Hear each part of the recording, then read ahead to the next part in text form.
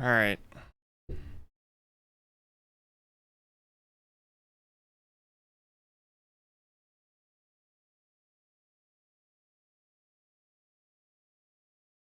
Blammo. Whew.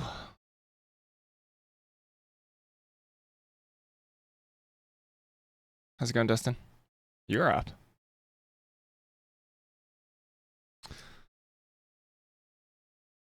I'm up. We're all up. Unless you're sleep typing. Possible, I suppose.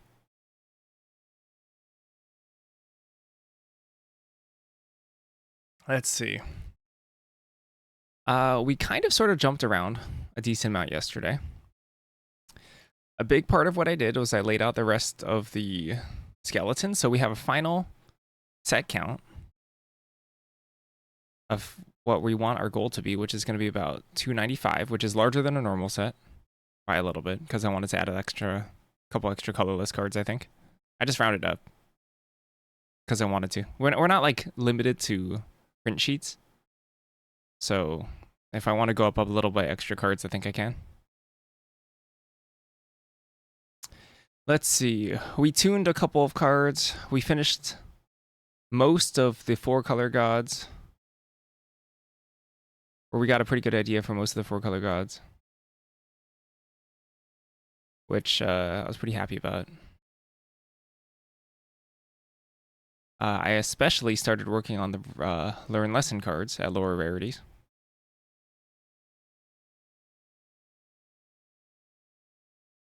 Yeah, but everything's kind of mapped out, at least in terms of like the mechanics we have so far.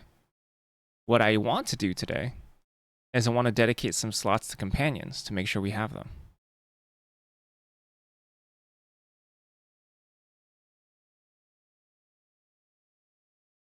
We named this postprandial somnolence. Reduce its cost a little.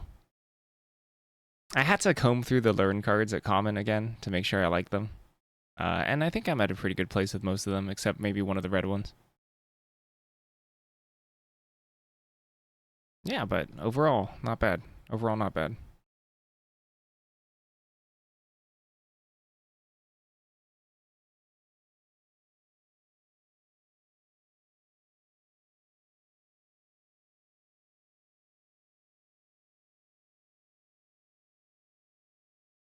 Some of these slots I don't even like that much, so I might scrap them. We took a couple of suggestions from chat and tried to workshop them. Resected Tongue started off as a chat suggestion, and I think it ended up pretty decently.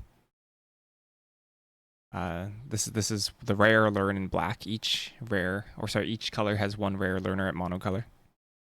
This one's a potential repeatable learner. And it's pretty dangerous to give creatures repeatable lifelink.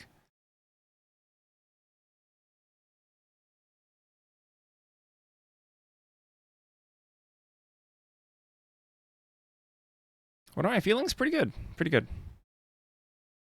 So my feelings in general is that absolutely when we finish everything in the set and we like figure out a way to test it, it's going to be really bad. The set's going to be really bad because obviously I'm not professional and all the numbers are probably off to game breaking extents, which is funny. Oh, Shimmer drew Color Pie. I like Color Pie. Had to nerf it a little bit. I wanted to give it the Candy Trail text, but I had to add discard a card on it because I think it was too strong otherwise. Especially for a colorless card.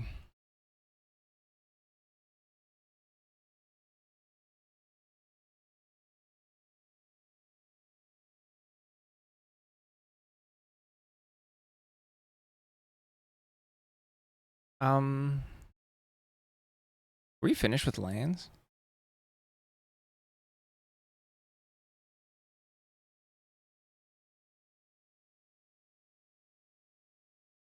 I guess we could have. Why do you think it would be bad? I mean, I think just the job of balancing numbers is extremely difficult. So there's no way. There's no way it's going to be remotely fair, and it's going to be broken in some way.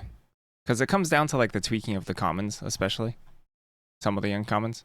And there's no way we're gonna get the numbers right. So on the first pass, no chance.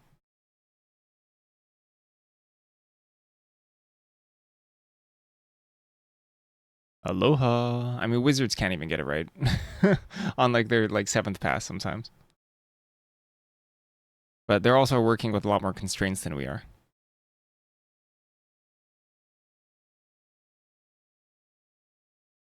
Something's gonna be busted in half.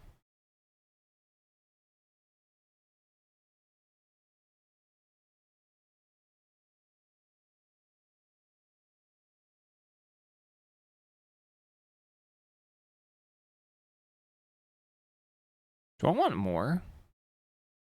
Heck yeah, color pie. Shimmer drew this. Shimmer drew this beautiful color pie.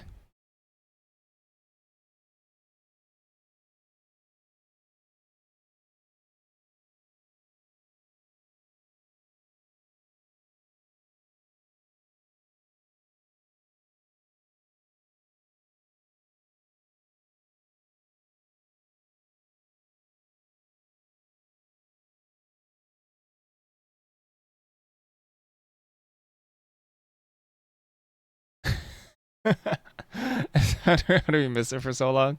Hey, the important part is that we got here.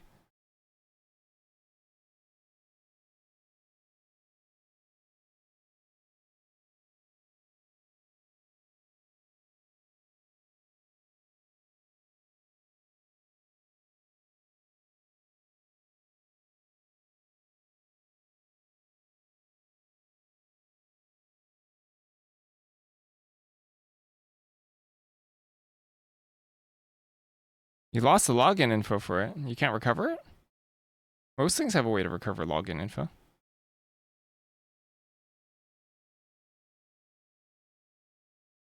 What was I looking at? Oh, yeah.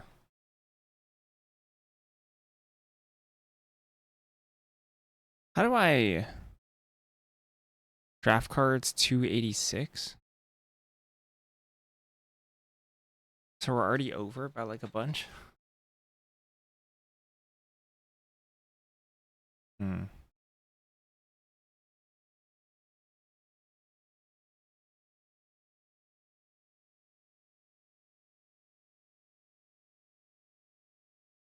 HTML based program? I mean, where do you log into to recover it?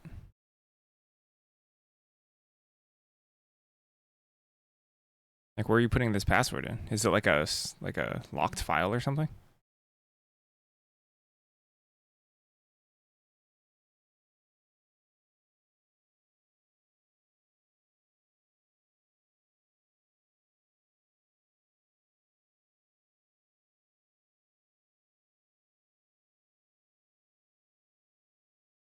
You like the program?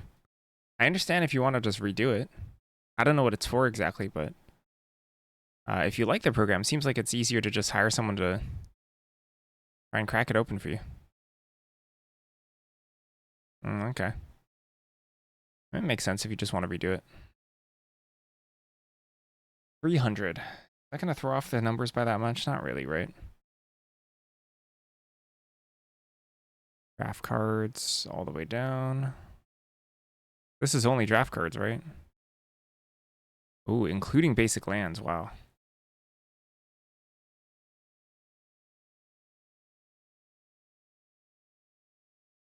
How do we have so many cards? Ah, well, that's fine. Not a big deal. Not a big deal.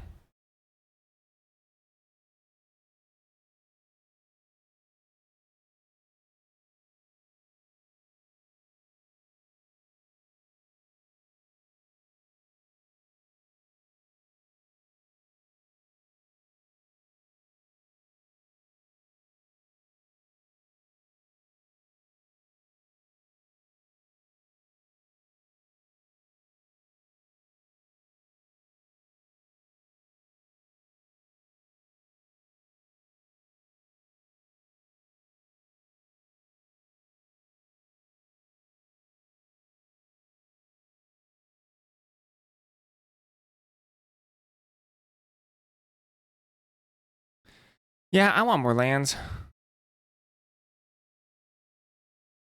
Uncommon? Is that fine? Just 5 more. What about a clean? What about a quota? What about a clean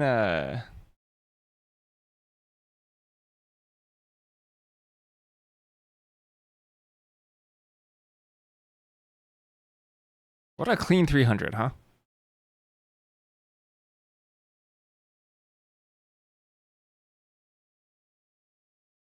All right. It makes me happy to have 300 cards, so that's what I'm going to do.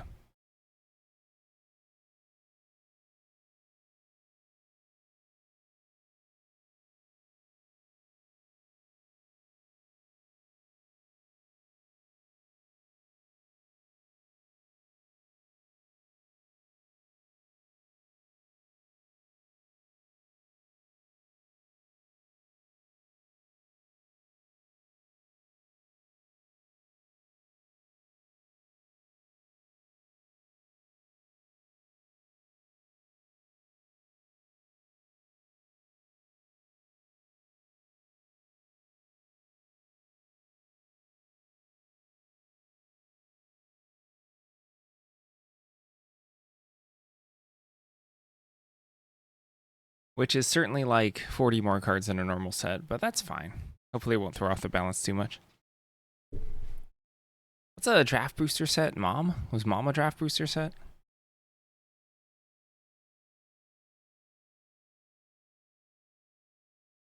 Yeah, it's not that far off, right? 20 cards off.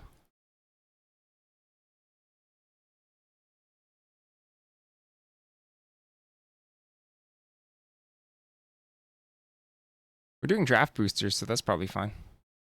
Play boosters is more like 50-50 commons, uncommons nowadays. But I don't like play boosters, so we're not doing it. Have the restaurants been picked for their mechanic? Because I have an idea for putting restaurants on top of lands. Restaurants on top of lands? Shoot your shot.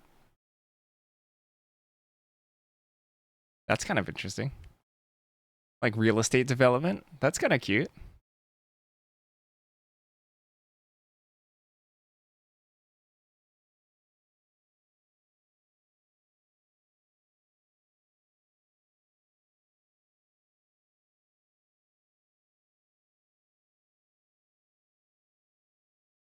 I don't know. That's how it's done nowadays.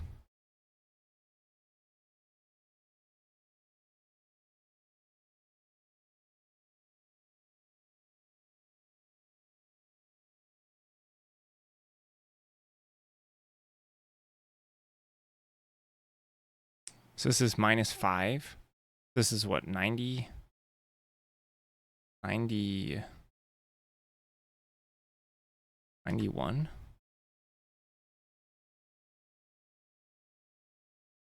Yeah. 91 commons and 100 uncommons for Turkey or Dragonstorm. Crazy, yeah. Okay.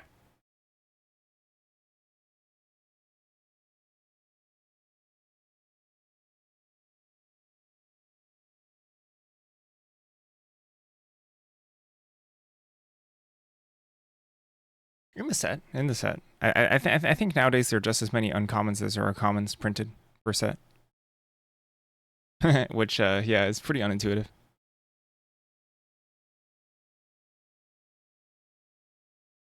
Yeah, but there's more variety of uncommons, yeah. But you do see the commons more often.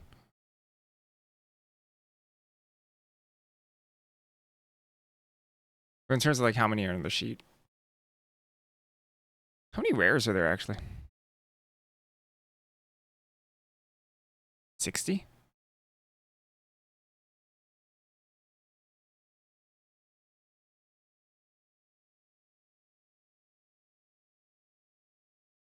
I think we have like what, like 20 mythics, 60 rares. I think we put exactly 60. What in commons we got? Can I see if I like highlight select? Is there like a way I can see what my count is? Huh. I don't know. I don't know how to do a count here. Like a normal spreadsheet would tell me.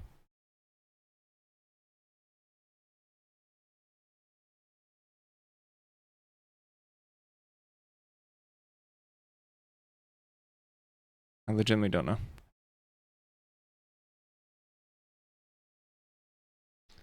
Wait, what was your restaurant idea? I want to hear your restaurant idea. Maybe we can make them. All right, now it's a clean 300 though. Clean 300.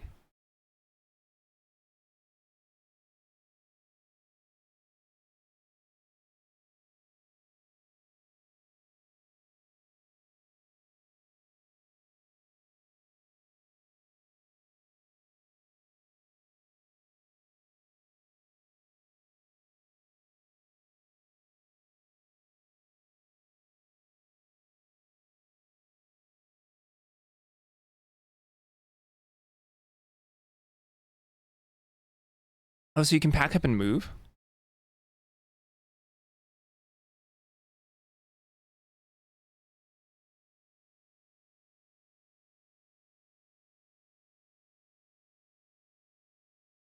You can pack up and move the restaurant?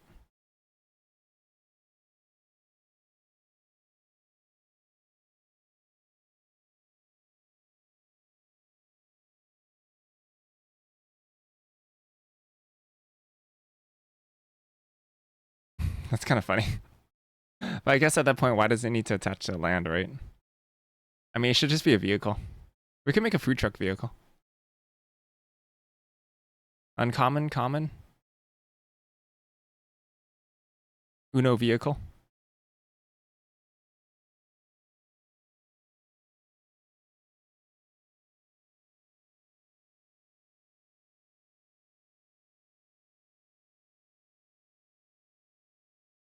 It goes out of business.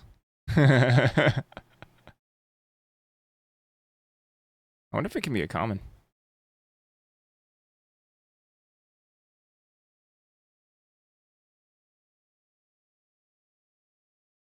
Unfortunately, if it's a common, it's not going to be very good. Kind of want food truck to be like fun. Food truck.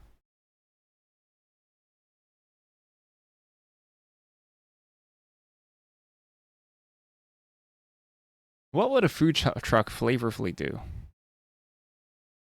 Has there ever been any other vehicles with food, just so we don't have to like overlap them?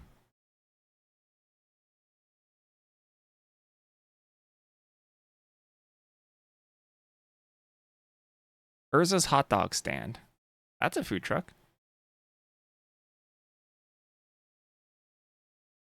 Oh.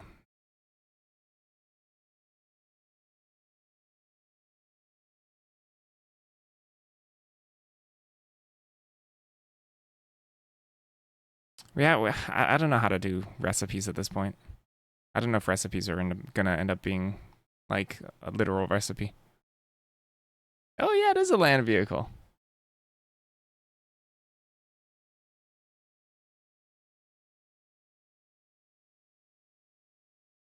Food crew. Have two foods you control. Oh, well. Create two food tokens named hot dog. Whenever you sacrifice a hot dog, create a treasure token. Oh wow. Whenever you sacrifice a food, create a treasure token. I mean, that's pretty flavorful, I guess.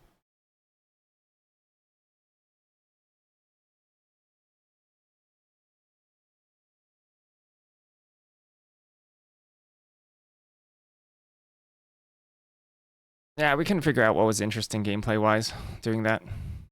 That just didn't seem unfun. I just haven't figured it out yet.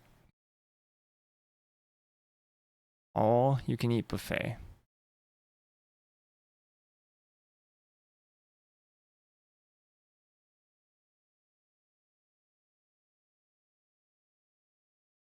You may look at the top card of your library at any time. You may play You may play lands and cast creature spells from the top of your library. Top card of your library is a food token. Isn't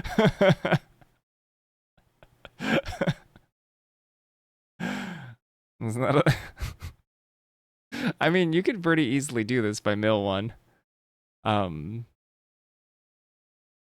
By saying mill one, tap two, tap mill whatever, gain 2 life. Which is pretty hilarious.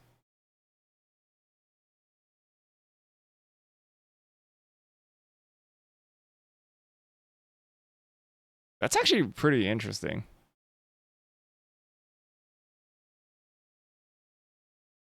Because that's a pretty green like card, right? Hold on, we'll come back to food truck. It's so scattered, this whole thing. Because it could be a green rare, right?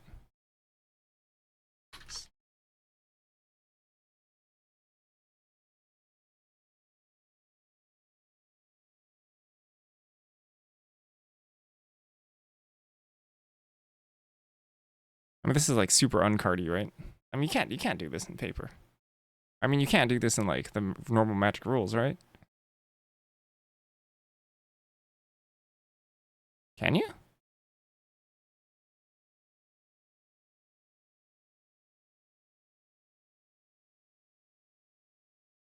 I mean, this text is really important. Kind of like Augur of Autumn.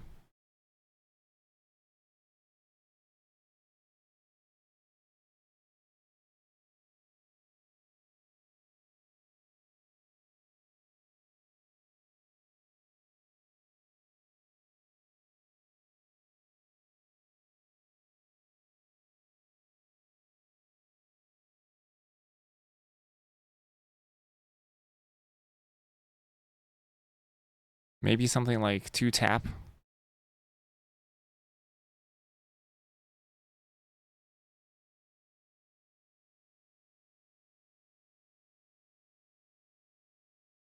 Wait.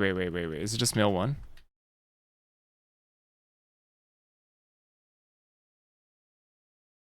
No, that's not the part. That's not the part that's bad. It's this part. This line of text. You're turning the top of your library into a permanent, which is just I don't think that's black-worded magic.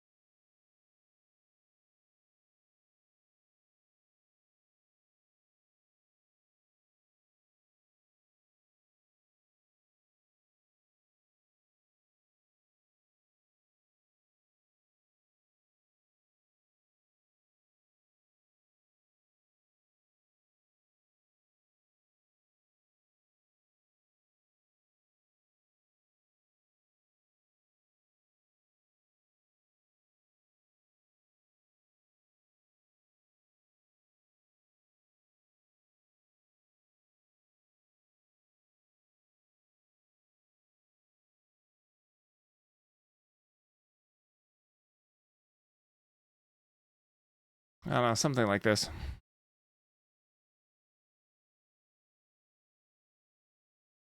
Oh, this should be a 3, not a 3. I mean, this is not like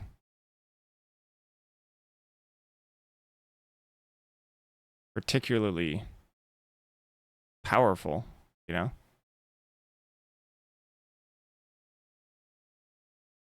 Mostly because you don't get to play the cards. We could add the text where you can play it.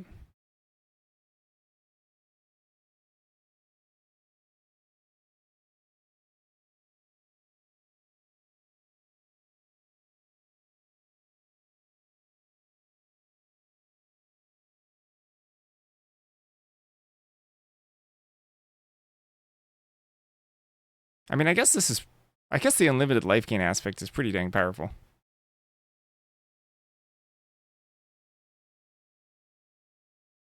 It does tap, yeah.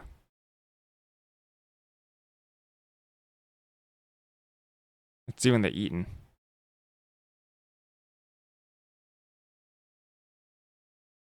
I mean, it's all upside. It's actually, this card's pretty good, isn't it? This card is pretty good.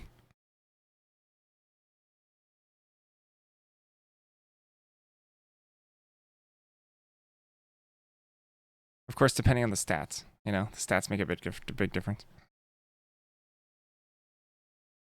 I mean, it could be like it could even be like a 2 mana 2/3.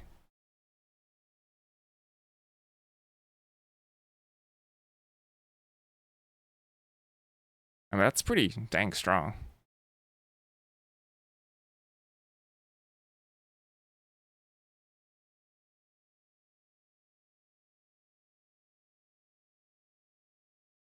But like very beatable.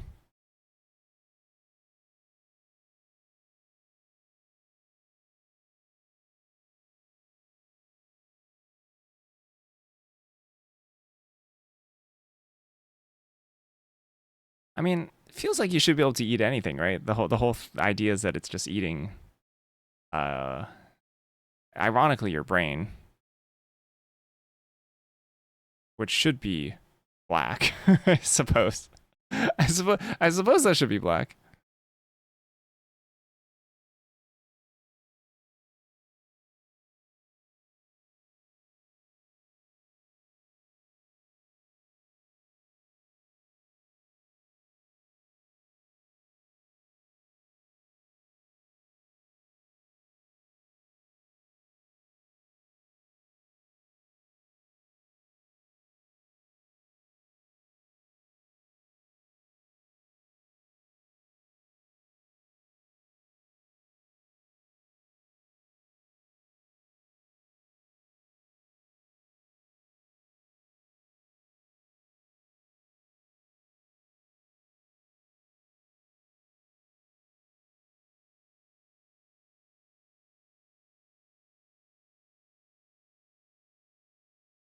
I don't know, it's kind of cute.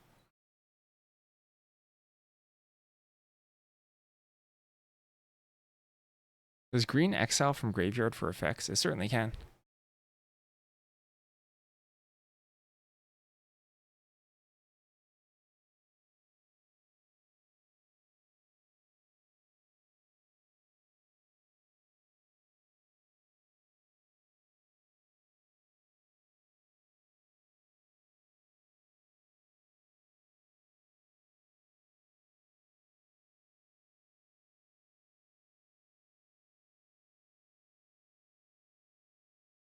I kind of like the idea of turning food into treasures because that's very flavorful for a food truck, a place of commerce.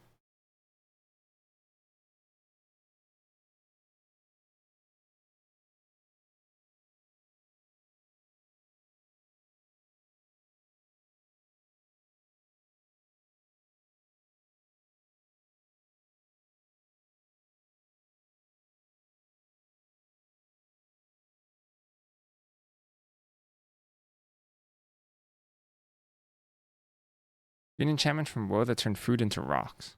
What card is that?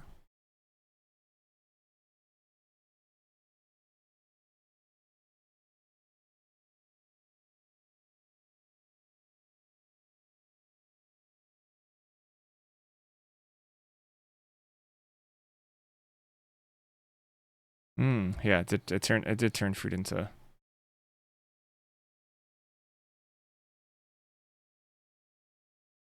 That it did.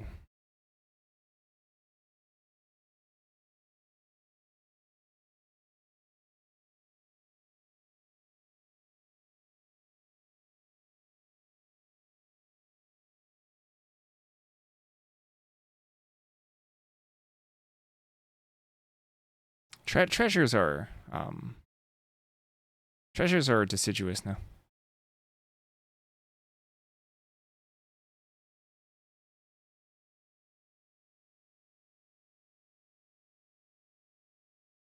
Yeah, I mean this is Woe, right? Treasure token. But Woe also had food. Treasure token.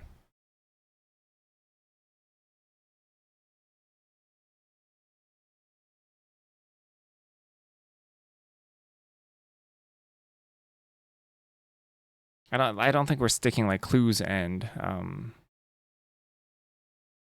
like clues and food in the same set together, for example.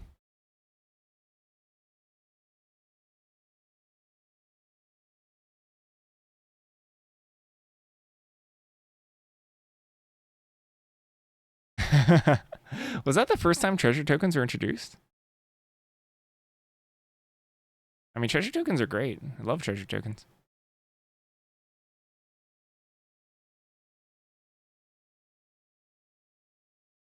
Gosh, we should have. Okay, this might be rude. I don't know if it's rude flavor, but like we should have it turn food into treasures, and but then when it's not useful, it should be able to. You should be able to sell the food truck. You should be able to sell the food truck or a card or something.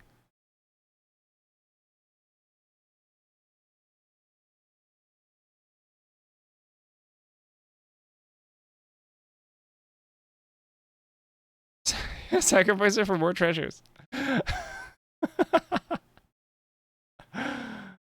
Oh, I'm sorry. That's really funny. Maybe one. Well, it depends on the price of it. Yeah.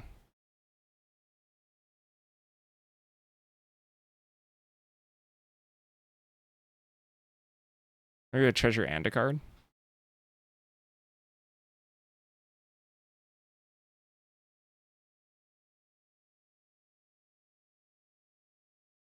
It was gold, but then codified as treasure for D&D. Yeah, yeah. And gold only appeared on a couple cards before. That's funny as heck.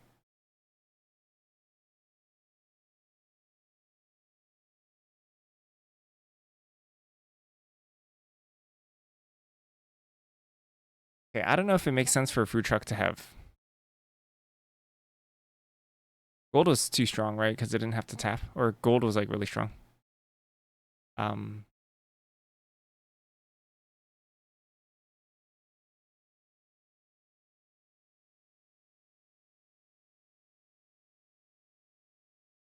Trying to figure out food truck here.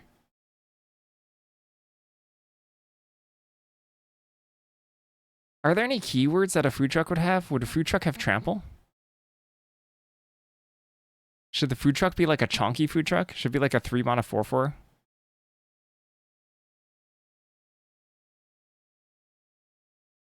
Like trample?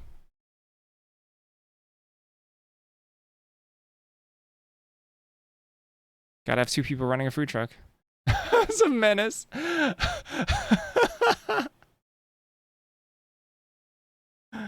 Oh.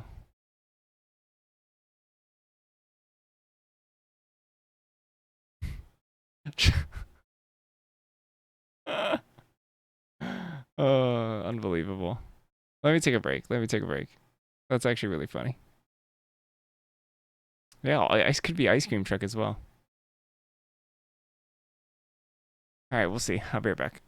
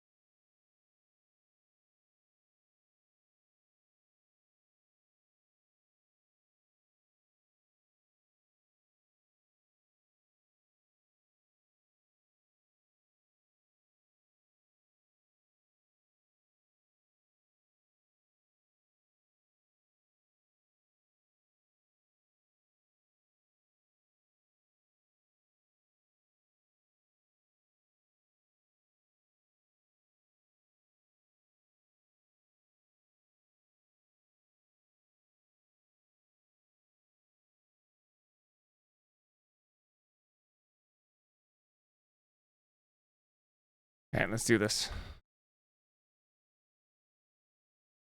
Ice cream man. Like Scream Puff?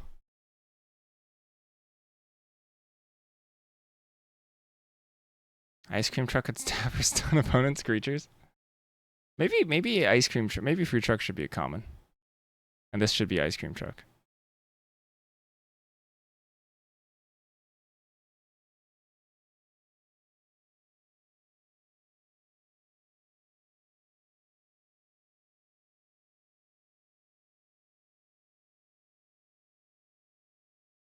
Yeah, because that's not bad. There's a slot for like colorless card that taps, right?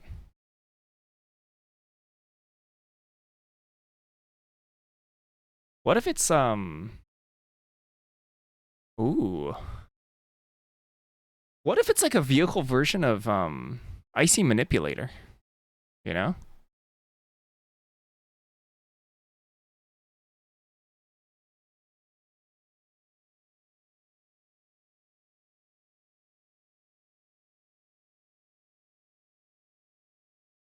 Like like a legitimately pretty good card.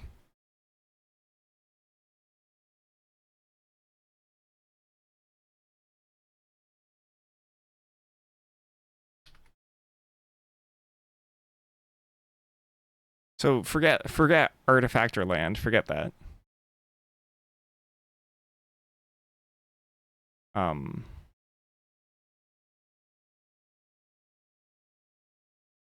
So yeah, so this is tap target creature. And then whenever this vehicle, is that what they call? How do they word this? Whenever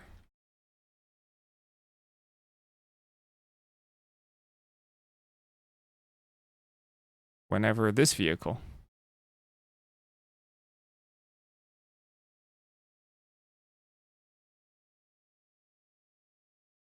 This feels like it should be up top. Feels wrong down there.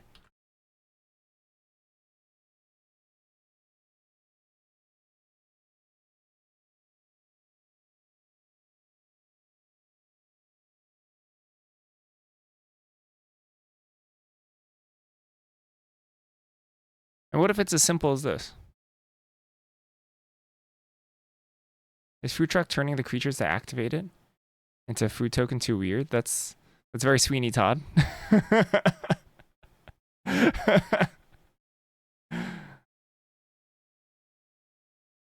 mean, maybe there should be a Sweeney Todd reference.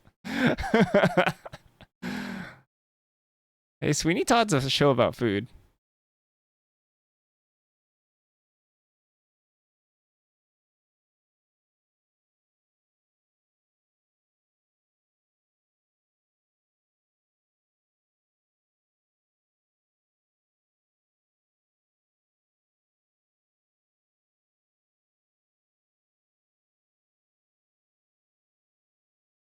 That one Shakespeare play, huh? I feel like I should know more Shakespeare, but I don't actually know what you're referencing. That one Shakespeare play.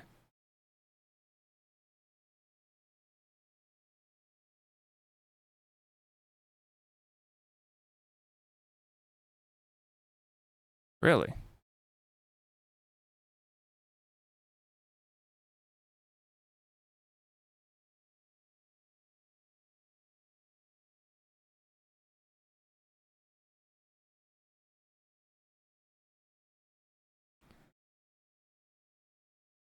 Island walk.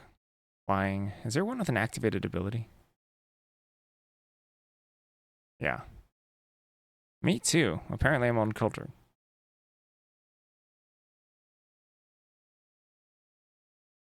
Yeah, I seriously don't know that one.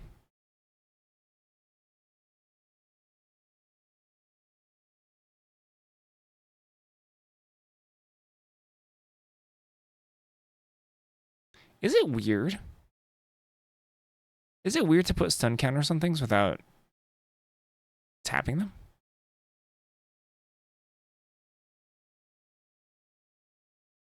What? Is that the name of it? It's kind of weird, right? To put something that's untapped stun counter.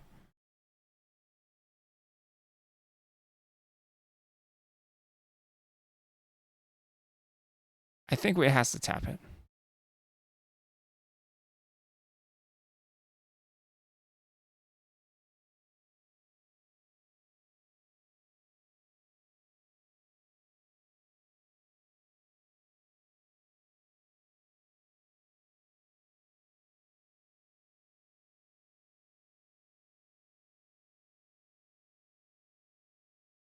Huh, never heard of that Shakespeare play. Yeah, you could future stun things, but I just don't. I think Wizards tries to avoid it for confusion reasons. Because I don't think they've ever put stun counters on untapped creatures or allowed you to.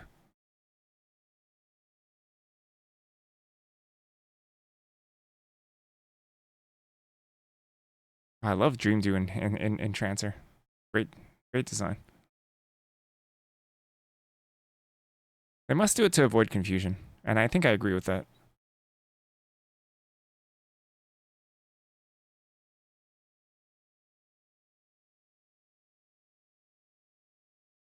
You're allowed to, but I don't think Wizards like puts that on cards. Yeah, only with cards that move counters. I think Wizards tries to actively avoid it, right?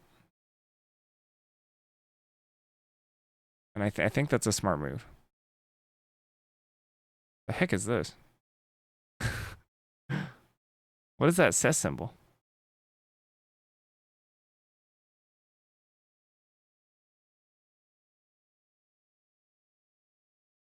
It's just tapped with a stun counter on it. You're taking 15 minutes for lunch. This sucks.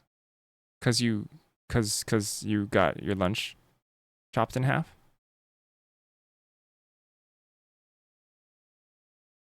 That sucks. Is that like, aren't you like entitled to your full lunch? I don't know. I don't know how it works. Oh, dang. So you got an hour shaved off of it.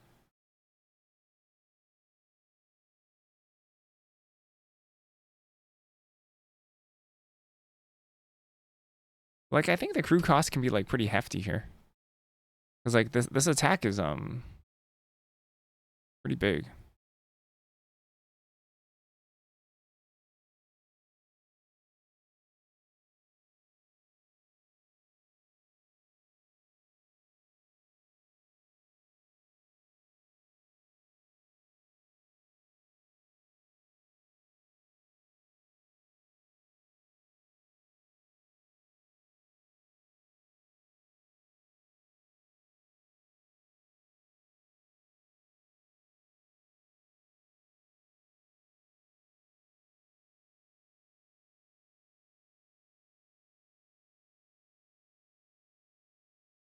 Ice cream truck.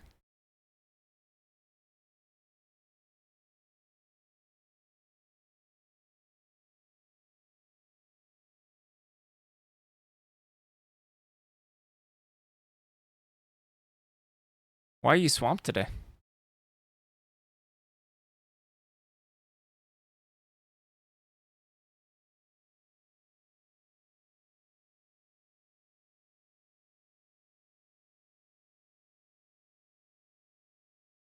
I mean, I kind of like Ice Cream Truck, to be honest. I think this actually fills a pretty good role at colorless. Actually quite strong too. It's actually quite strong. Or maybe Icy Manipulator sucks, you know? Actually, I could see it. Maybe Icy Manipulator just like sucks nowadays.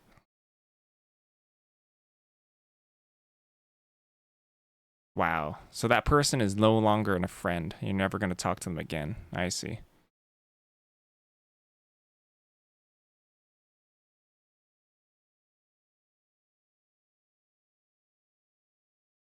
Oh, we're not letting this thing tap artifacts or lands.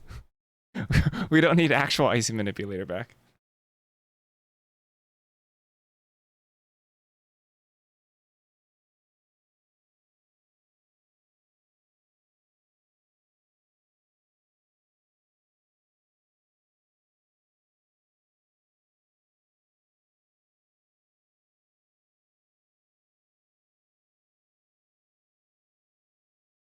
We could tap planeswalkers. No, that's for the horny fandom.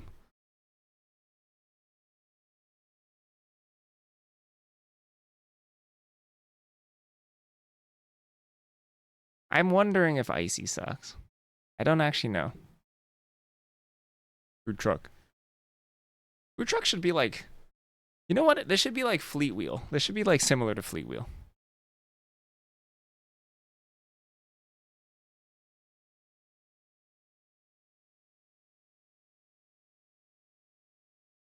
No. What card am I thinking of?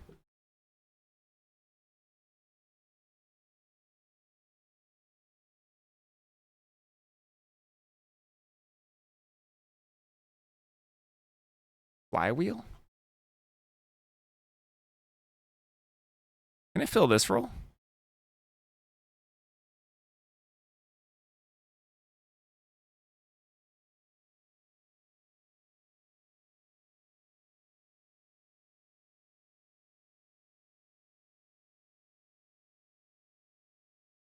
Because apparently that's the plural food. We had a big discussion about that yesterday. All right, we did.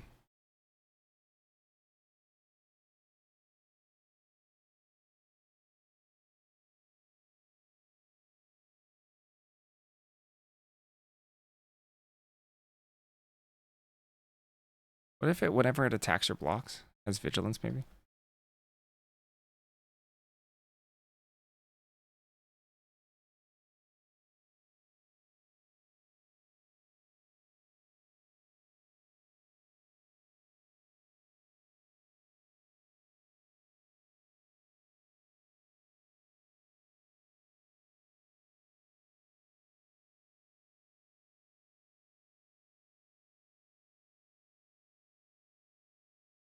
Wait, this doesn't make any sense.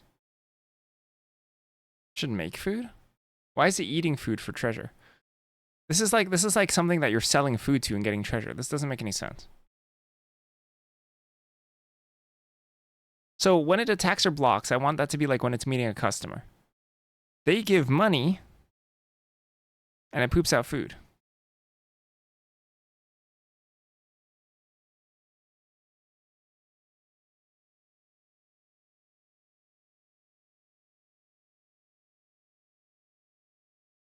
Maybe I should make food and treasure? That's really powerful though.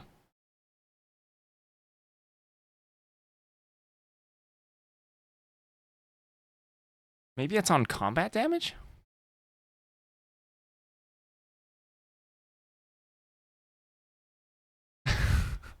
Hold on. We already talked about baking people into pies. What's the card? Raiders something. Raiders Knave? Harv. This was one of the attacks?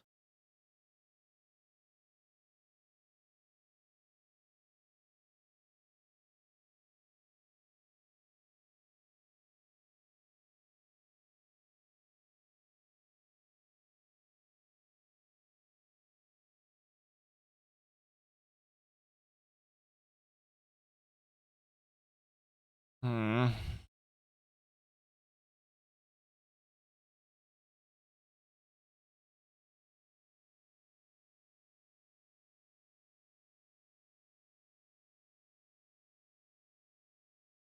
It could be when it deals combat damage to a creature. Maybe it could have a lot of toughness.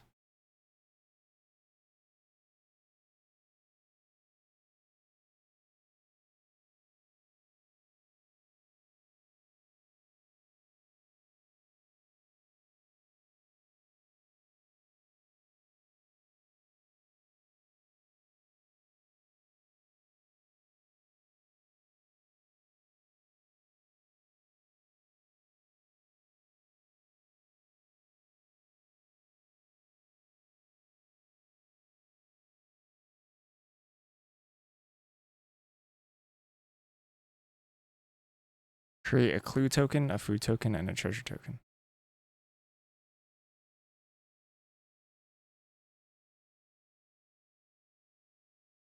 The tokens is very, very strong, yeah.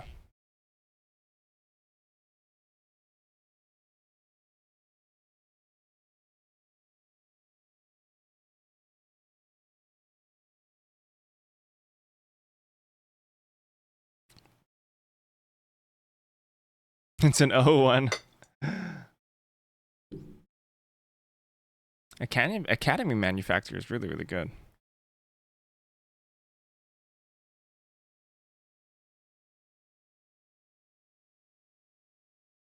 What happens if you Fey Offering with Academy Manufacturer? Do you get 9 tokens?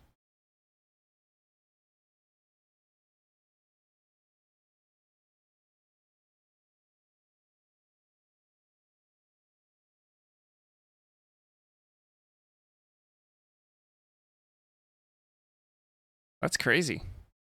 What's up, Clueless?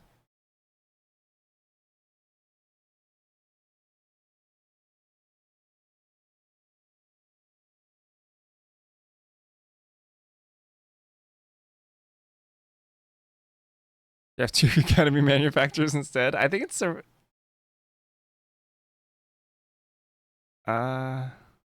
Does it not stack? I don't know. I don't know if Academy Manufacturers stack.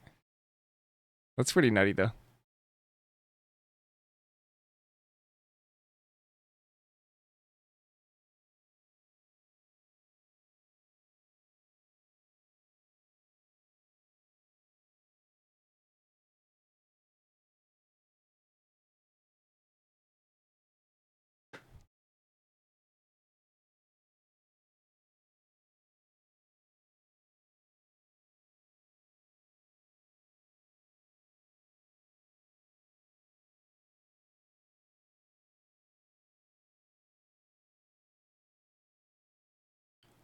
What if...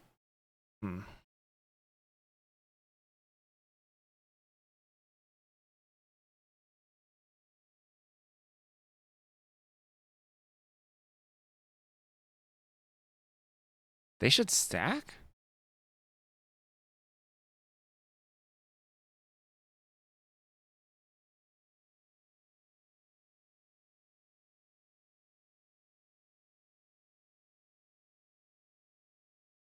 Oh yeah. They do stack. I like this ruling.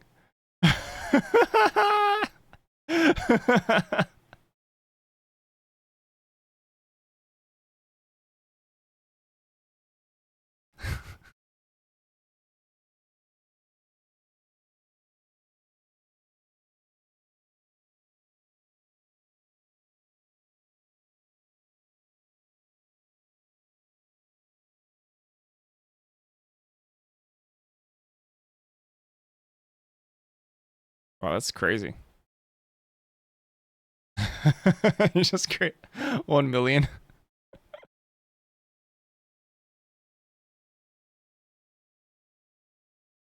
That's nice.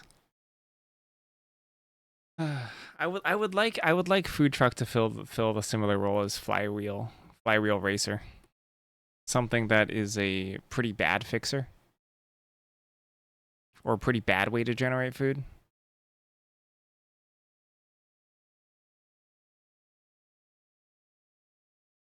But it certainly takes like a little bit of work to get there. Make it 5 mana. Something for 2 mana. I think I want it to be 2 mana.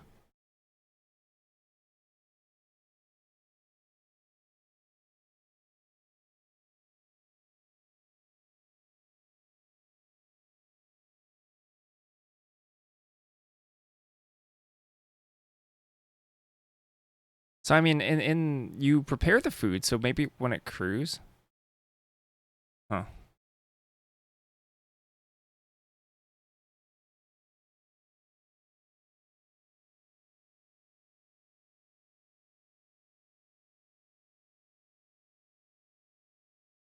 Thanks, Click.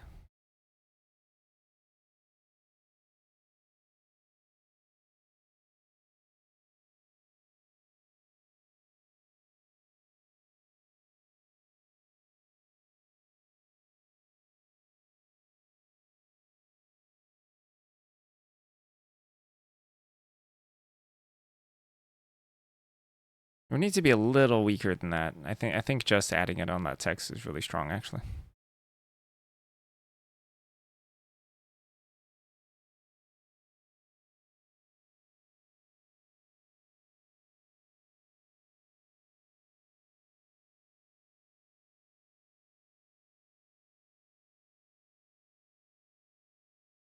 Oh, I don't hate that though, because that is actually extremely simple.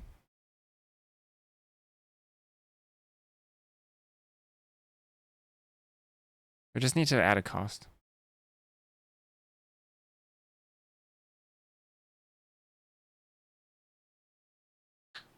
Or maybe you sink mana into preparing. No. It could also, I don't know if this is too much for a comment. It could also dump mana into making a food token, and then when you connect to the customer, when it deals combat damage to a player, it can turn food into treasure. It could do that.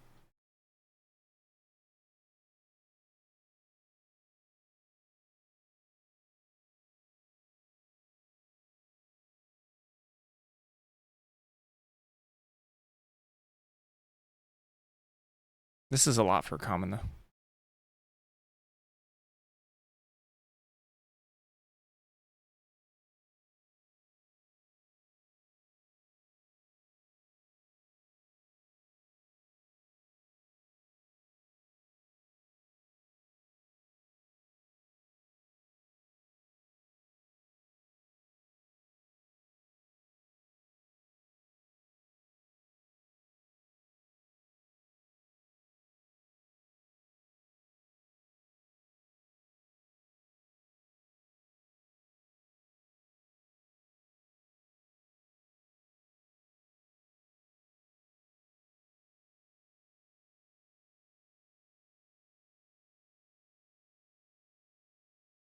Let's look at Nuka Cola.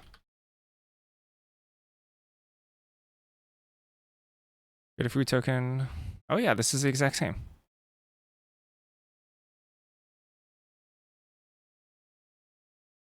The same flavor concept.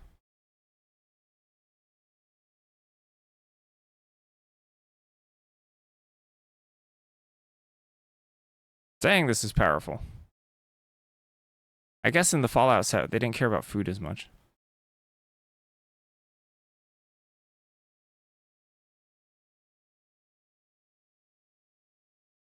The static is way too strong for this set. We'd have to turn it back. This is because bottle caps are currency. Yeah, that's true.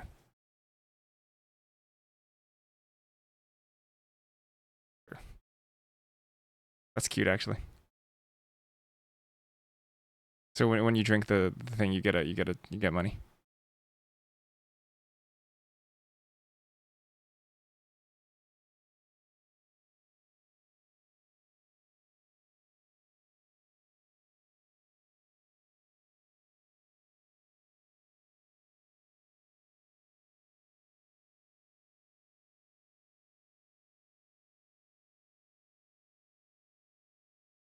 I do like the tap activated ability. I also like the delivery aspect of it, so that you make the financial exchange when you connect. Because that makes it pretty bad, and that's kind of where we want to be here.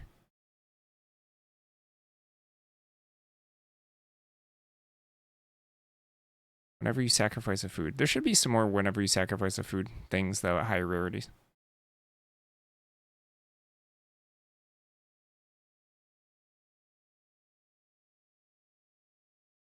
Maybe we should give it haste.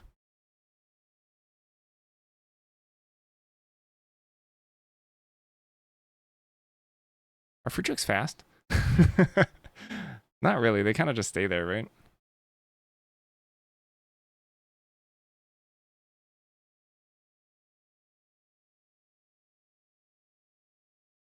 Whenever you sacrifice a food, you may sacrifice if you do sacrifice a food. Excellent. I love paying costs on my costs. I pay more costs.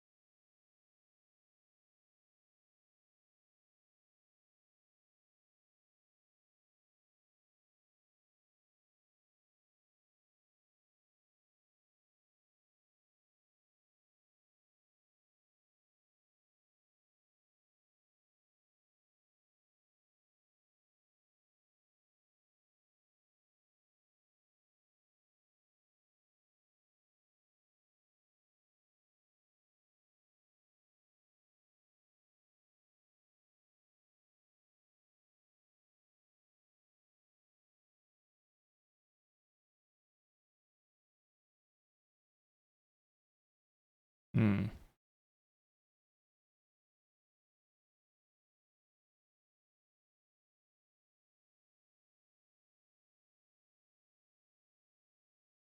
I think. I mean, well, connecting with this vehicle is actually really difficult, and the cost is like pretty high.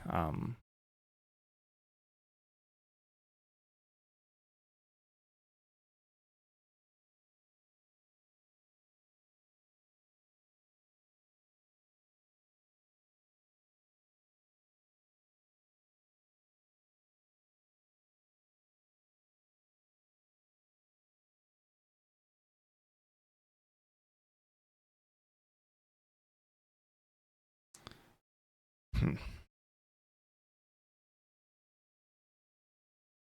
So I kind of want to people to be able to use the treasure at the turn it connects main phase 2. I'm wondering if we would add too much complexity if we reduce the mana cost of creating a food, but have the fleet wheel text of it has to be a creature. Flywheel text. Activate only if this permanent what is a creature. Why is it this permanent?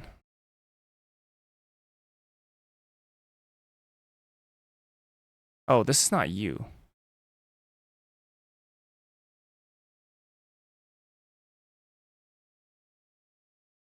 Sorry, that would give it a lord like effect, which we're not going to do on a common.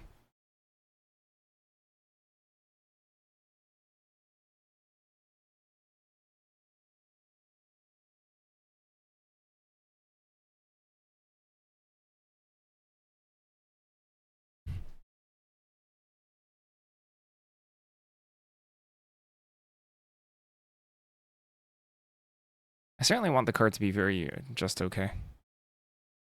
Your tokens are extremely powerful to create in this set.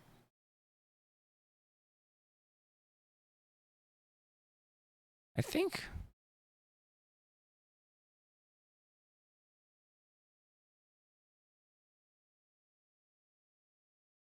Yeah, repeatable food generation is kind of dangerous here.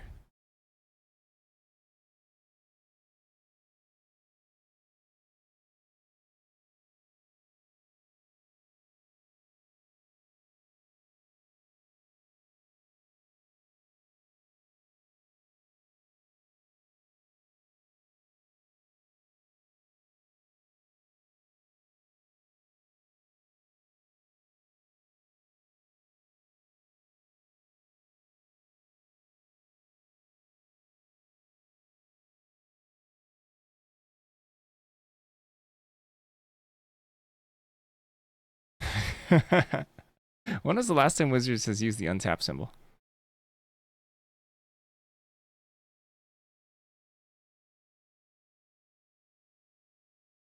How do you even write the untap symbol?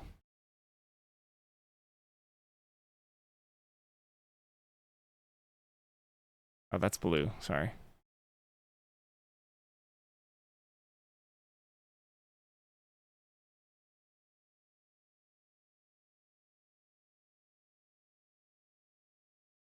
What symbol is this?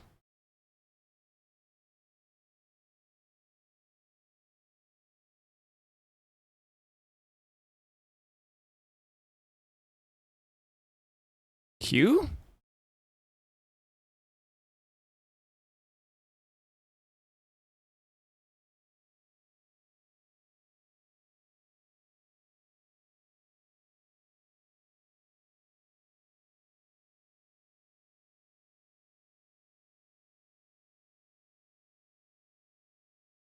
What is this?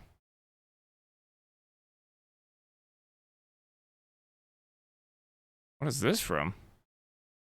Universes within? What the what is SLX? Ryu? Ah. Ah, I see. This is a Universes Within card.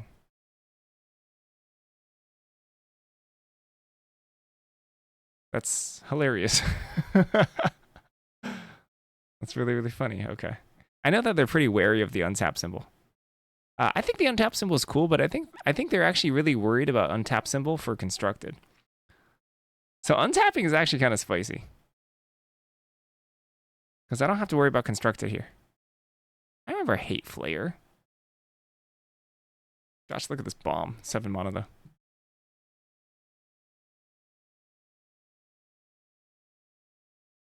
Okay, well, I'll sit on it for a bit. Let me take a break. I will be right back. I'll be right back.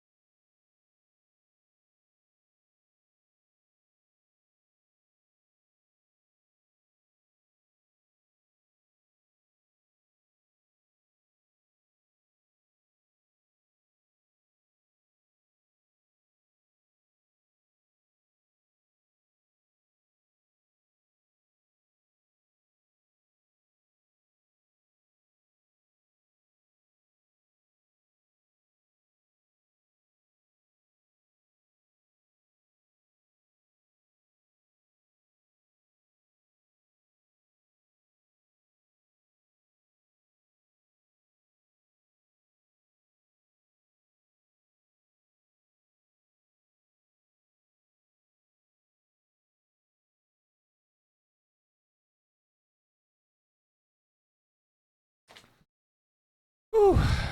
All right, I don't know about food truck. We have to come back to it. We can always change it up.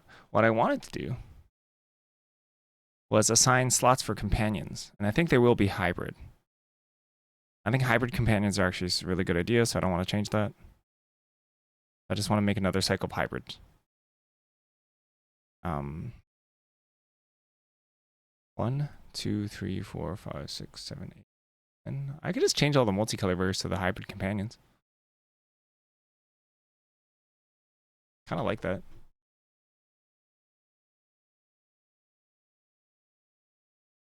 We could do Zorius. Version of role companions? Yup. Yup.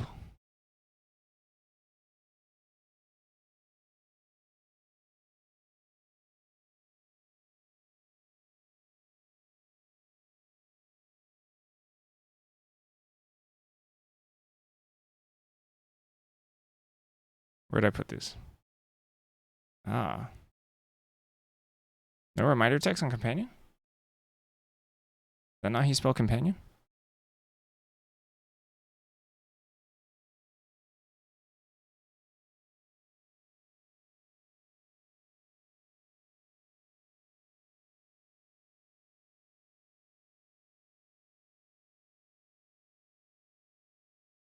That's 290, right?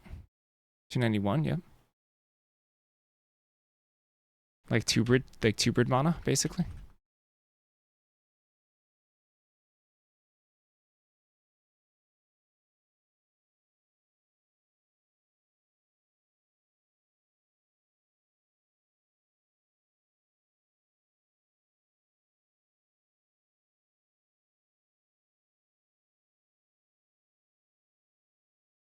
Rakdos.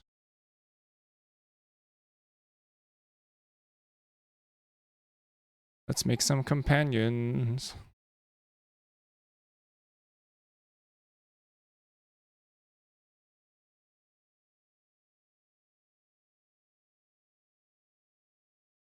No Selesnya, only Selenia gamers.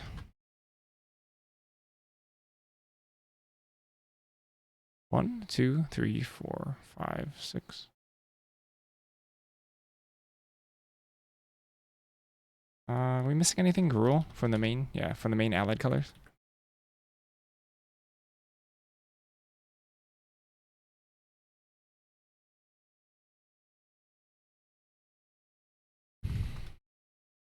We could probably spend all day, literally all day, coming up with these companion requirements.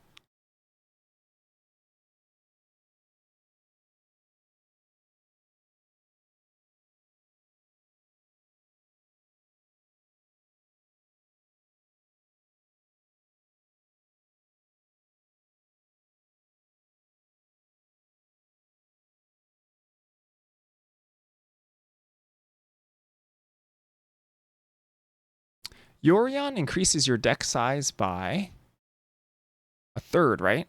What is a third of 40?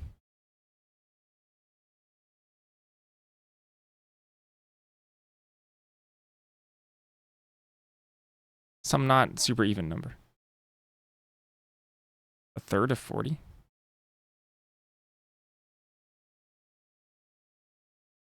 Well, for constructed.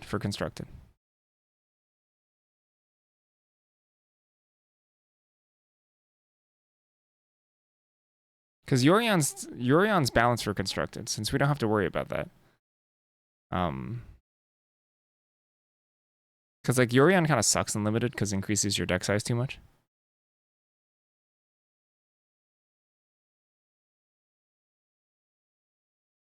Yeah, but for constructed, it's plus 20. I guess constructed is not always 60 cards. 13-ish. Okay, so 10 would be stronger than Yorion if we made one that was plus 10.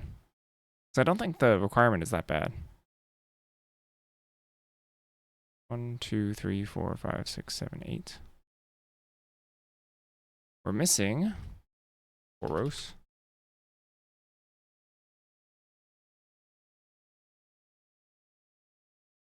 And last one. And the last one's always hard. Simic.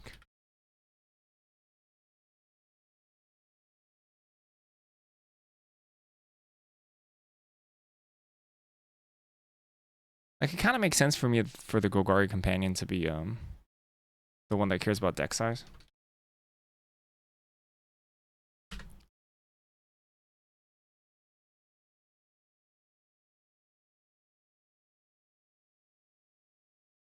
Not Doctor's Companion.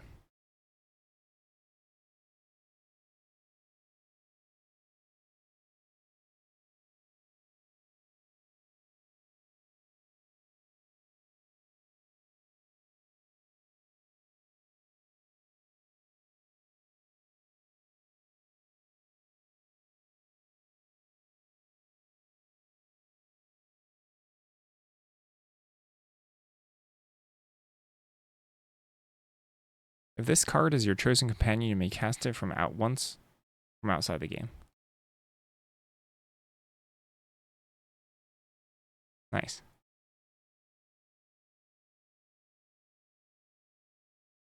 I don't mind just ripping straight off of Yorion for this one.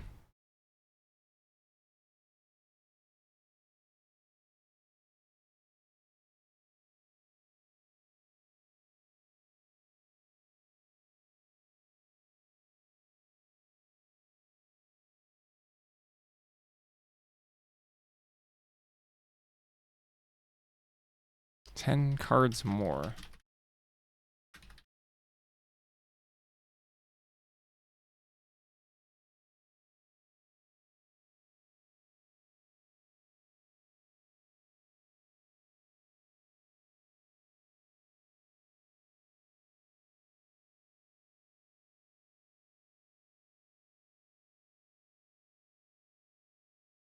Which is actually stronger than Yorion, which I want.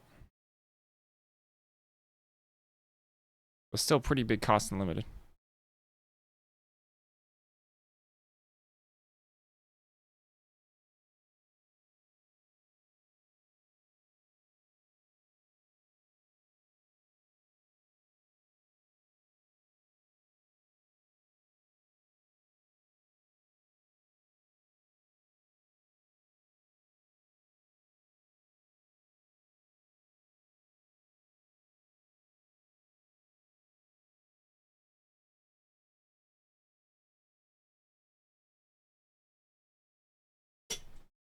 Probably wants to mill you or something.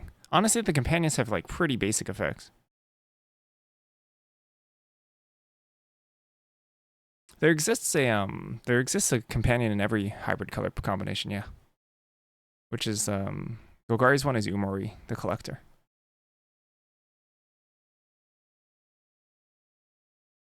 One that people forget about. Yeah, everyone. There's 10.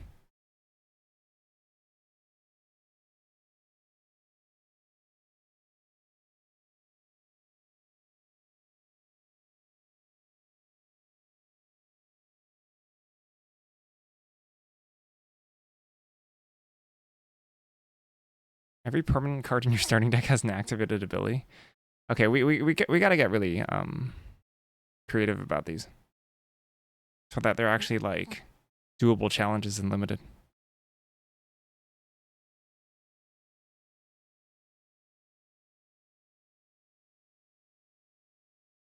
So you can filter out doctors.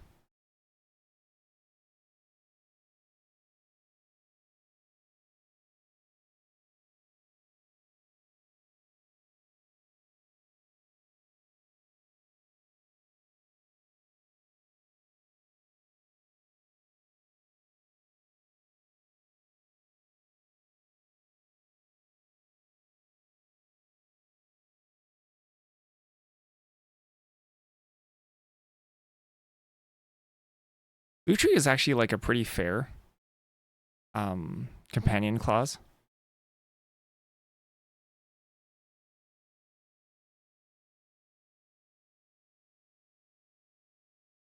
For limited.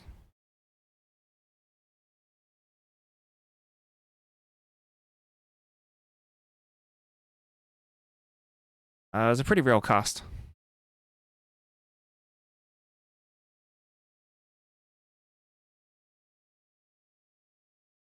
Lutri is busted in Cube, yeah. I recall in the preview season for March of the Machine. Oh no, I'm forgetting people's names.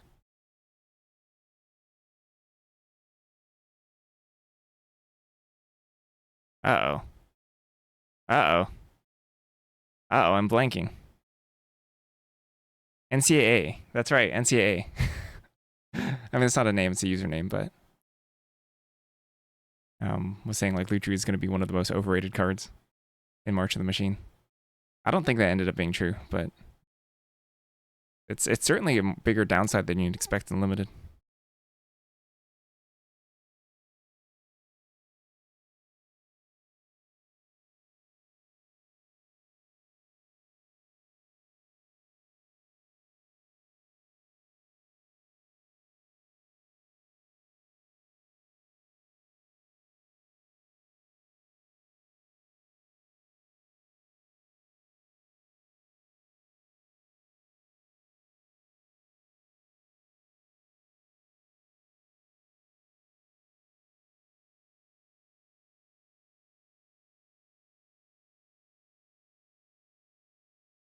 Dang, what is unexplored design space? I understand why it's hard to revisit companions.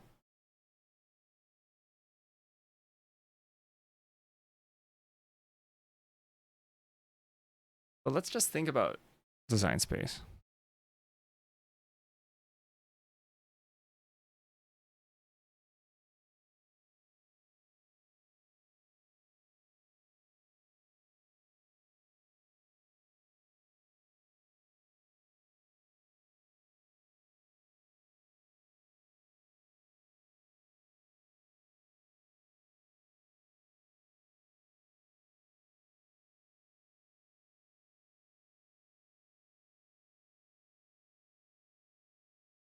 Can you Huh. I guess we could do that.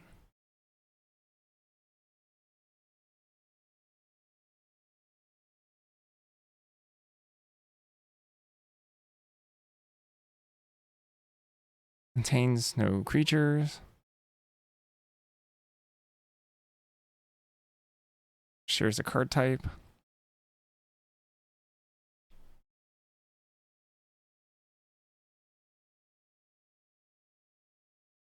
Only contains only cards with even mana value. How it's written nowadays? Yeah, look at the mom ones instead.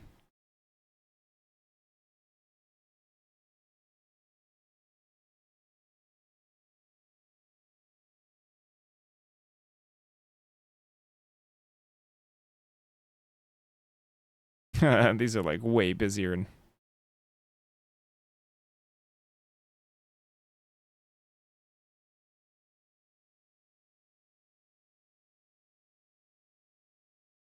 yeah, these work, yeah.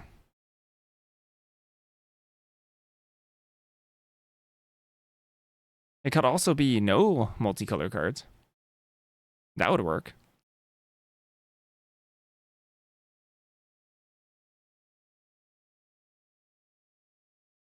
That would work. That probably gets put on an enemy thing. You're basically not allowed to play multicolor cards.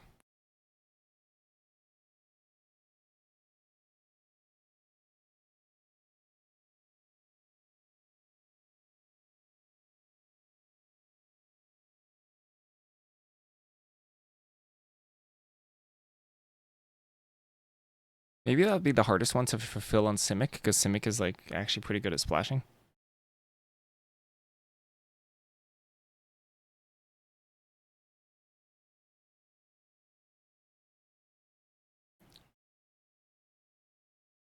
How's it worded?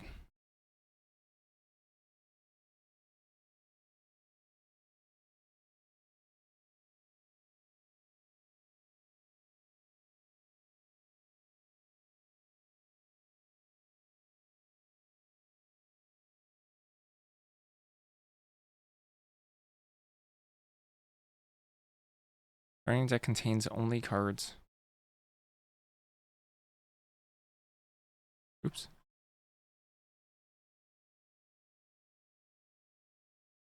Monocolor ever referenced?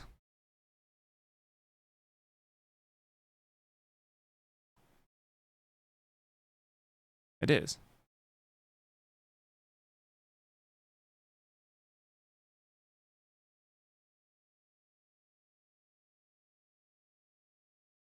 Which means you can't run colorless cards either.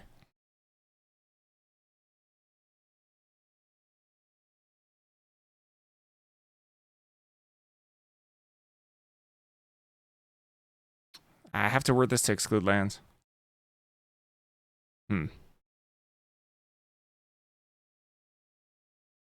guess it would be like this, right? Yeah, GG.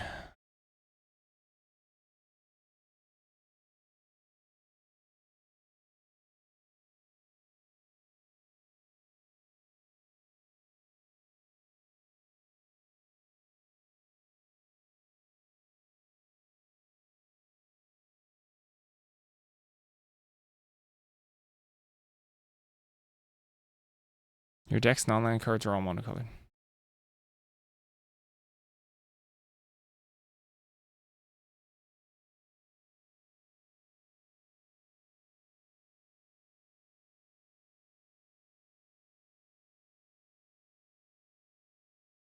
Each non-land card in your starting deck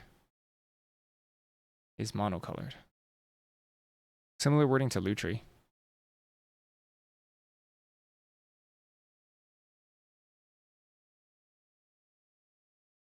I guess this one says and land cards, monocolored.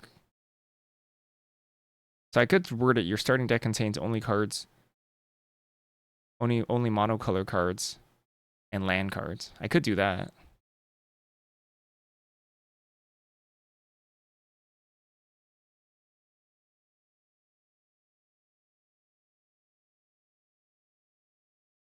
Oh, this is permanence though. It doesn't have to be permanent.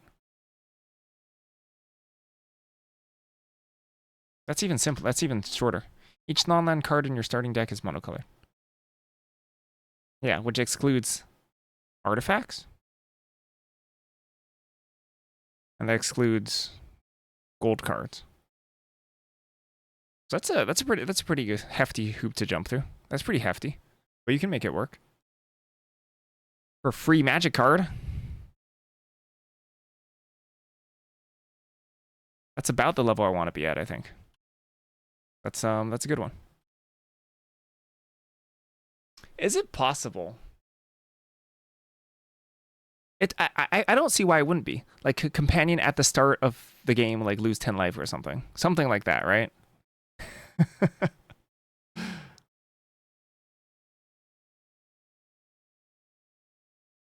Like on this one.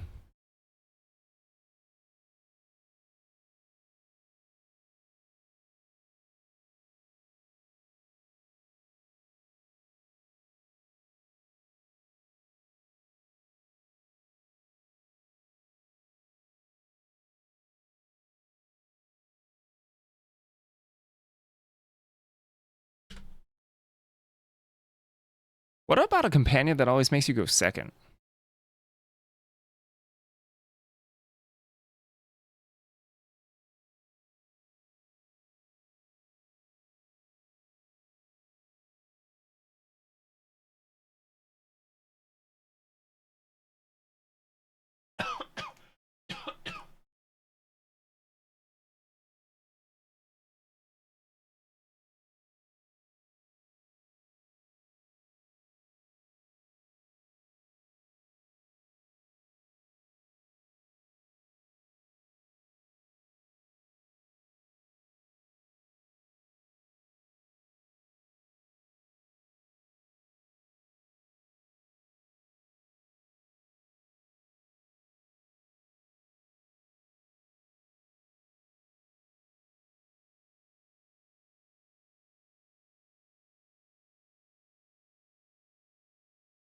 Yeah, I think we can mess with the game a little more. I mean, it's certainly it's a trade-off that you have to make, right? And as long as you're thinking about whether or not the trade-off is worth it for your deck, I think that's just interesting. Like if balance wise it ever comes to a point was just a free roll. Um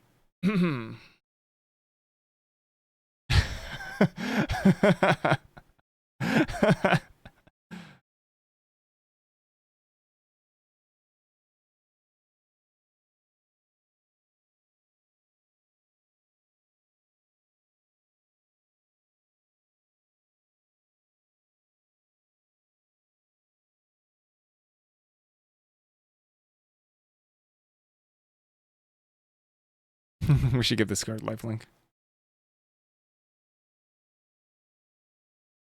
Whatever it is, we should give it lifelink.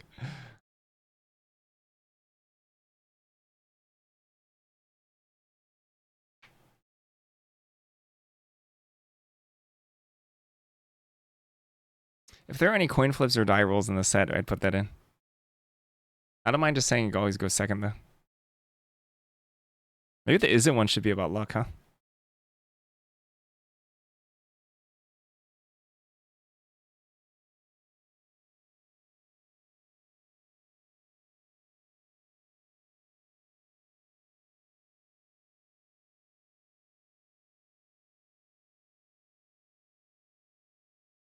In medicine, they call people who always seem to be around patients that get worse as black clouds. Oh, oh, that's sad. Maybe some people just have like stressful personalities, huh?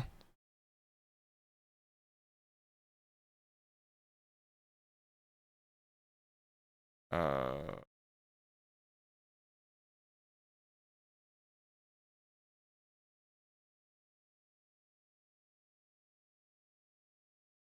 I don't know if that wording makes sense. We'll workshop it.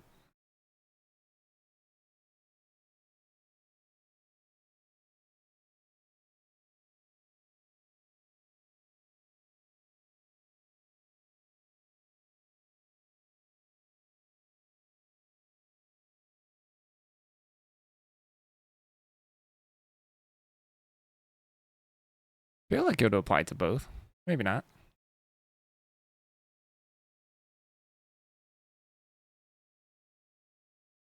Aw. Does that mean they're bad at their job? Does that mean they're bad at their job?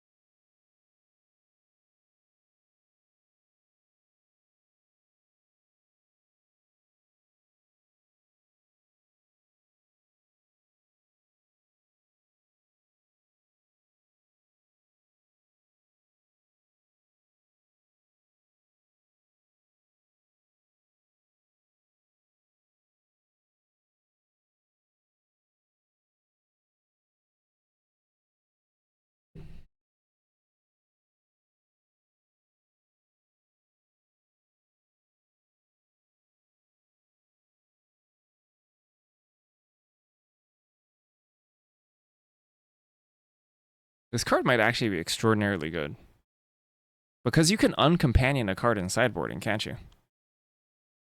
So if you lose game one, you can just uncompanion this, and then you can choose to start, and then you can companion it again for game three. Hmm.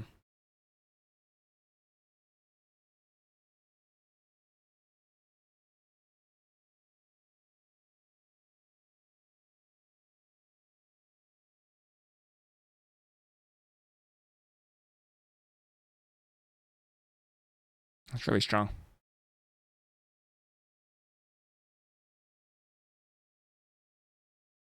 Yeah, you could just skip declaring, yeah.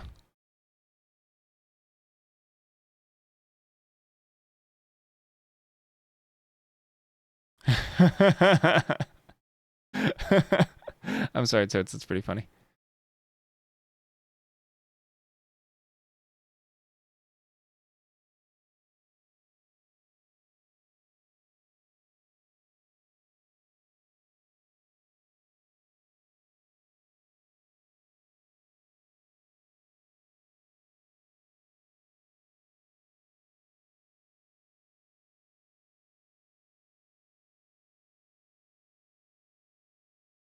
Yeah, you go up by a lot here.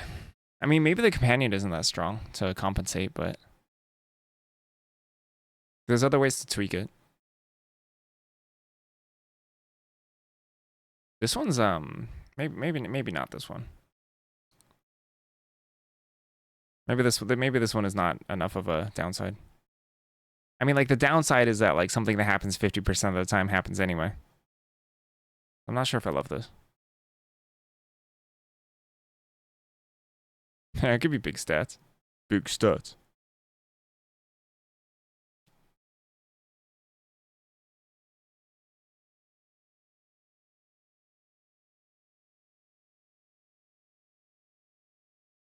To be honest, none of these companions have to be exciting for constructed or push for constructed whatsoever. In fact, they shouldn't be. So they could actually be quite simple, and the interesting part comes from the fact that they're just companions. Like as long as you open it, right, and be like, oh, that's kind of interesting, you know, like to build around. I want to see if I can do that.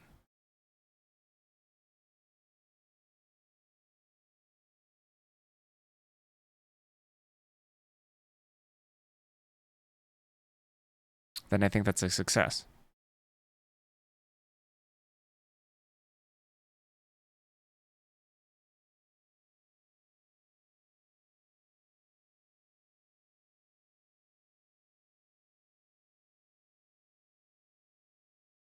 Like assigning typo cards.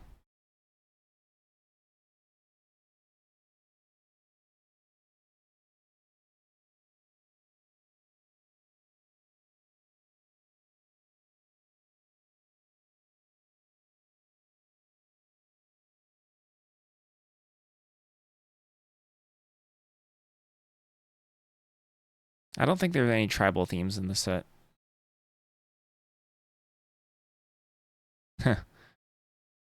There's some chefs though. Maybe like inventors in Kaladesh. Not detectives, that's for sure. We definitely don't want to have a detective rerun of MKM.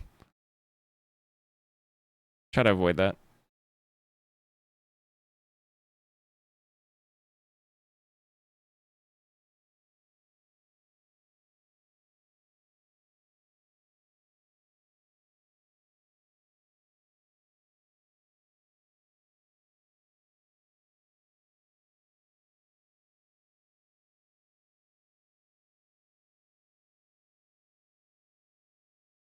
Yeah, aprons and chef's hat, chef's tools.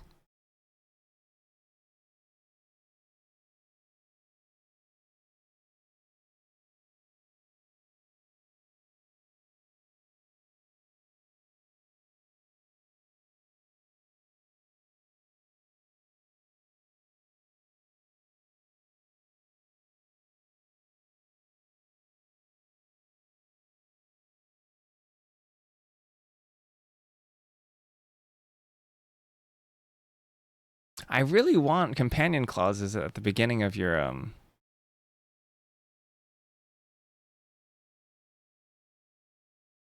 at the beginning of the game. Like I want more stuff like that. Like what if there's a companion that just like exiles the top 25 cards of your library at the start of the game? I guess that wouldn't make much sense. It needs to be what? It needs to be like 20. So you're down to 13 in the beginning. Oh, that's pretty. That's kind of interesting.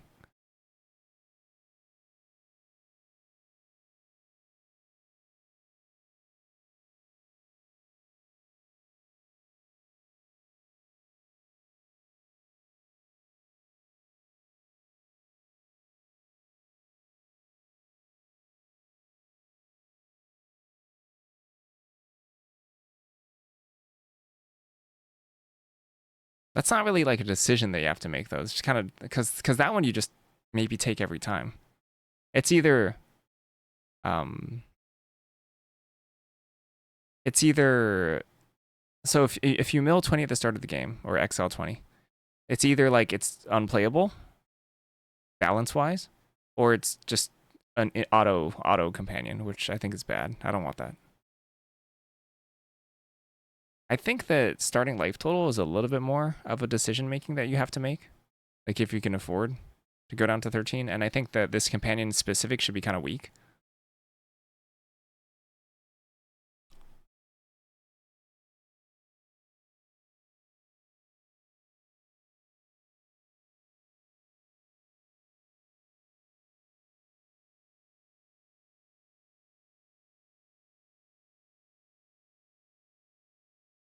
Give your opponents a higher life total.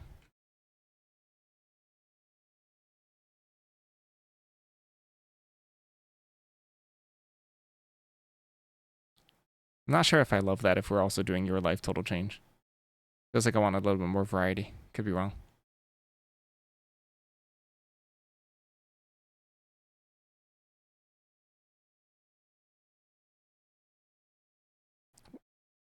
I wonder if we could rerun Zerta. It's a Gruul companion. I don't hate rerunning Zerta.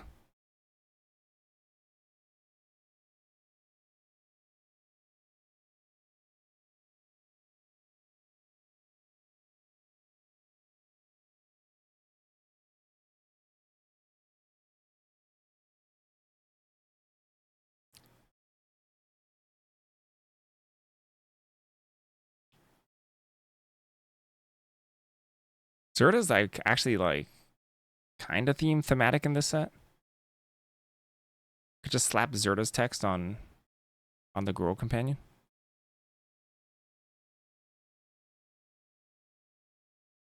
It's like still different, you know? Oh, hold on. It's break time. I think I don't mind just ripping Zerta's text and putting it straight on, not the whole text box, but just the companion requirement.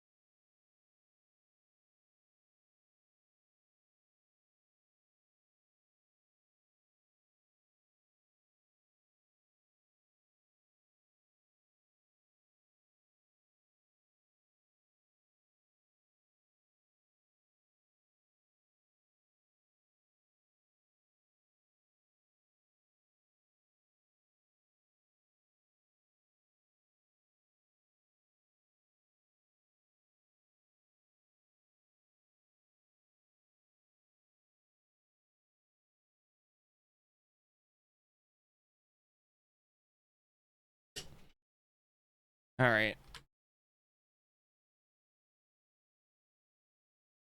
Time to steal text. I love stealing.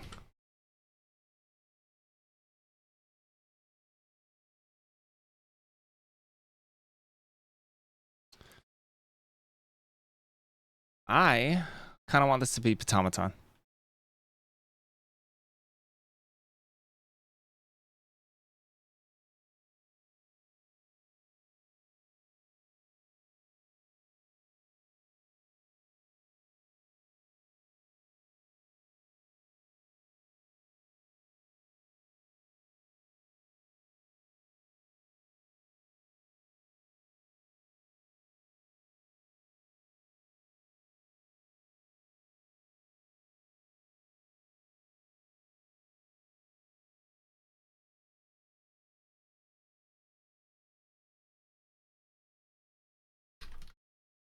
Wow, am I literally just gonna take the Patomaton text?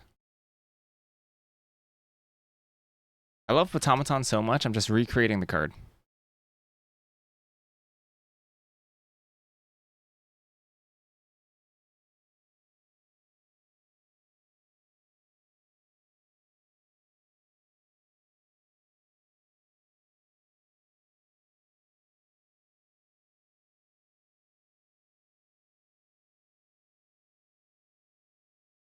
Should probably be double hybrid, honestly. I think the formula is actually fine. If you're opponent a 2-2 starting companion. Wait. There's precedent for this. Wait a second.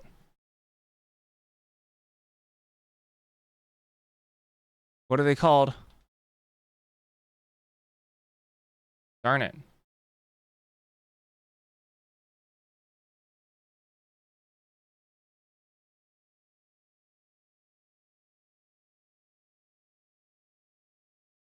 Hello, dummies. Hidden agenda. Oh, yeah. These are kind of like tweaked hidden agendas. Me, Scotty. With more card stipulation. Oh, I love that. That's so cool. Is it weird to slap that? Can we set up a business call? Yeah, all right.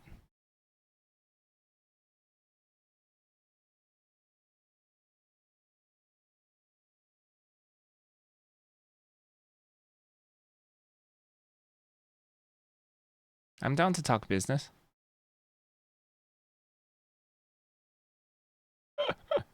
Wait, where's the one where your opponent gets a 1-1? Or is it that you get a 1-1? Ah, darn it. That's different. Yeah, this is different.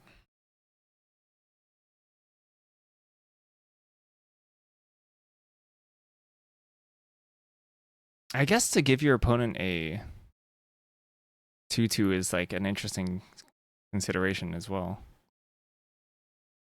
Your streak is still going, really? How have you maintained it? Apparently some people have been getting their streaks broken. 120, that's crazy. Demis is streaking? Well, Demis is a mod and you're not. You could do something about it if you were a mod. You should try harder. If you just visualize your goals, then you can achieve. Shimmer, aren't you? Isn't this like way past your lunch? It's been way more than 15 minutes. It's been like an hour. Can you visualize Demi streaking? Yeah, but don't tell Demis about it. Yeah, what the heck? How's Demi still streaking? I think it's because Demis is a mod and you're not, Click. I think that's just also how it is. Somehow. Mods are conspiring against everyone else. Including me.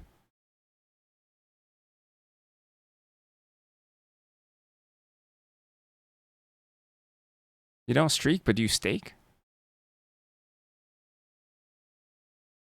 You're still streaking 90 days, gee. I barely saw that message. I normally can't see these messages.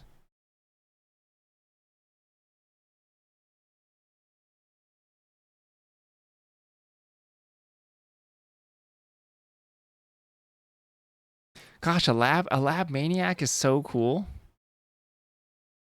A lab maniac is like so cool. I kind of want to put it on this instead.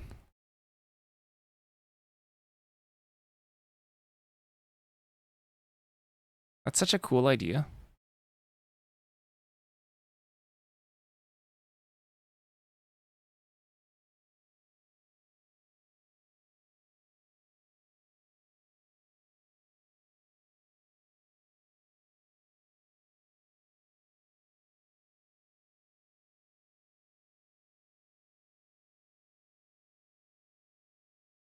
You are a published artist. You've already done work for us.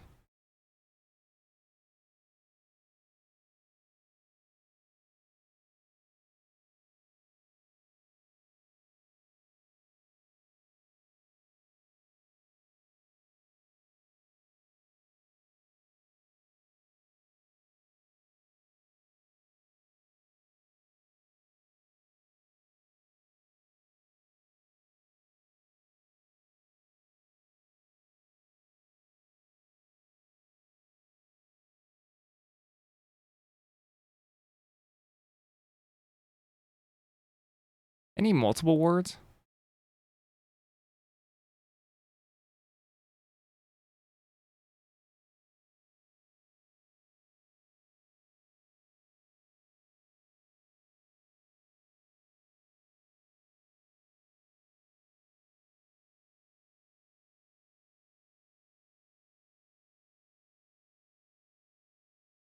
Okie dokie. There's no ward. Once again, there's no ward. That's also multiple payments. Oh no, here it is.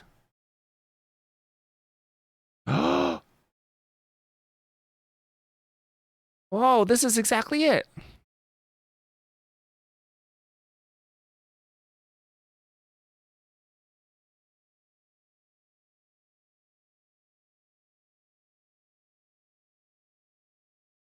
This is the templating I wanted for the severed tongue. Captain Howler. Amazing. Nil happy library.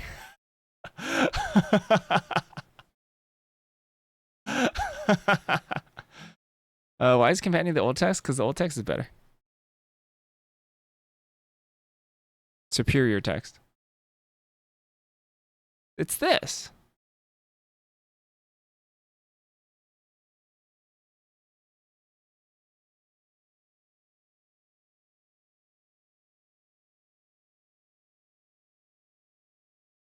Yeah. I think.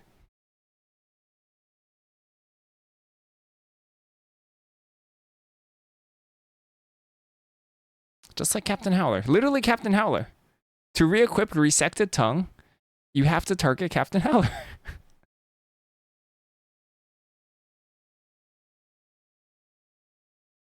Oh, play with your hand revealed. Huh. Oh, wow.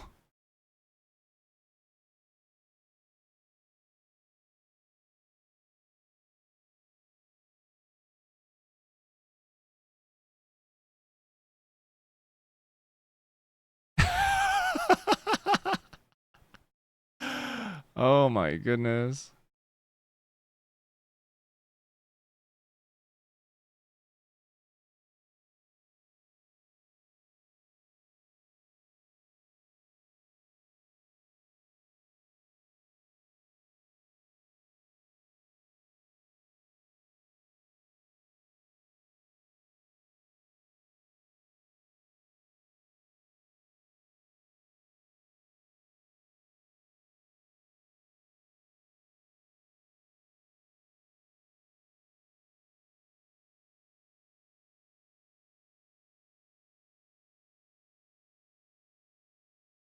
Must have 10 anti-cards in your deck. The counting ones are a little difficult. I wonder if that's like not very good for...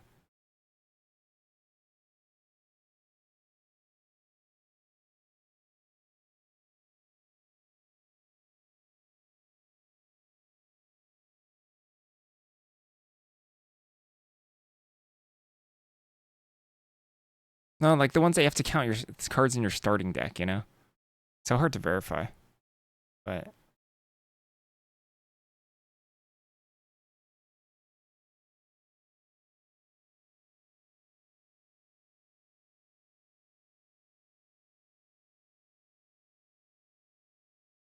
hmm? Yeah, well, cards in your deck, like counting the type of cards in the deck. Well, no, as soon as your opponent plays a 3-mana card, you're permanent. They're like, oh, you're that's illegal. But like if it says, oh, you can only have 3-mana cards, and then they play the first one and they play the second one, you can't really. It's really hard to tell whether or not they're actually following the rule.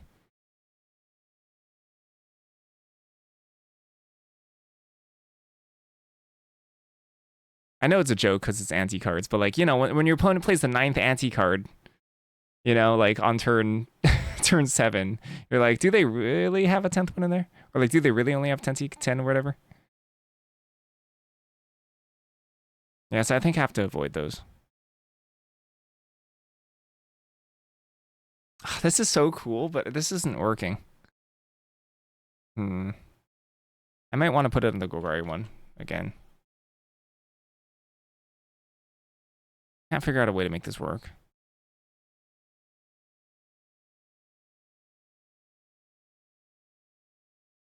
Abundance text. Abundance is the same as that 1 mana green cantrip, right? Where you choose a good land or non-land.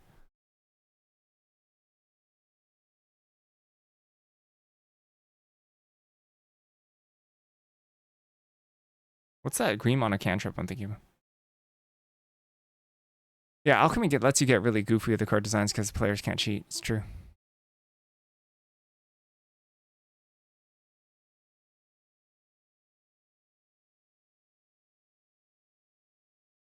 Alchemy can make for a really cool limited format. Abundant Harvest! Yeah, that's actually referencing the name of it, yeah. You bet someone on the top of the leaderboard is somebody awesome? Yeah, I bet so too, yeah. I heard it was,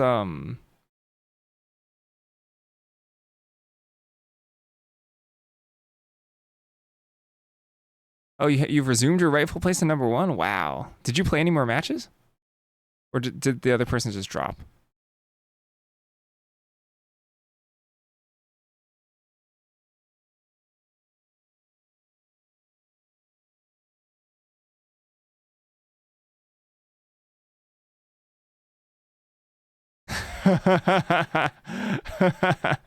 Well, congratulations on your #1 win rate. You're the alchemy master. And you will forever be, because the format will never come back.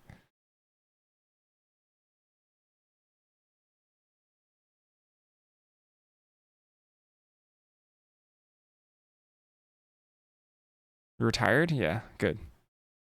Good. It's good to be retired.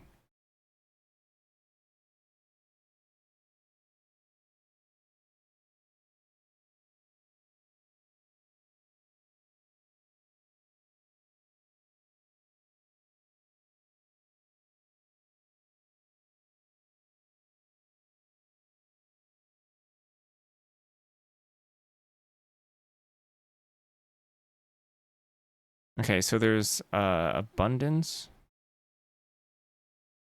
show and tell, sneak attack. These are I kind of like that because these are all cards that are like too bad to include in your main deck in limited. Like Ovia Pashiri or Ovia whatever. Ovia from Aether Drift. Was like not super good. Gosh, I got wrecked by Ovia at least once or twice though. Format was like slow enough where Ovia was like fringe playable. Normally this card is awful. Eureka. What is Eureka?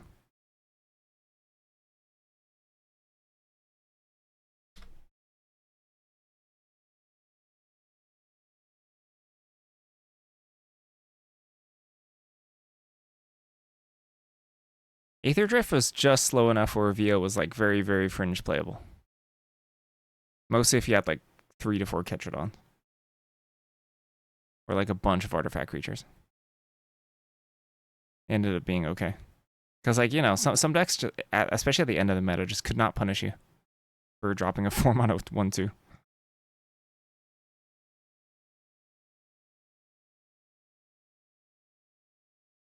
Good morning, Han.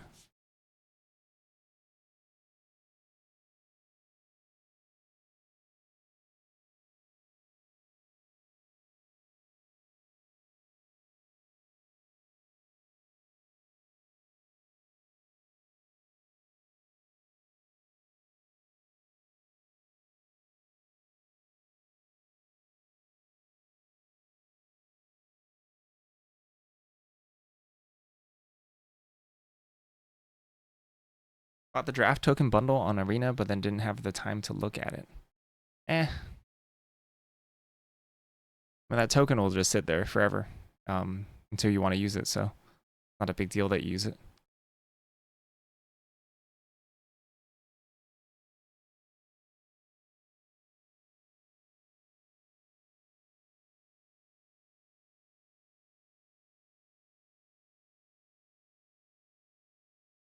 You have 3 draft tokens now.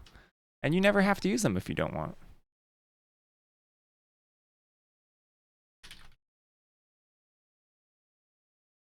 Storm. I love it.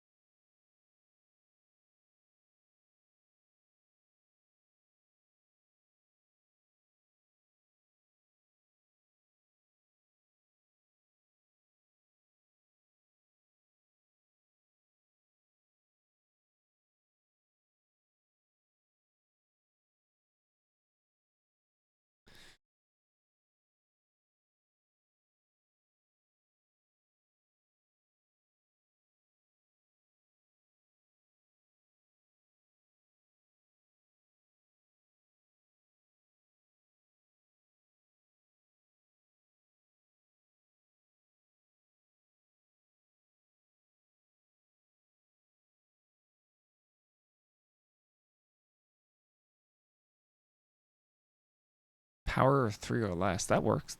A condition like that works. It might want to be 2. I think it might want to be 2. Dang, this Dimir companion is actually really good as well, because you can actually just get creatures from the summonings. Ooh. That's kind of spicy. This one's spicy. I like this one a lot in this set. I like this one a lot in this set. No starting creatures. Because you can still play with a bunch of creatures, to be honest. Just not in your main deck. They all come from the sideboard.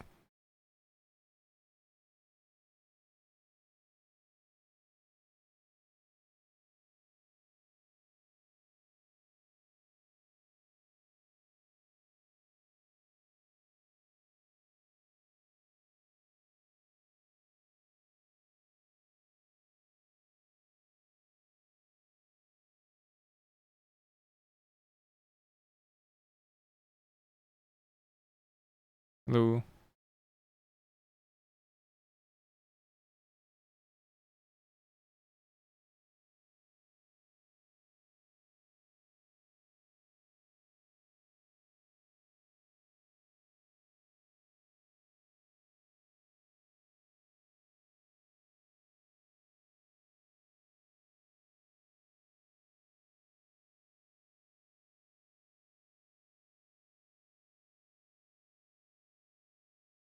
Lewis, how have you been consuming Magic lately?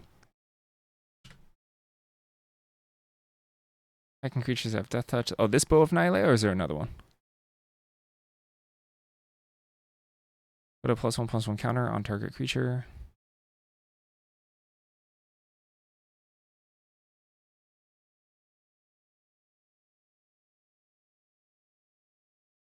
This is divided up into, yeah, this is divided into bullets now, yeah? Okay. Put a +1/+1 counter, gain 3 life, 2 damage to target creature with flying. This is nice and flexible. And then randomly Death Touch on attack.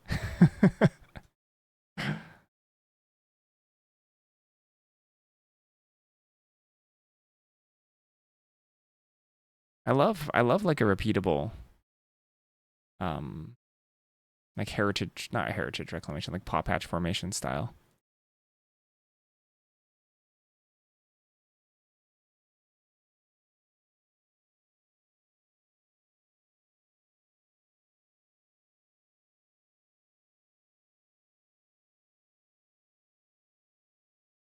Arena Standard.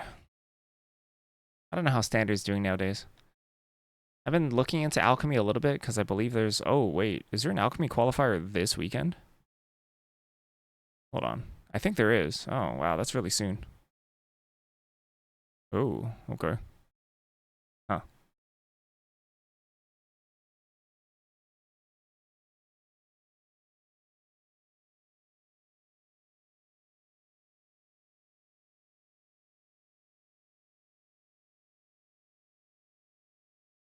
Is this best of one standard, or is this happening in a best of three as well? I know Is It Prowess is like really big now.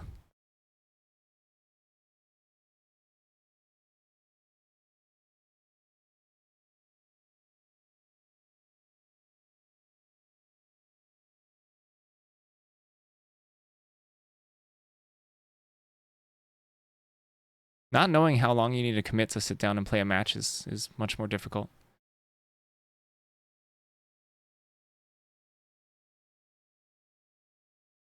Because best of three matches can be like 10 minutes or they can be like 30 minutes. Best of one, you definitely have a lot more control about how long you spend on it. I think that's like a big kicker for people not playing best of three. I'm sure in best of one queue it's like tons of red though.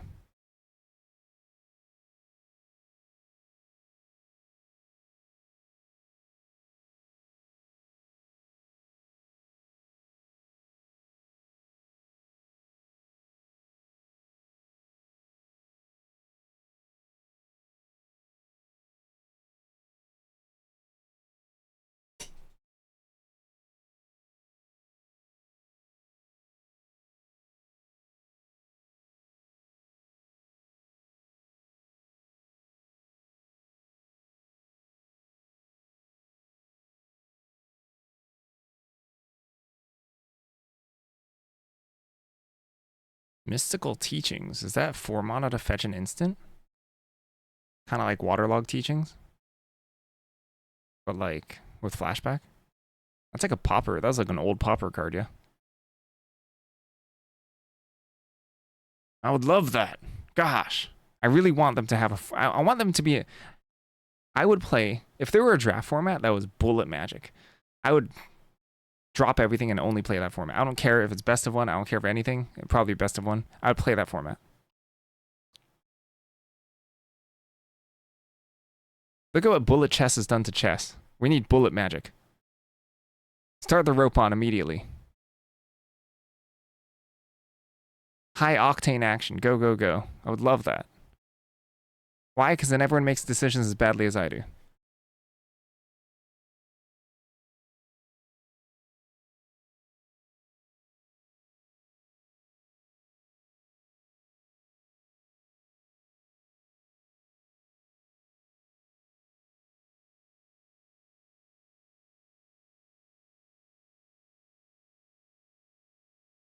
That would rule, right?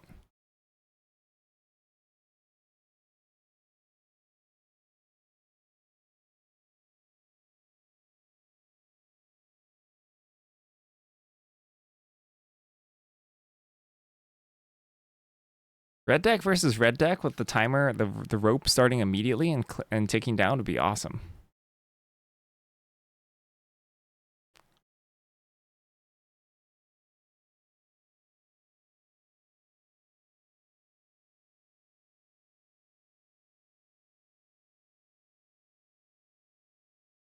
Odd and even was a really good call out. Ruga, Doris. They get to choose like just anything, yeah? I mean, we could do the same thing, but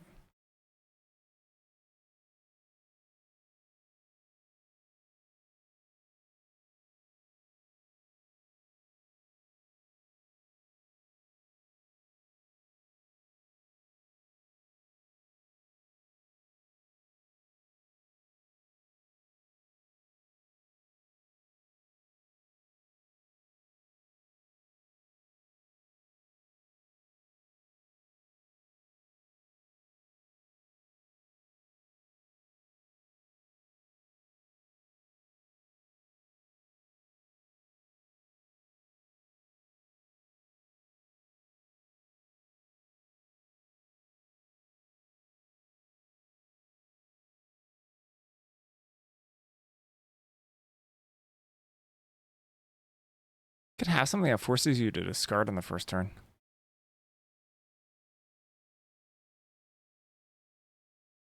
That's a little brutal.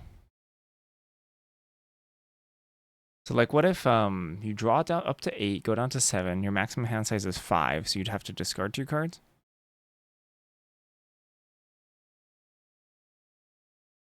You're the starting player down to 6, then you have to discard 1 card. That's pretty brutal.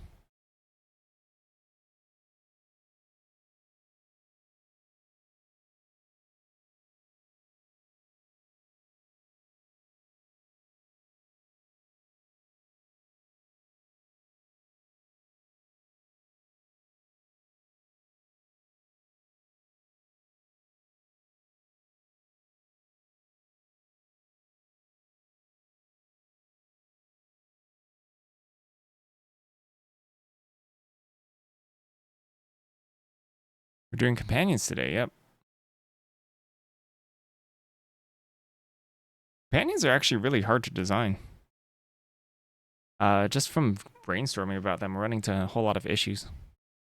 They're really fun for limited, but like the fact that there's not a whole lot of design space that doesn't just like directly overlap with what Wizards has already done.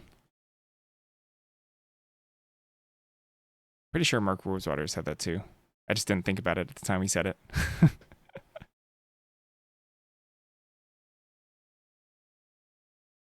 I was hoping that it opens up design space being only limited, but maybe it doesn't.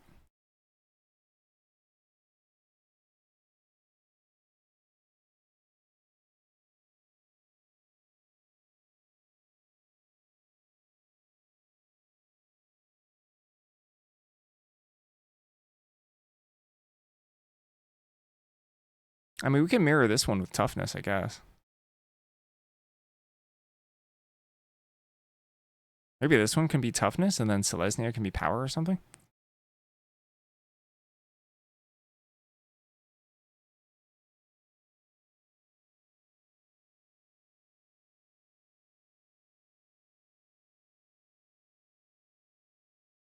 What is Mark Rosewater now? It's true. Who is that guy?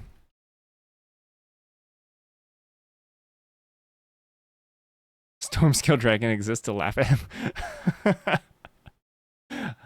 As if Stormscale Dragon wasn't put in the design file by Mark Rosewater himself.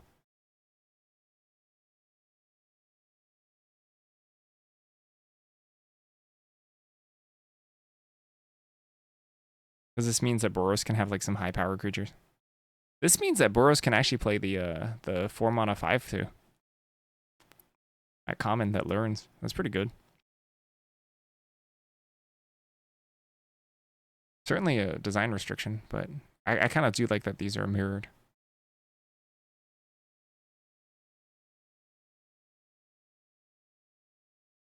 We're missing Azorius.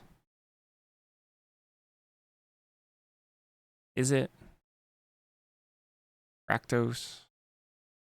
That's it? That's not that many.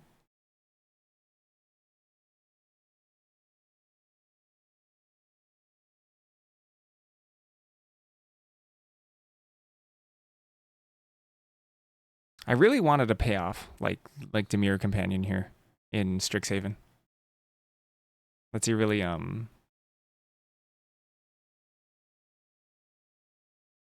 lean into the lesson learned.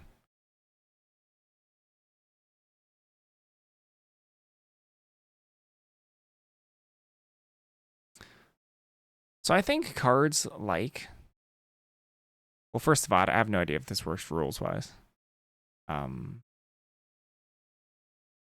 But I wanted to avoid cards that were either like worth it or not, like definitively. But I do think that reducing your starting life total by a decent amount is actually like tangentially a deck building restriction, which I kind of like.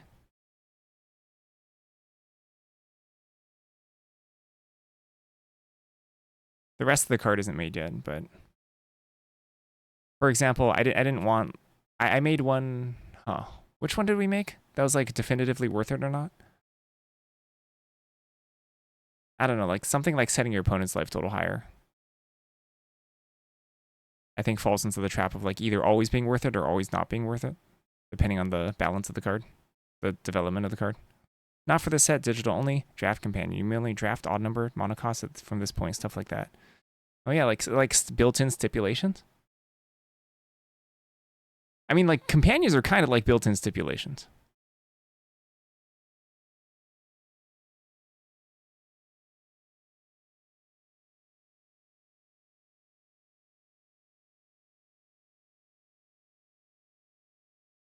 So for each companion, if you see it in pack one, pick one. If you see it in pack one, pick one. It needs to have a pretty clear answer about how you want to draft moving forward, right? Like that's what made the companions so good as a limited mechanic in Ikoria. So you take Boros Companion, you look for toughness 2 or less, and then you prioritize that, you weigh it depending on the power of Boros Companion, you know? I kind of want all these companions to be a little weak as creatures. Like nothing Gyruda level. I kind of like Orzhov Companion. Like this is very borderline for me, this one, as a design, because it incentivizes you to like defend yourself much quicker.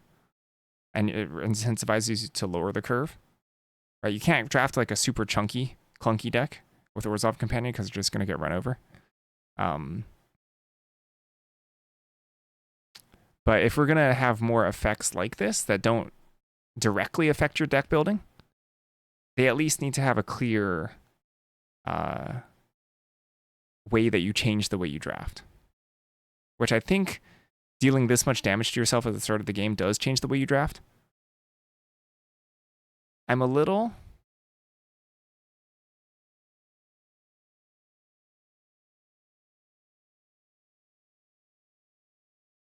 concerned about like giving the opponent food or giving the opponent extra life, because like I'm not entirely sure how that changes the way you're supposed to draft. Because that's also very dependent on the opponent's deck too. I mean, I guess this one is too, right? But still, yeah, you're just supposed to defend yourself.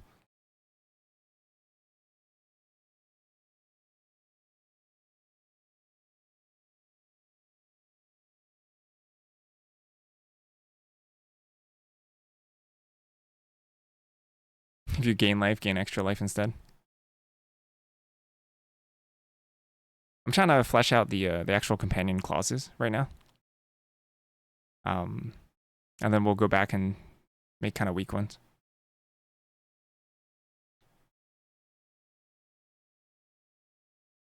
Because I do want the companions to overall not be like super strong. They're definitely supposed to challenge you to like basically if you first pick a companion, I think it should be correct like a chunk of time to not companion it by the end of the draft.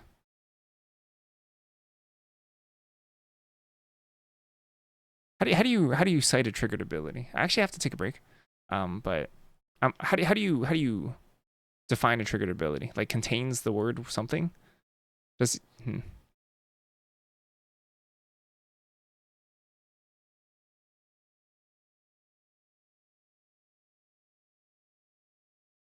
Yeah.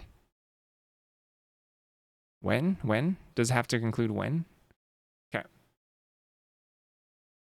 Starting life total is 13 and there's a death shadow on the set. I'm kind of down.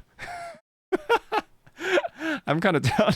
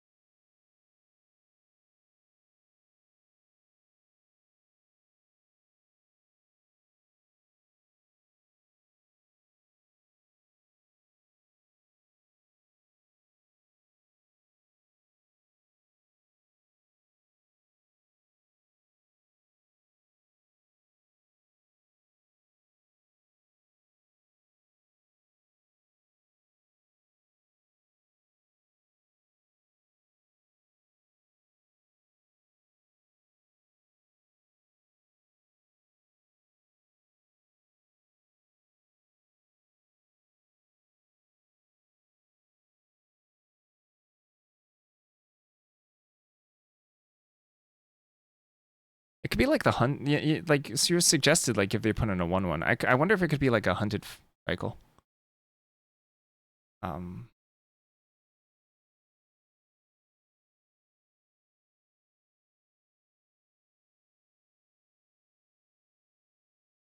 I guess hunted horror was one of them.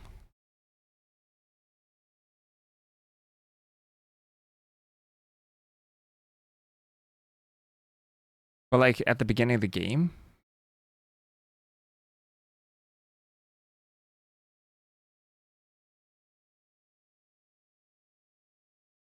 I wonder if that's weird. Like, what if the Rakdos one gives your opponent 2/1/1 goblins or something?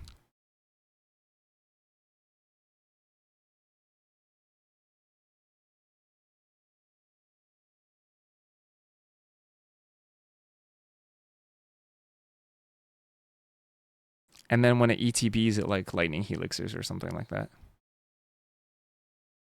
Not lightning helixes, twin bolts or something.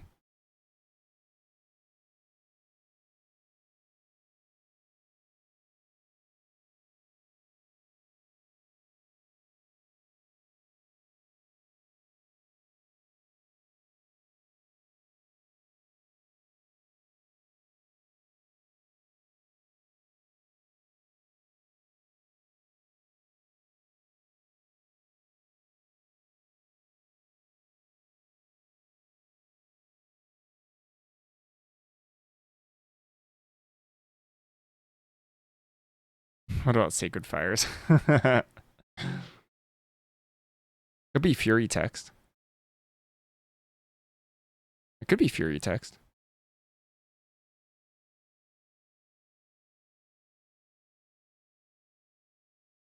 But then that's like no longer a deck building restriction, really? Is it? Might be.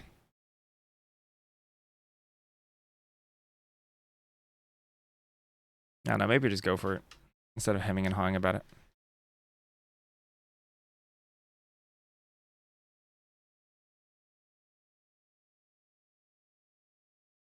Is there something as a start of game? That's not gonna work.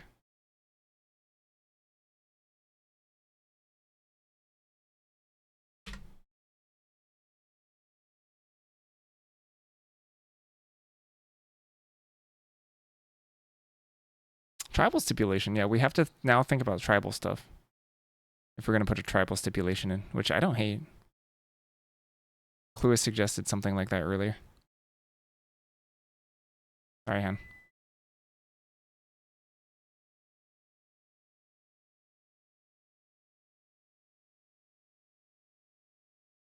Would it be each of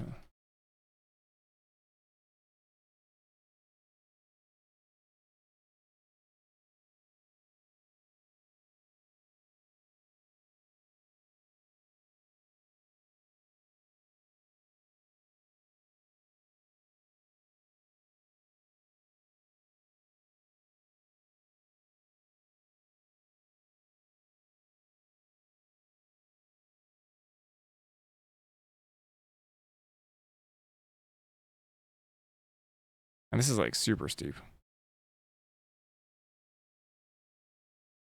A lot of these are like really, really steep, as they kind of should be.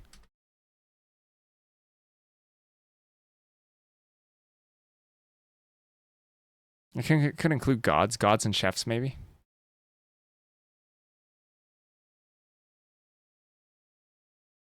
That's very interesting, actually. Hmm.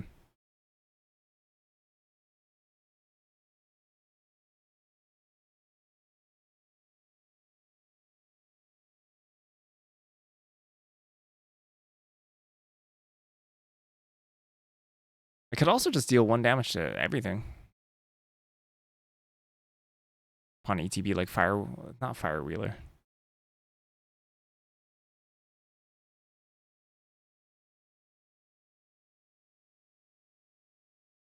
Basically, like something that clears out its own downside, but lets them have it for like the first couple turns. Chain Whirler, yes, like Chain Whirler.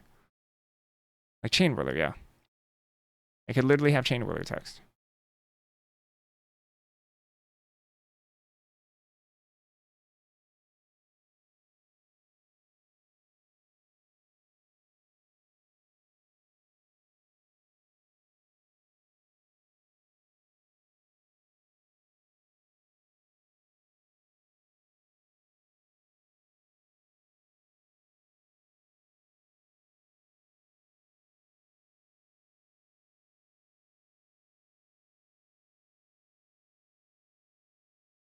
Yeah, you know what? The more I think about it, I don't hate this one.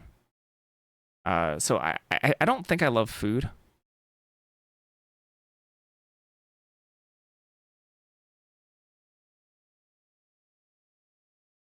I don't think I love giving the opponents food at the start, but I'm kind of okay with 1/1s because that also does somewhat dictate deck building decisions, right? It de-incentivizes you to take X1s as your 2 drops because you're just going to get pounded.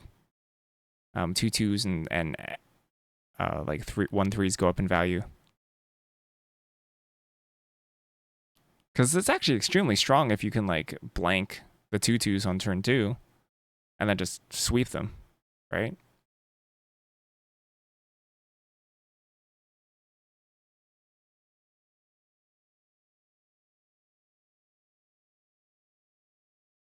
That's like extremely powerful. Free card.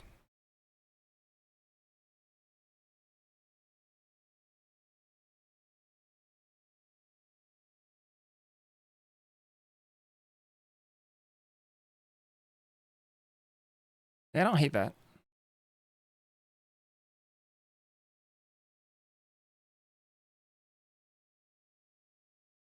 Maybe it's like 4 mana or something. Probably wants a keyword. Maybe it's just first strike. Maybe it's just Chain Whirler.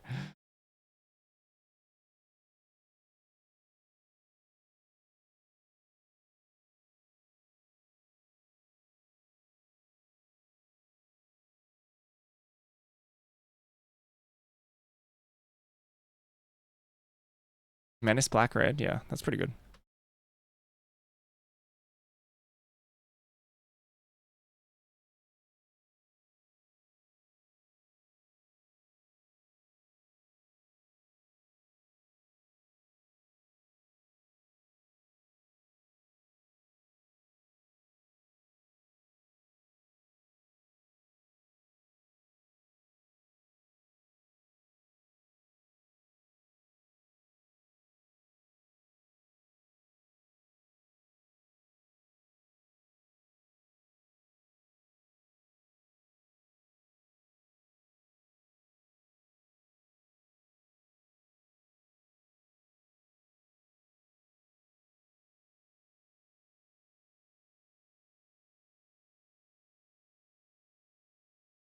Actually, Yefe, you said that you use this program often, right? Is there a way to like manually shrink the font size?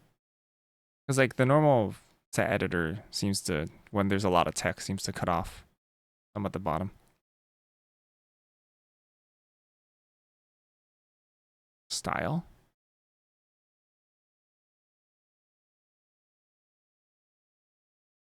Uh-oh, I froze the program. I clicked on style. And everything froze. Uh-oh. Oh, this is different. Okay.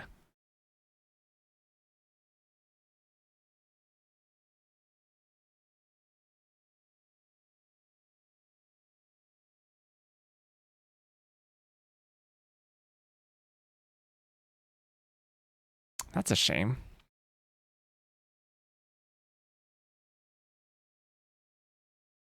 What does random packs do? Oh.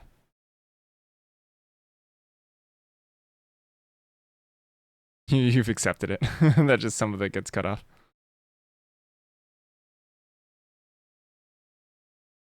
Makes packs for you to see. Okay. That's kind of cool, actually. That's really neat. Oops. Where was I?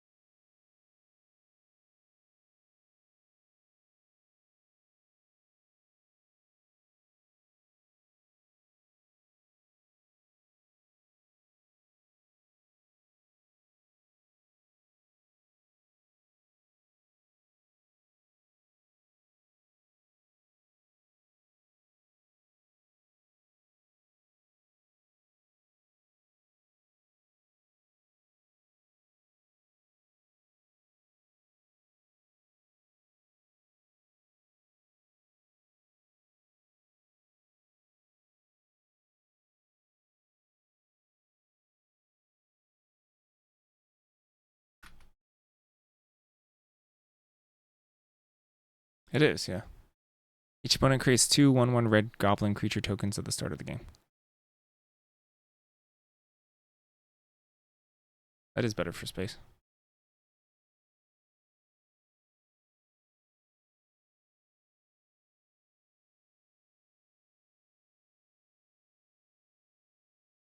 I want Azorius. I'll see about this Rakdos one. I want Azorius. Is that it? It is. Almost there.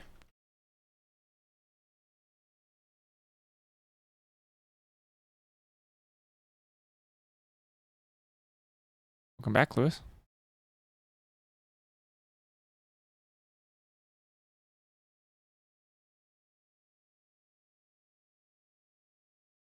What's for dinner?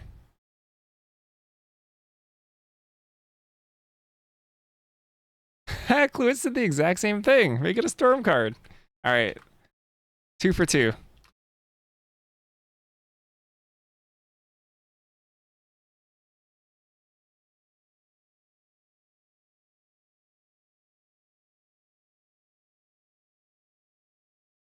Fried chicken sandwich. Nice.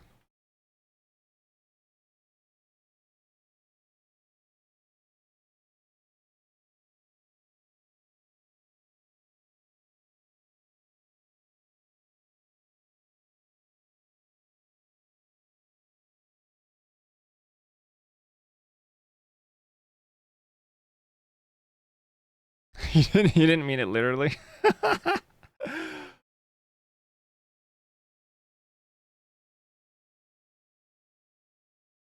Ooh, I need water.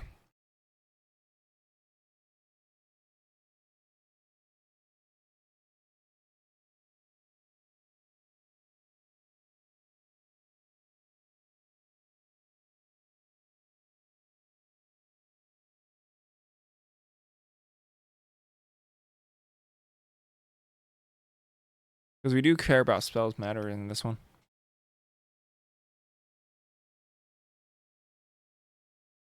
I could see swapping this one. Actually, maybe we want to swap this one. with this one.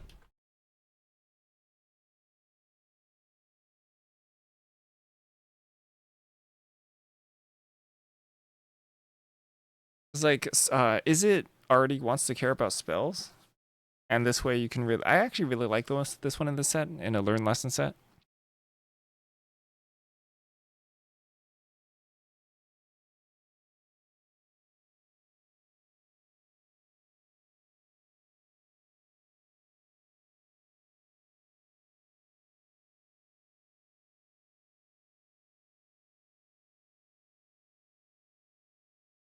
Something that copies instants and sorceries, yeah.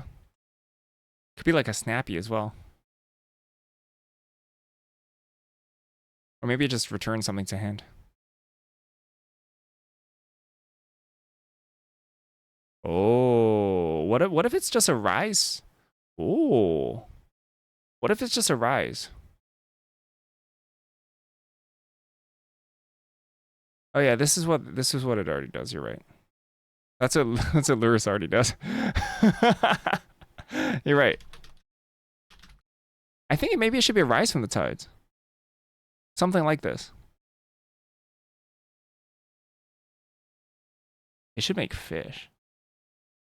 It should make unblockable fish.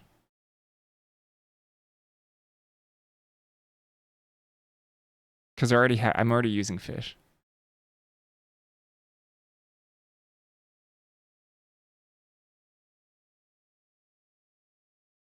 And also the flavor of just like dumping a bunch of fish on the battlefield would be hilarious.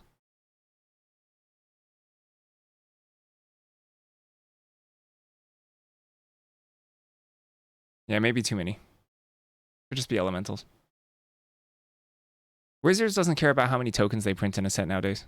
I don't think. Or maybe they do, a little bit. But we could just have another. Oh, 3 crabs.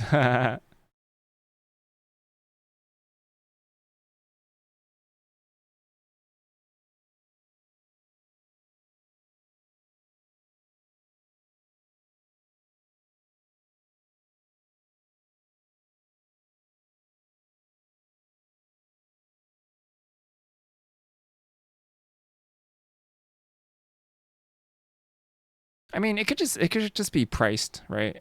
I mean, this is a huge cost.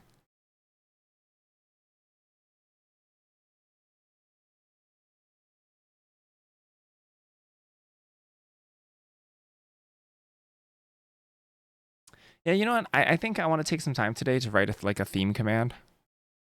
To like just give a brief, very Spark Notes overview of the world, the plane that we're in. I mean, there's a full cycle of summoning cards. That common. Which is kind of what you kind of need to lean on in these colors, right? So you can definitely, I can see you can definitely compete.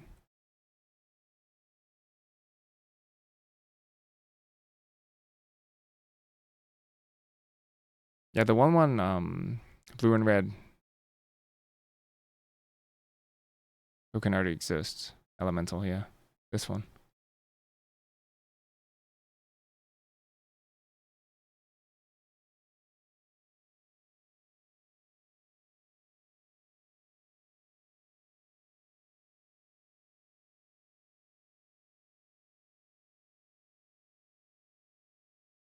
Oh, this one's only red? There are blue red ones too, right?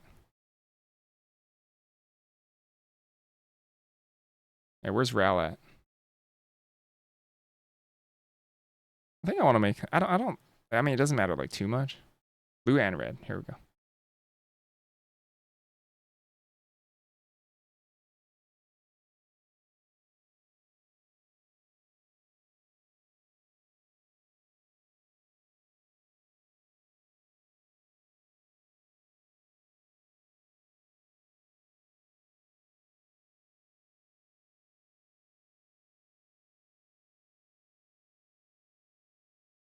I like this text.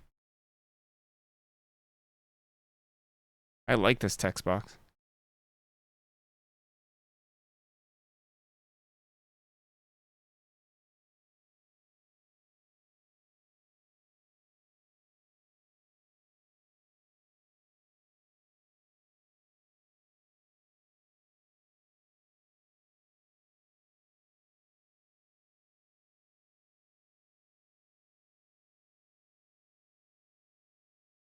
ETB plus cast trigger? What do you mean?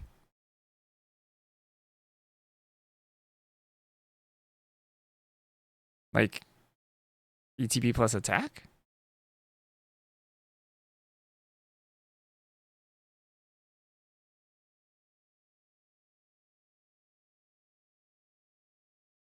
Ah. Yeah. You're right.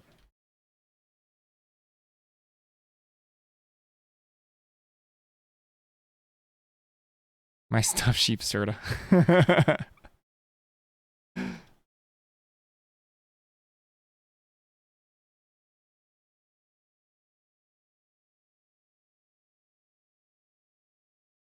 No, that's not it.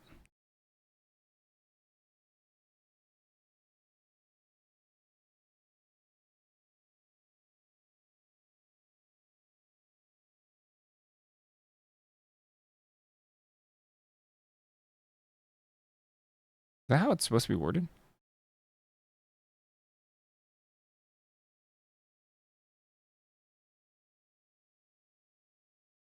Is that all?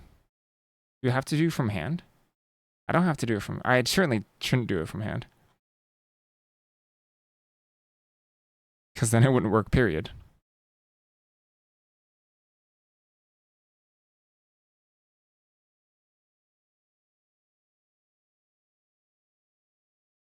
What if this wants to be a 3/3?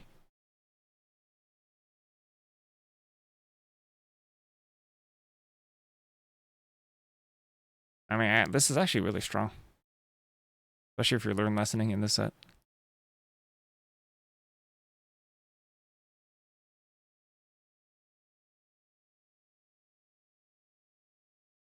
Yeah, then you need to bounce it back. That wouldn't work.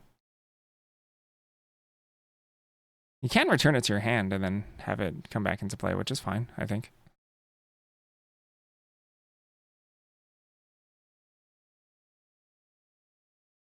I don't know, maybe halvesies.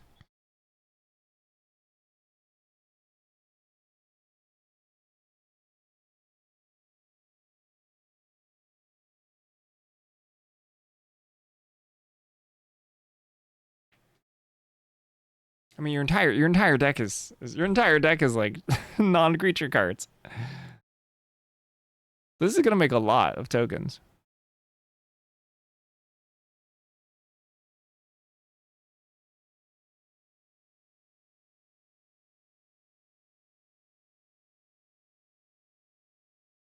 Like, I feel like this cost is a pretty good main deck cost already.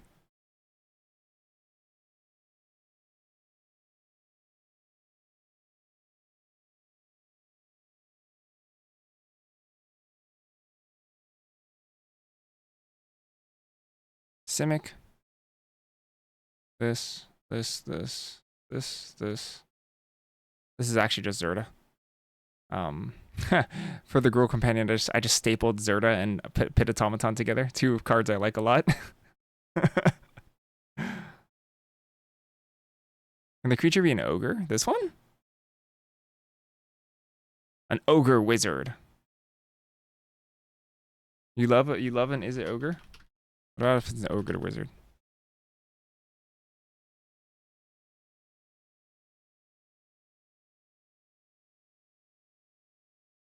Oh, like Tursa? Tursa's a is it bear? But is it bear? So the only one I don't have is Azorius and Dimir, huh? There could definitely be I can see is it being like the typal one.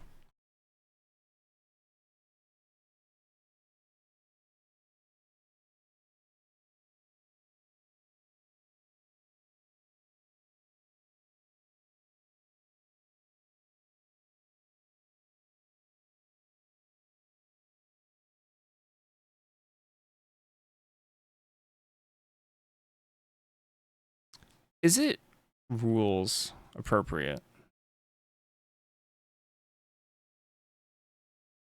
Hmm.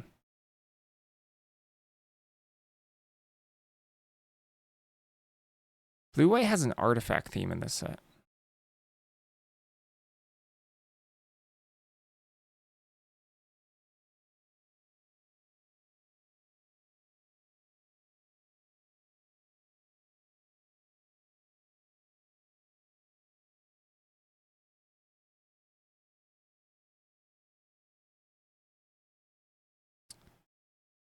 Can I reference creating a food? Every non-land permanent in your deck. They're both artifacts and artifact creatures in the set. Every non-land here. What about this? I don't know if this even works.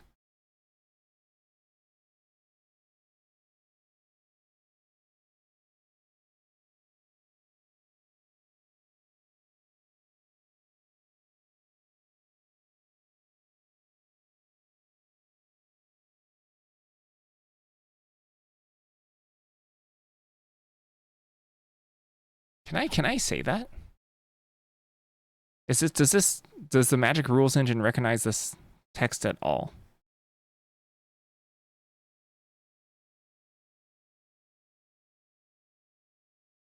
I mean, like it's pretty clear, like just English wise.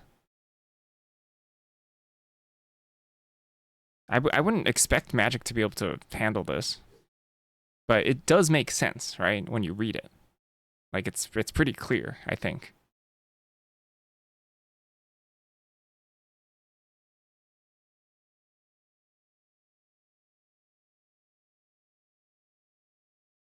But I don't think this works. That's a shame.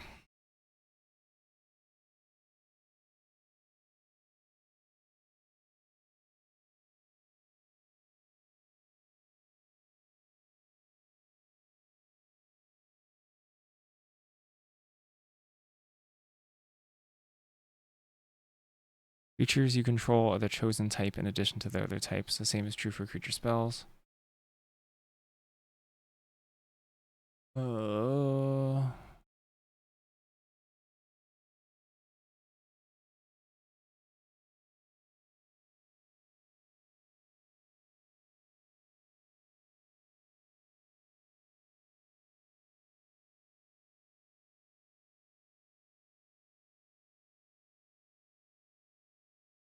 Unfortunately, no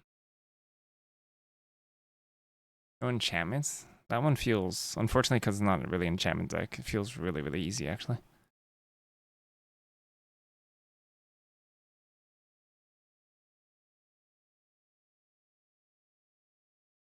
Although that does cut you off from the learner. That does cut you off from the 1-mana learner. Hmm.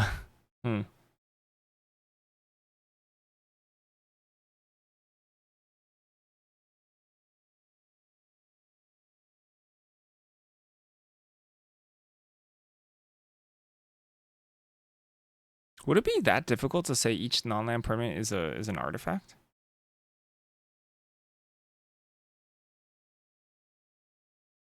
Everything's a food.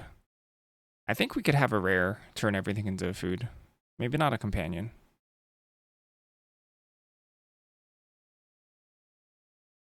Yummy food.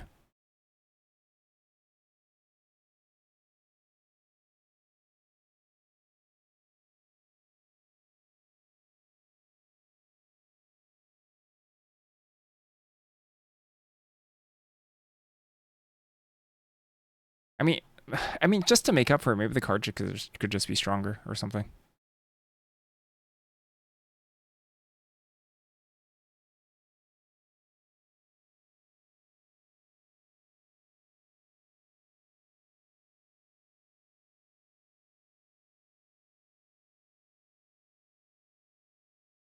Yeah, right?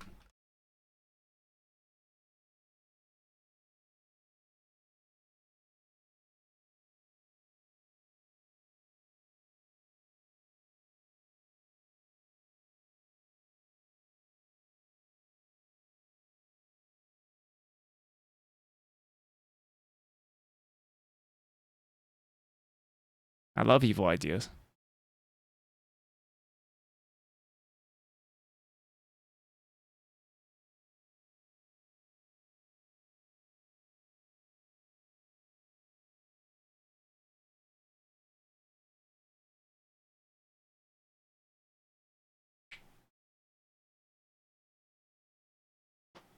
Because this is actually totally doable. You can just include, this is actually easier to do than the is it companion. Like just straight up, they're strictly easier, right?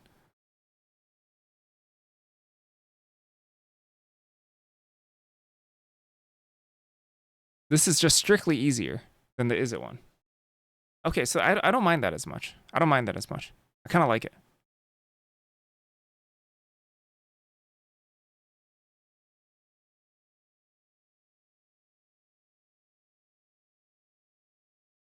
Yeah, I'm in.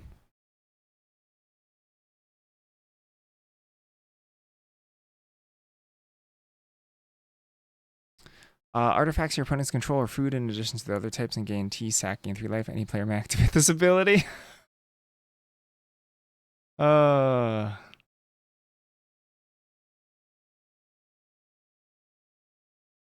yeah, exclude basics, yeah.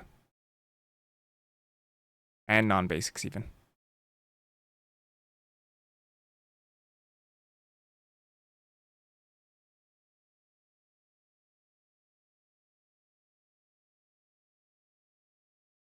Add an addition? Add an addition to do what?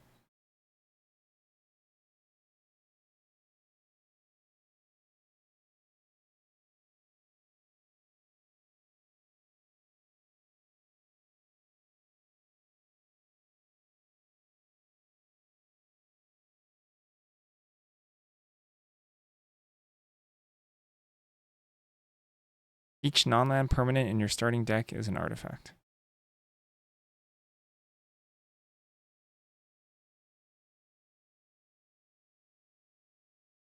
So this way you can have instants, sorceries, artifacts, and lands. Those are the card types that are legal with the Azorius Companion right now. Unless I'm reading, unless I've typoed something. Lands, artifacts, instants, and sorceries, and planeswalkers, of course. And whatever, enchantments. Oh no, not enchantments. No, not planeswalkers. Sorry. Planeswalkers are permanents. Yeah, instant sorceries, lands, artifacts. Other card types that can be included.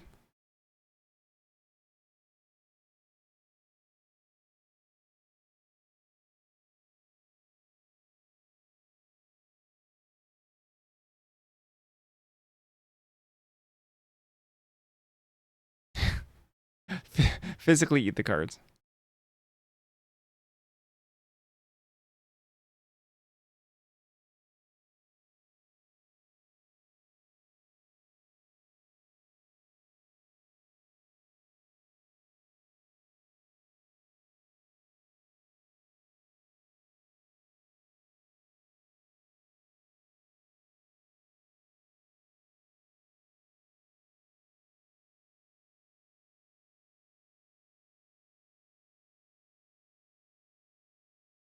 Interesting.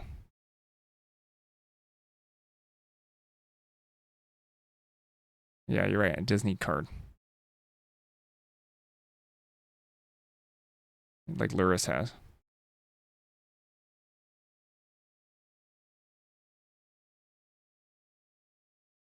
Let's double check the rest of these.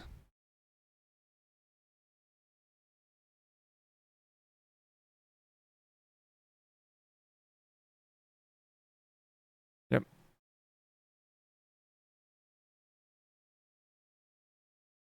No, you didn't misread. I was missing a. I was literally missing a word.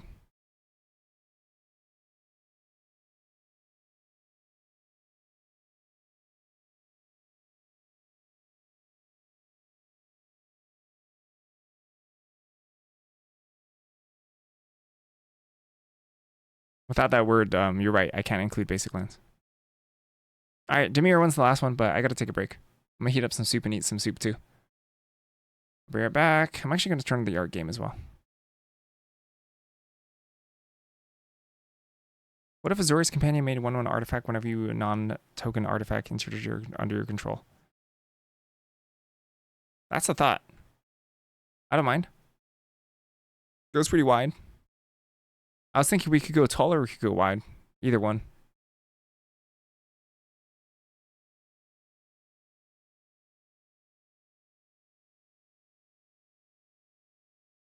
break time though. I'm gonna go eat a little bit, so I might be a little longer.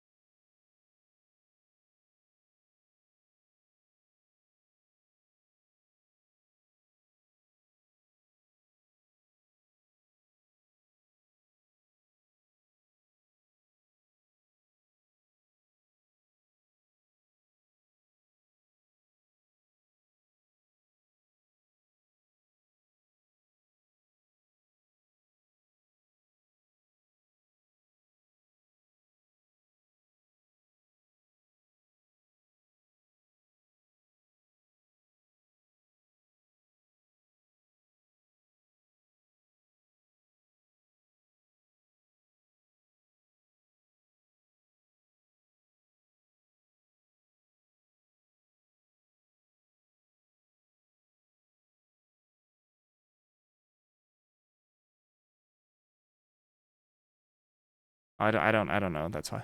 Um, I'm not back yet. Uh,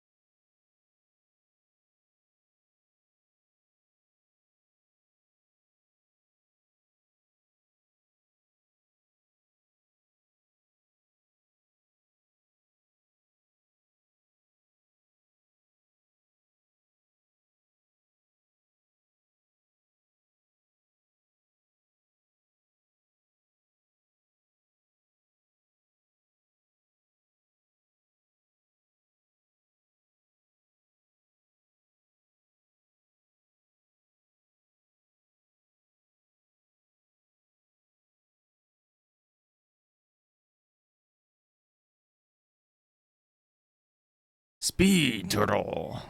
All right. Whew. Had fun farming marbles while I was gone? What'd you say, Ann? I did not drink the ginger beer, no. You want it? Should I drink it? It's gonna go flat if we just leave it in there.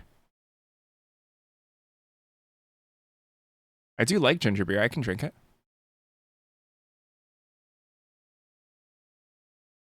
Woo!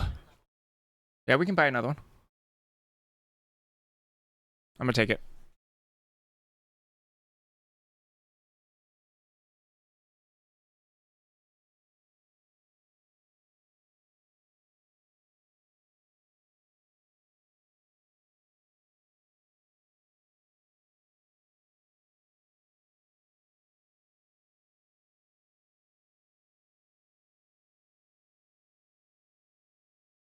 We always have ginger beer on hand because sometimes it helps when we have like nausea issues.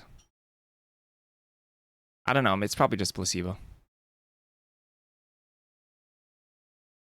Maybe we just like ginger beer. Want an excuse to have it in.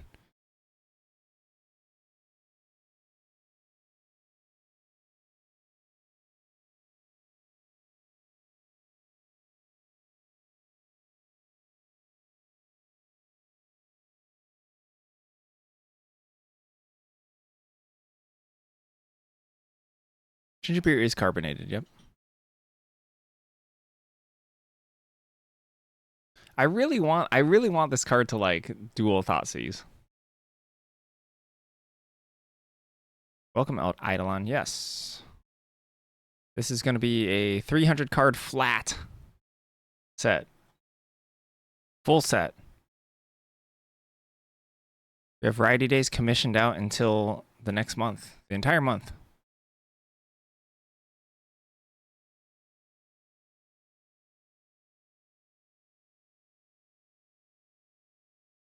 I kind of wanted I was thinking about a companion that has your opponent Thoughtseize you on turn 1. And then like when this ETBs it well, both actually. Like does something back to them. Because you're getting a free card, but then you're going down a card. Is that or like cap your starting hand size?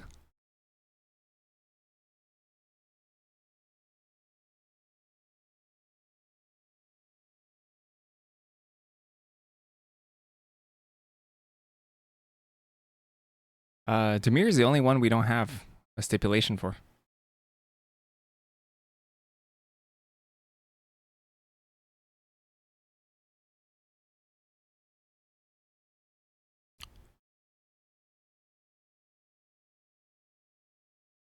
Maybe Dimir can be monocolored. This can be multicolored. I don't know.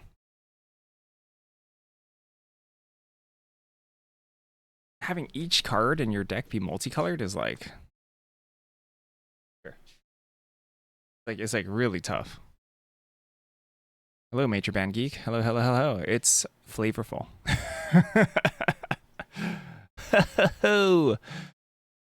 Anyway.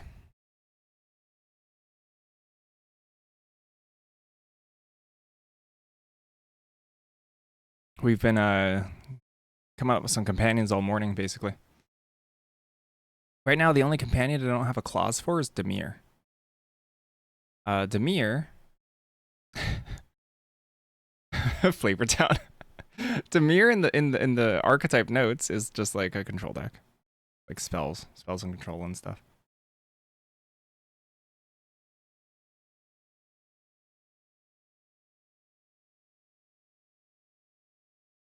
Ah. Yes.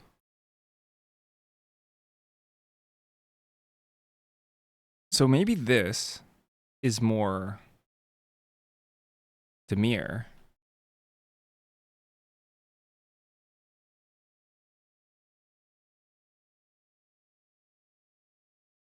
And then this one is like your...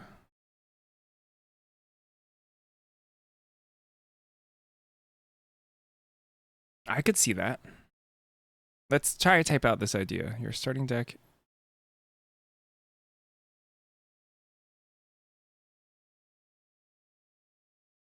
Which is a pretty big restriction. So you can run colorless.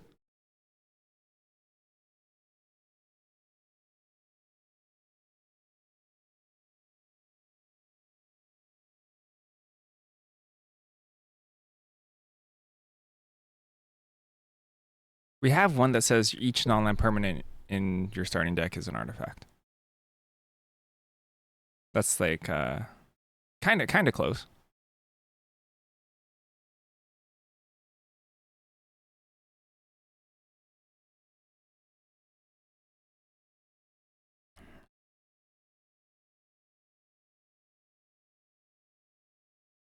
Your starting deck contains no monocolor cards. That rules, I think, works. I think that works. It's also very simple. The weirdest ones are Orzhov and Rakdos, restricting your starting life total and also like giving your opponent 2/1/1s at the start. It's a pretty big downside. We'll see.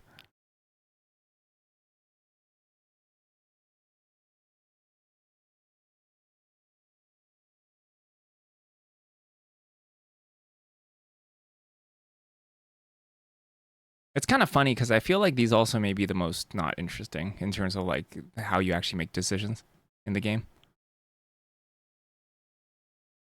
I could see this one just being auto-include every single time you draft it, depending. Then we could just tweak the numbers, I guess, to make it not auto-include.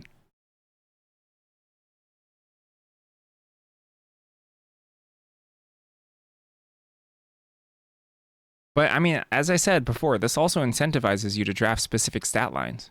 It doesn't force you to, but it incentivizes you to. So it is kind of... I'm hoping it's interesting.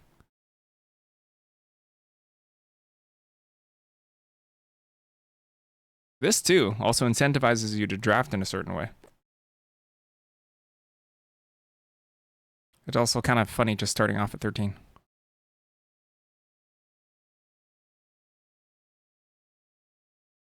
That's true, you can always just main deck it, yeah. I mean, this card's like not even...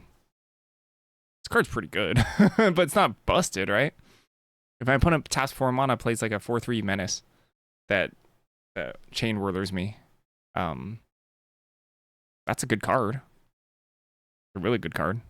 But it's not like, you know, like, wow, I can never win now. That's a pretty huge beating.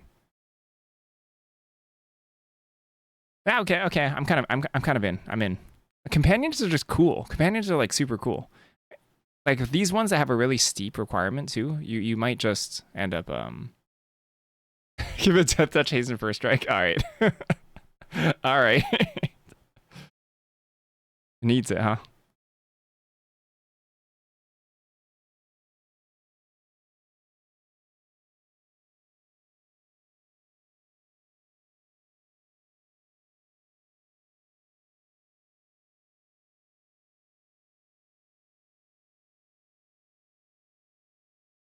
I kind of don't mind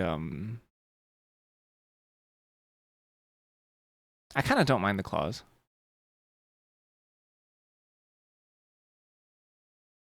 Could settle for just Death Touch. Death Touch Menace is really good. It is really, really good. I know it's not necessarily distinct from the Is It one, but I kind of like the ordering difference. That this one can be like whenever you cast an artifact spell.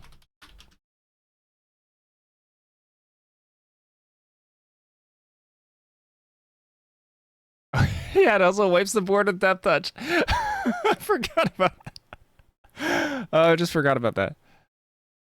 I can't believe I forgot about that. Just casual status statue chain whirler.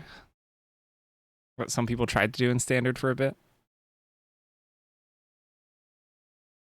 Trying to live the dream.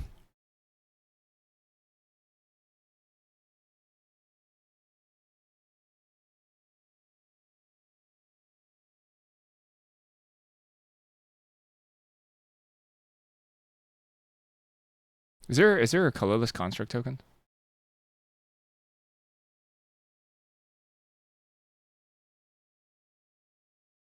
Maybe servos? I don't know.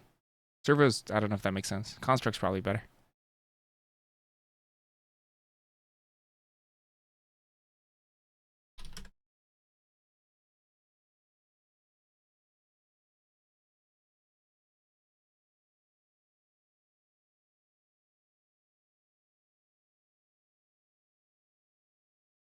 You have to define their color um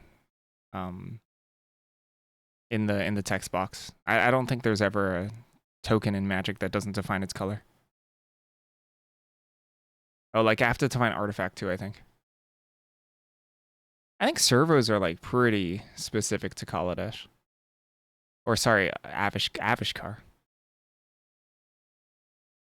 I don't think I've seen servos outside of Avishkar, but constructs are like everywhere.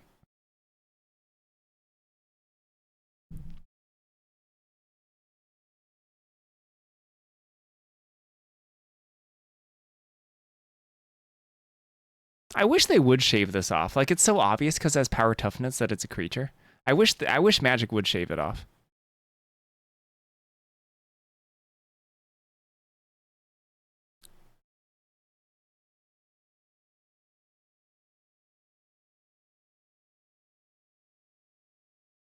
I wonder if it should have this text.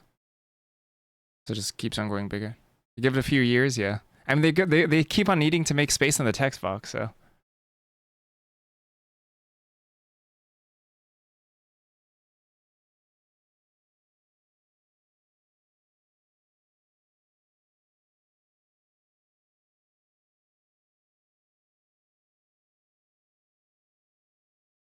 Because I'm not gonna lie, casting artifact spells in the set is not super duper easy. There's not like a ton of artifacts. There's a lot of things that make food, but there's not a ton of artifact spells. So I think this is actually kind of an interesting spot on this one.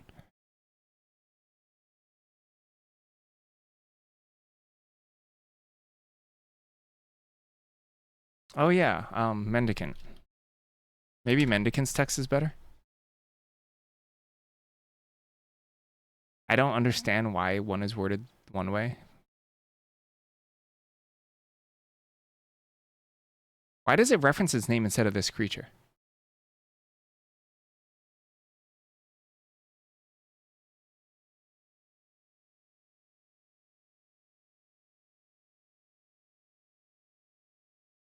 Yeah, so you see this companion text is actually strictly easier than the is it one.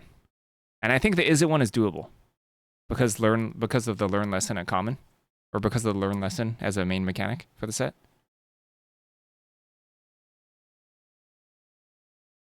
Azorius is actually strictly easier than that because you can include artifacts, lands, instants, and sorceries. So you're allowed to put in artifacts too.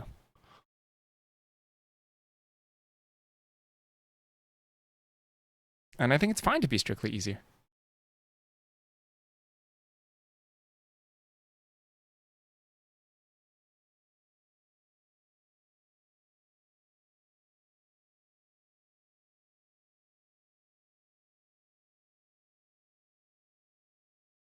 Is it because it's legendary?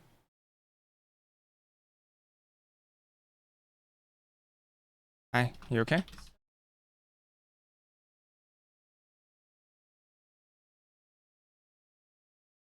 Yes.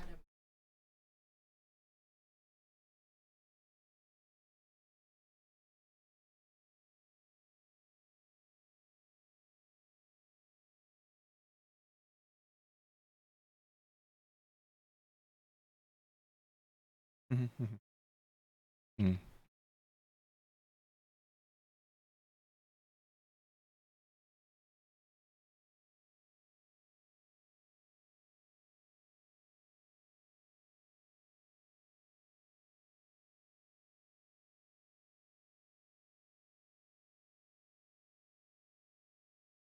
Oh, they work differently with stuff that checks power outside the board.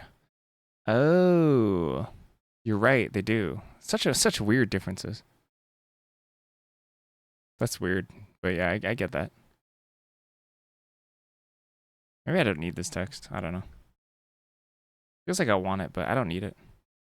I kind of want the companions like as cards themselves to be kind of simple.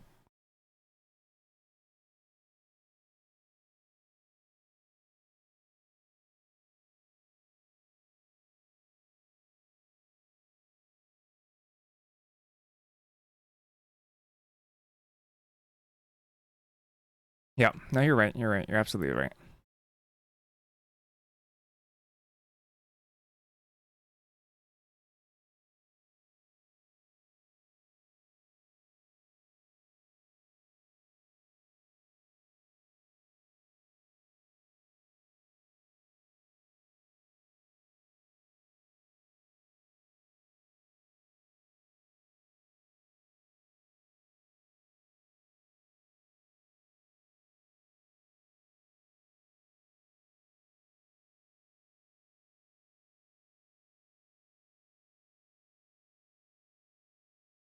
Zorius companion, Bororos companion,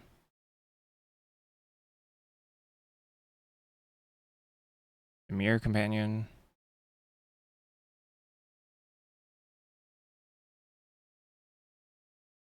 I want this to mill 10 cards. I want this to mill 10 cards so badly.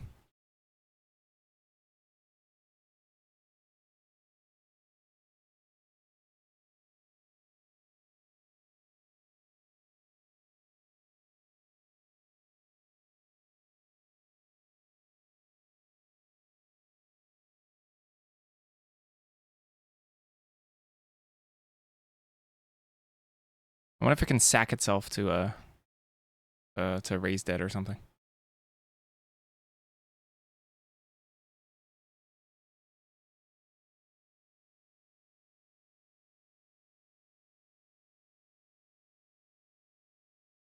Yeah, this is baby Yorion. Better balance for construct or for limited. Yorion's like a super steep cost for limited. So this is obviously completely cracked and constructed, but this is much better for limited, I think. Much more achievable. Bulgarian, yeah. I really want this to mill yourself for 10.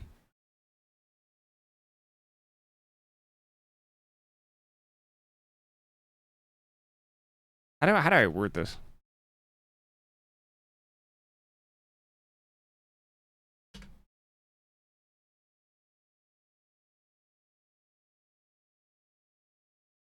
You mill 10 cards.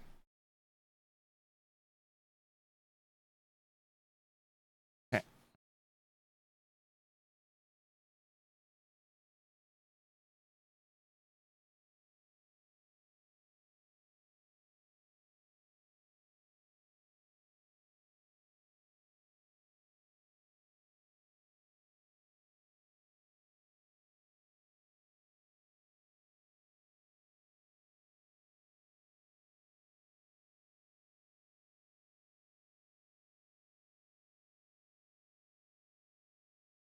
Does it have to say you on it?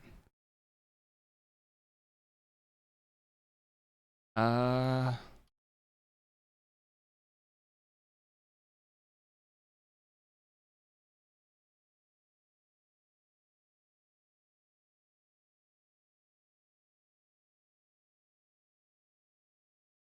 I don't think you do.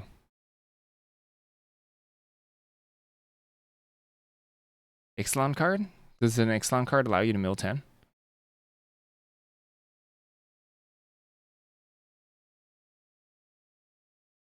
Oh, this one mills 10.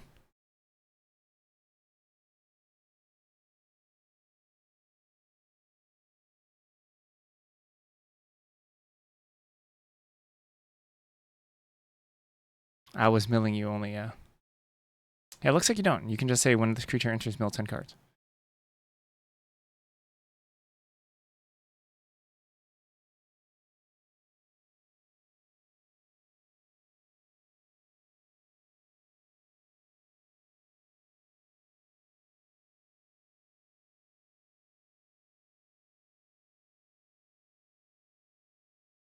So we could go a couple routes. We could go growing in size for graveyard creature count, which I think is pretty sweet.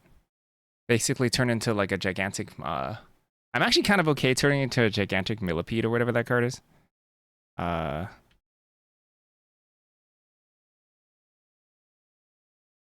was that? What card is this in English? This is the card, but I don't remember the English name.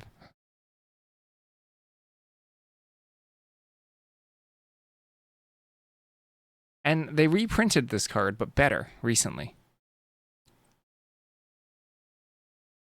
They like pretty much made a strictly better version of this. I think in Aether Drift. Really? Aether Drift? I think. Ah, Ooze Patrol.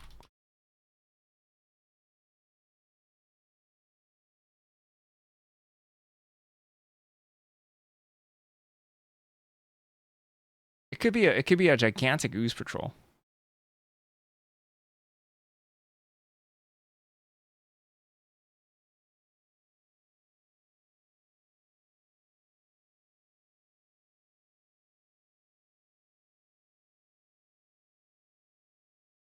Yeah, kind of like the other Millipede card.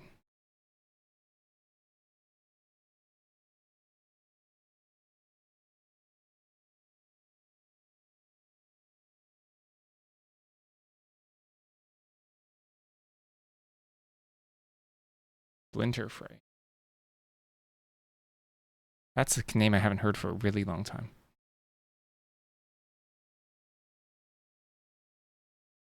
Moldgraft Millipede, thank you. Moldgraft Millipede.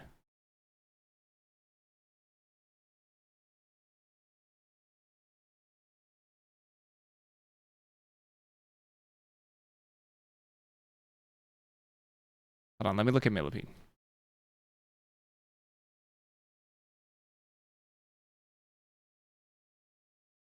Ah, so this isn't dynamic. The Moldgraft Millipede isn't dynamic either. I guess I could have seen that.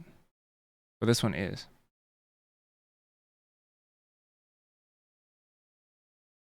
So there's a reason why this references the card game, right?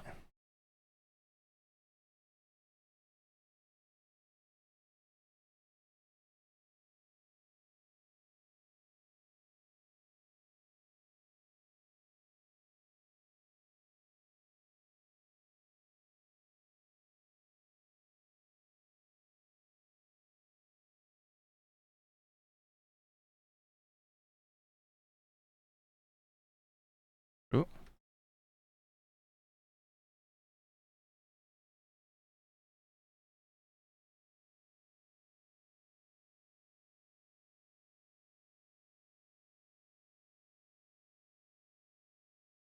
It could be just power, I guess.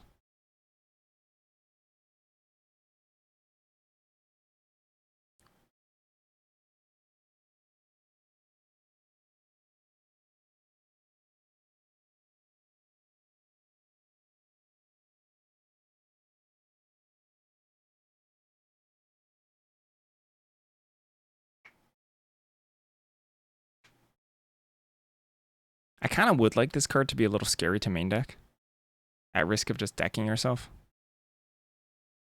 But I mean, it's just like huge, right?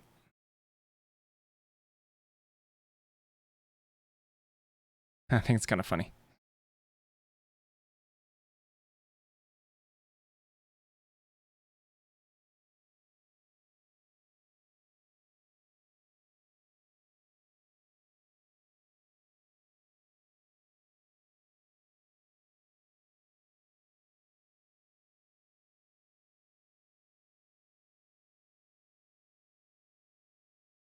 What if it's I wonder if it's just shorter text box to do the guide light text.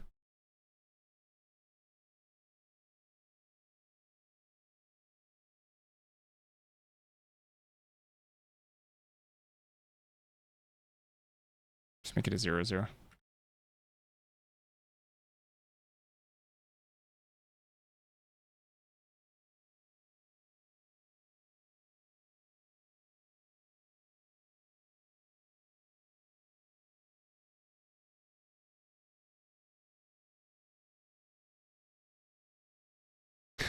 Why is it still cutting off stupidly? Why do you do that? So sad.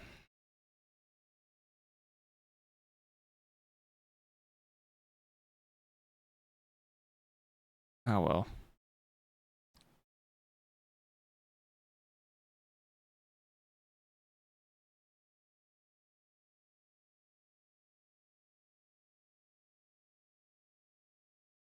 Nine lines is where it gets weird.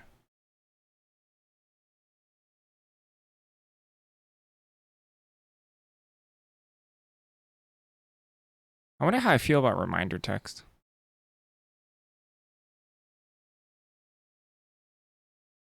I mean, reminder text, if we're going to unnerf companions, feels extremely important, so I wasn't really going to budge on that.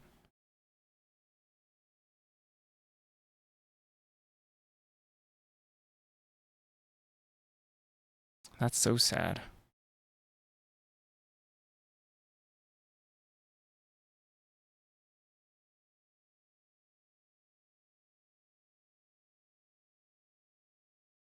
I don't know what we're supposed to do about that. Whatever, we'll just leave it for now. I don't want to start making, like, concessions just for that.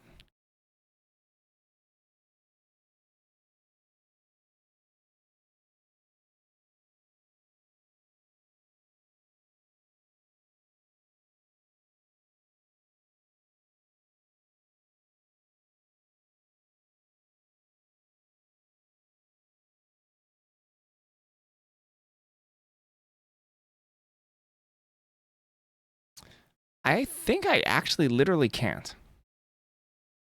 I mean, I guess I literally can, but I think I think the text that modifies. Oh wait, can I? Wait, can I? Maybe I can. I always thought that things that modified power and toughness needed to be on top.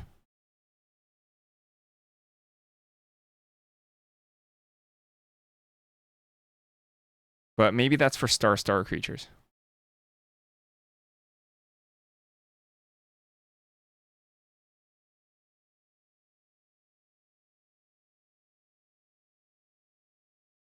I mean, this doesn't look that weird.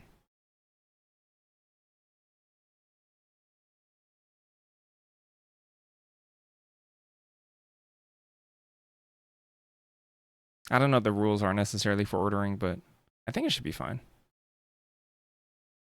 Yeah. I don't know. Who's checking?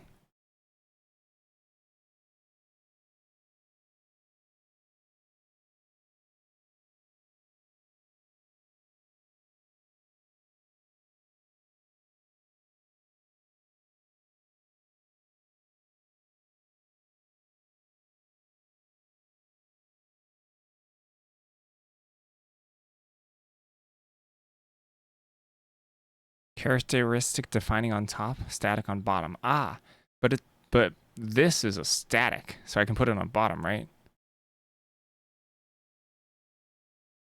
Cool.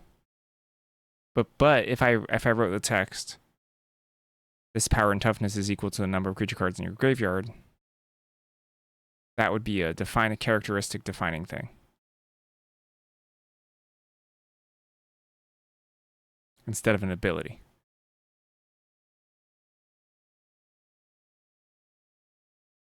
Cool. I'm in. Big fan. Oh, this also shouldn't cost 2. I don't know how much it should cost, to be honest. It's kind of just a big dork. 4 seems too cheap. Especially if you're going to be milding 10 off the get-go. Gets. Static. Okay. Neat. Okay, neat. Okay, neat. Okay, neat. This is kind of just a big chunker, which I'm kind of fine with.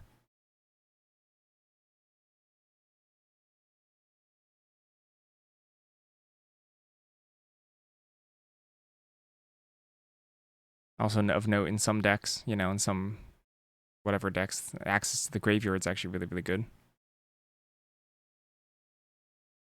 Oh, this should be a 1/1, shouldn't it?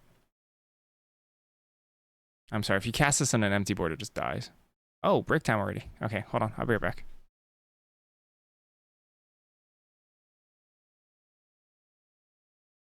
Wait, no, you can. It won't just immediately die.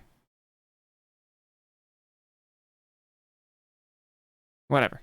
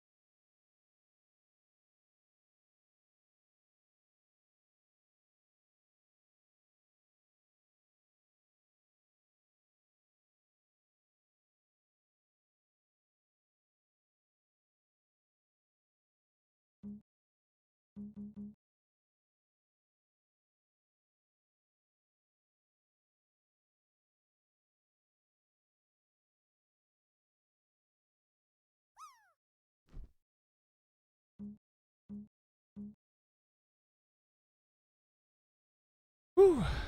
Yeah, I don't want it to be dead when the mill triggers on this stack. That'd be a disaster.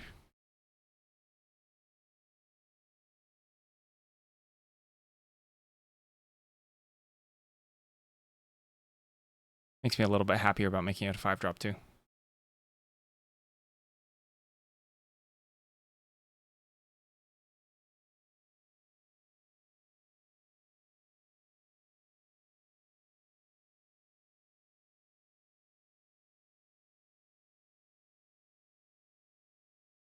Artifacts can go wide. Rule.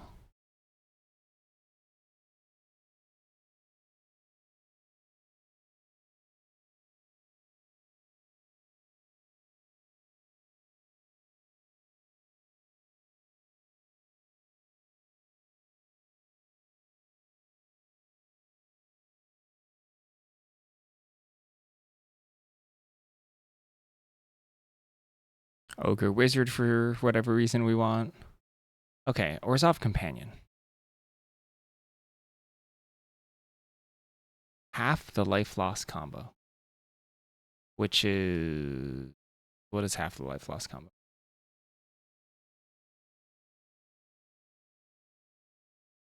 Not Bloodletter, right?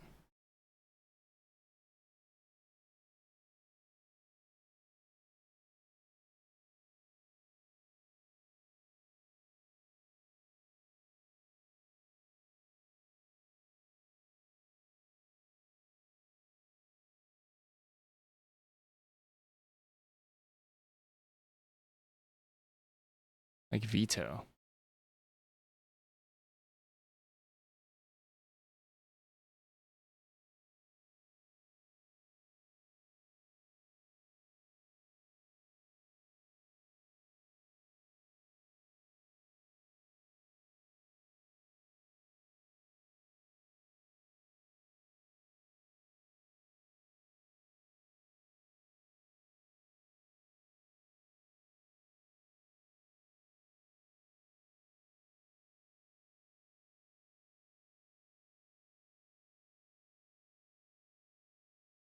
I think the Veto text is actually extraordinarily powerful in this set because of food. So probably going to nerf it a little.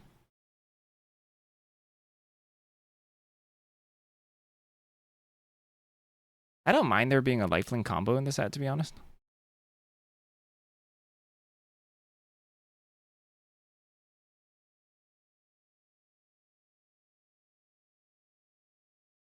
This is also because it has lifelink in itself. I kind of want this to, actually, I kind of want this to be more expensive.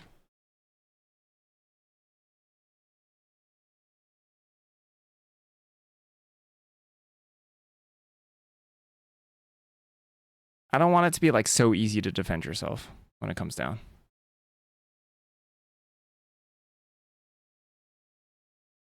Gosh, but it really gets dicey the bigger mana cost you get. This card's already like really good. Like main deck, right?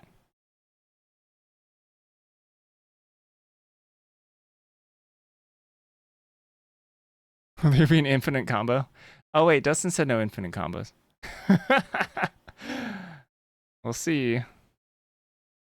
We'll see if it. We'll see if one ends up sneaking in there. Probably won't.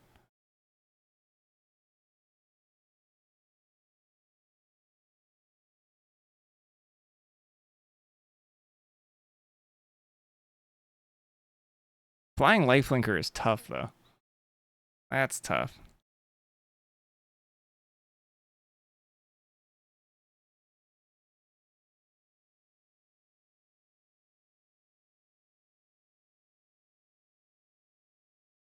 Does this need to be a 2/3? The effect is already extremely powerful. Whatever, we can always tune it.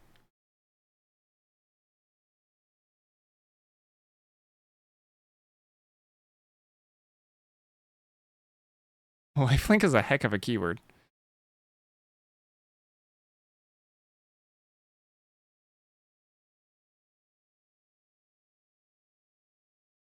If it's a 2/3, it really hits at the 3/3.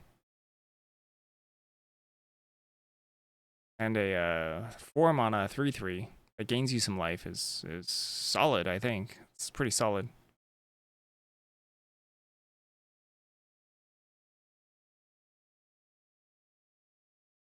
But I don't think it's like so strong that you're like, dang, I'm gonna like slam dunk this in my deck all the time as my companion. Necessarily. Because like starting at 13 is a huge cost. A huge cost. Okay, yeah, very interesting card. I'm in. You're probably always playing it right now? Okay, as the companion. It is very, very good. Oh, even if you don't know his companion. Okay, that's the level I want to be at. I think always play is fine. It's a rare. Not always companion. To be determined on the companion. I mean, sometimes your deck is just like too clunky to companion it. So, yeah. I think this actually works. Also like 13 bats. It's probably a bat. I don't know.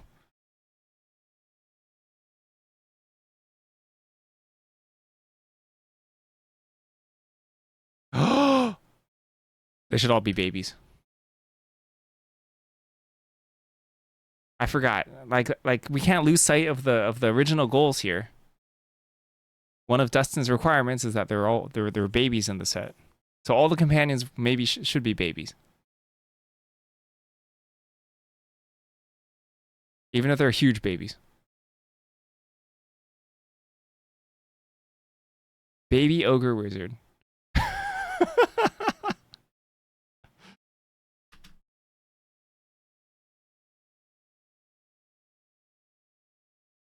All the foods could be babies, yeah, actually. All the foods could be babies. They're kind of babies, right?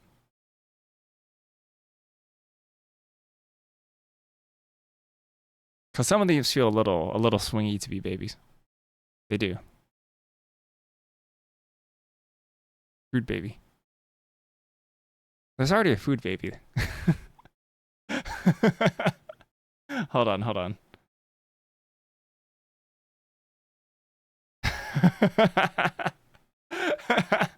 Actually, I think there's a lot of marketing potential here to make all the companions babies. I got a message from the higher ups just now. It'll do great for our sales, our marketing campaign to make all these babies.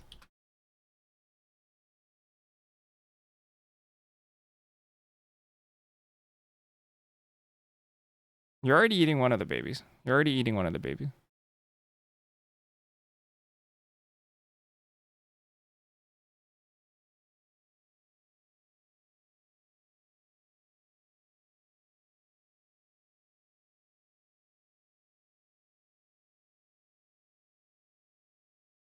Maybe it should be an otter. I don't know.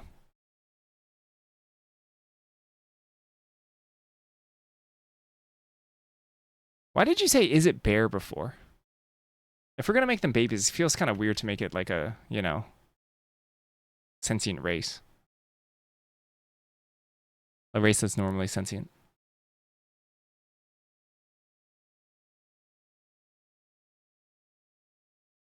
Bears love fish? Ah, but it's an elemental. We're doing elementals.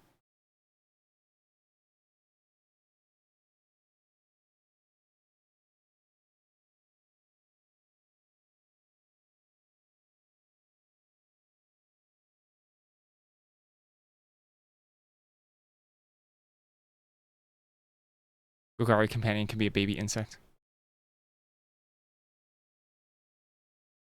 Yeah, it was fish at the time. Yeah, sad. I mean, this could be just an otter or whatever. I mean, everyone loves otters these days.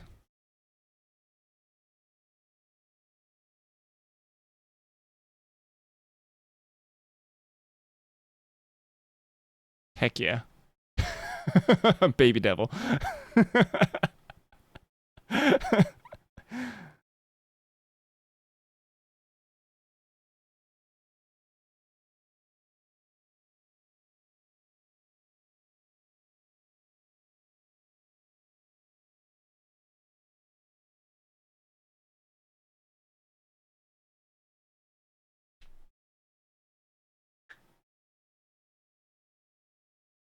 We should have something tutor babies, gods, or elders. Because those are the creature types that Dustin wanted in the set. Babies, gods, and elders. Real good old ages battle. That sounds like something that would be a white uncommon or something. Ooh. wait, that's so good? What if it could be like a rise, like a triple tutor from your graveyard too, maybe? Or is that too strong? Yeah, find all three. Yes.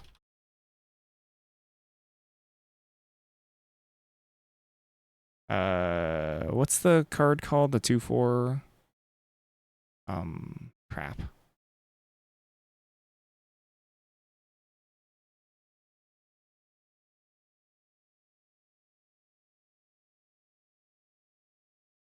Attack an elder tutor god. The cycle of life. I actually actually really like that. Family pod. Wait. Hold up. First of all, is found family a card?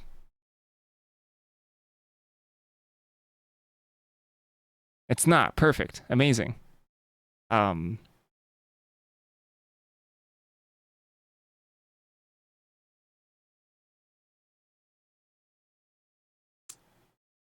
What card am I looking for? 2/4 Aether Drift. Reach. I just want the text for searching your hand or your or graveyard or your library. Muraganda. Fangbearer, yes. Wait.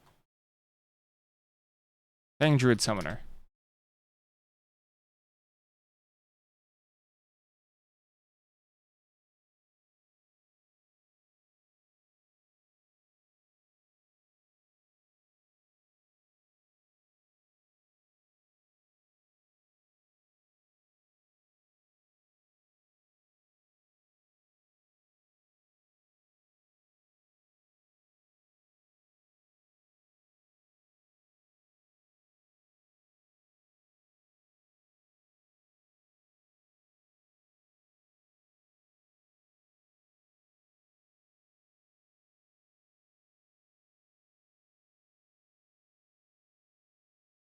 I don't think you need this if, right? Just do then shuffle.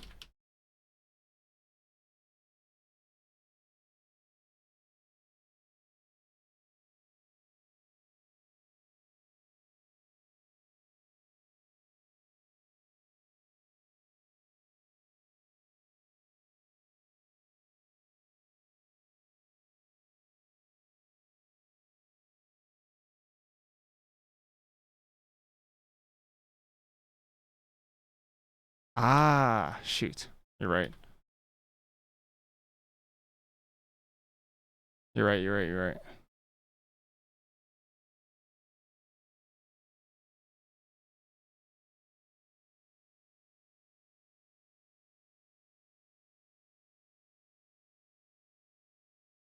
Search your library and or graveyard for a baby card, an elder card, and a god card. Baby elder god. there should be a baby elder god.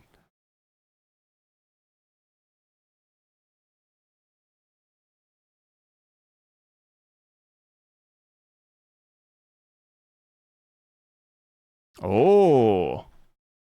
I want a Kenrith type baby elder god. What's the cost on this? 3? Is that this is really cheap, right? Yeah, Changeling is a baby elder god. We should make a Changeling. I don't mind a Changeling. This is it, right? This is just it.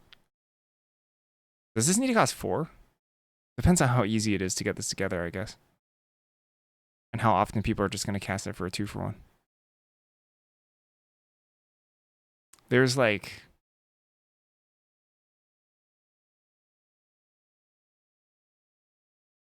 I like the... We'll leave it at... It doesn't require all 3 now. You can do 2.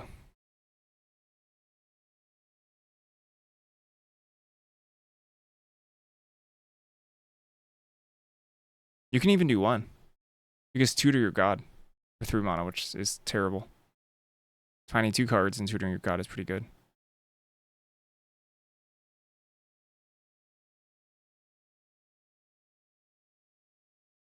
I mean, I think it should be powerful, right? It should be pretty powerful.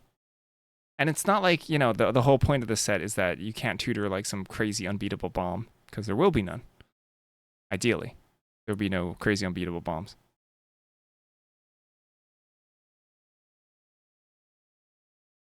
But like all you gotta do is stick Food Baby in your deck and then you have a baby.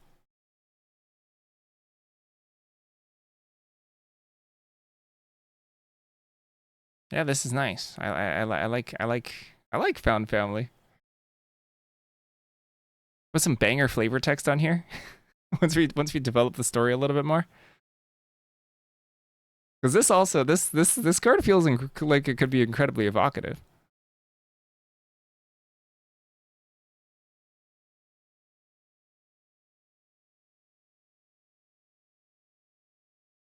I like it.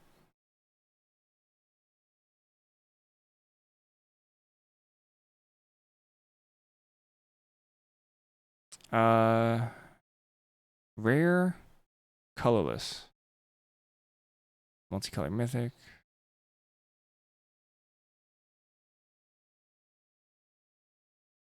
Rare, colorless, colorless, rare. Or it could be a mythic too.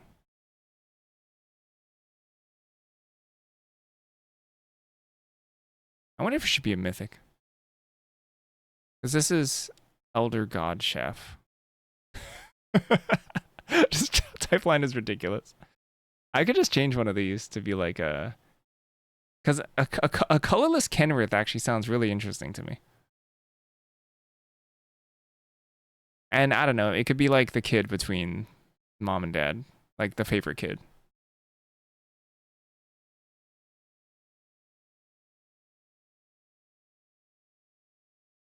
Like their favorite blah blah blah kid. And then it could have like the full Kenrith suite of stuff.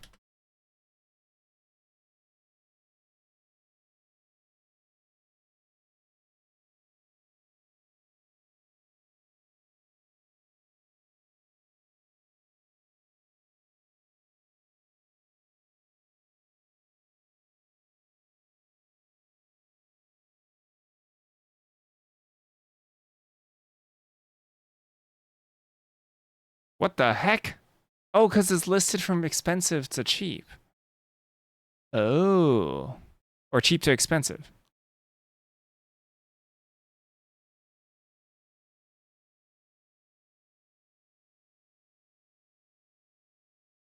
Could have 5 colorless AAs. Sorry, what is an AA?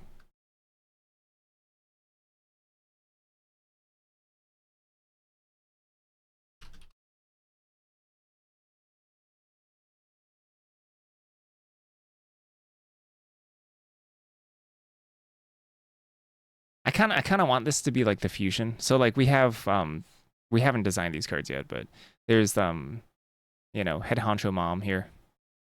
That's colorless. Head honcho dad is 5 color.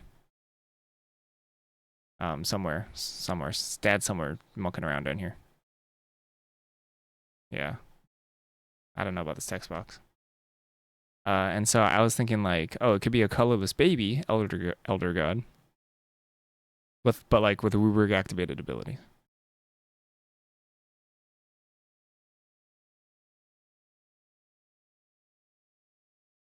You know, for like a little fusion between the two.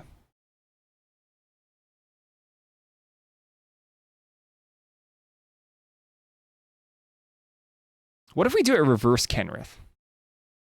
Yo, what about a reverse Kenrith? Just for fun, just for fun. So it's like black, 1 blue. This is the same.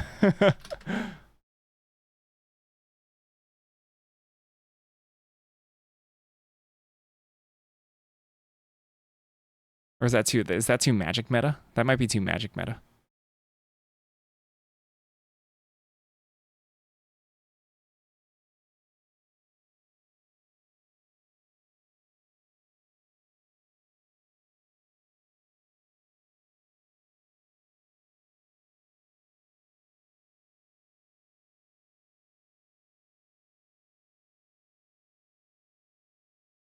Each opponent loves. It's just reading chat. I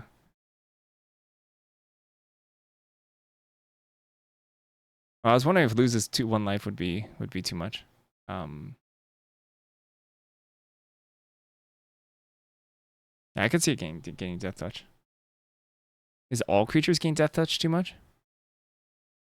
I mean, Kenrith gives trample and haste.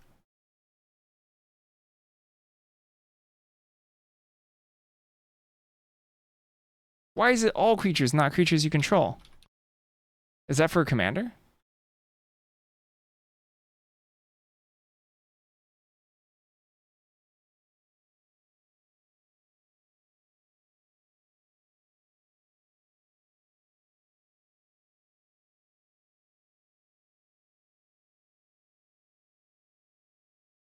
Yeah, pillow for a group hug. Okay.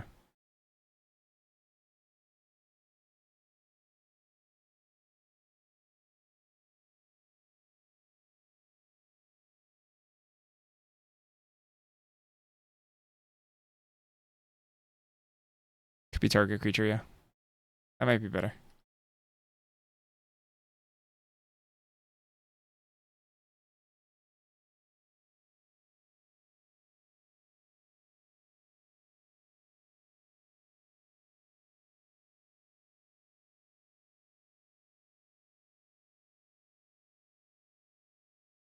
Under its owner's control.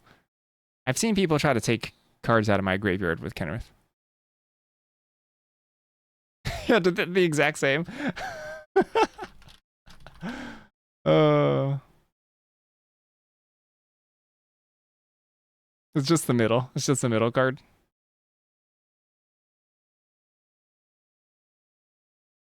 Could be counters. Could be counters too. Actually, counters could be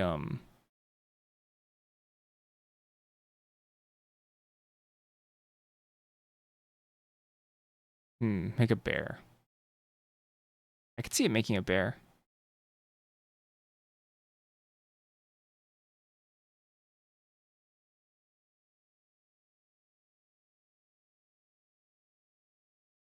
Oh.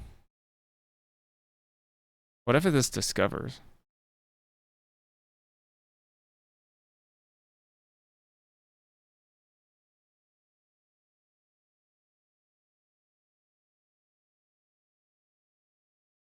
On a mythic, I'm okay discovering. Also, Troy said that he wanted a discover card.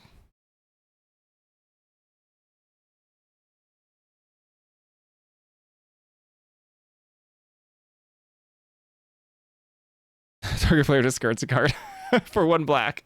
Let's go.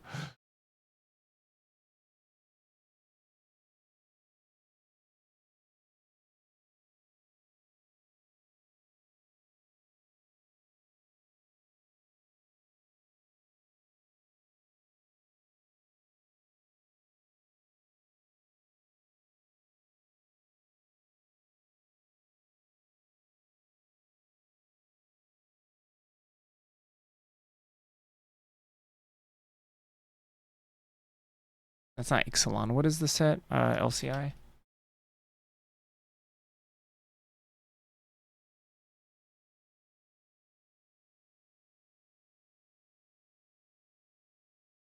Discover? That says period on it?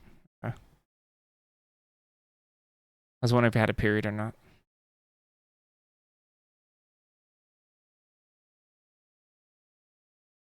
You have a period? You do. Okay.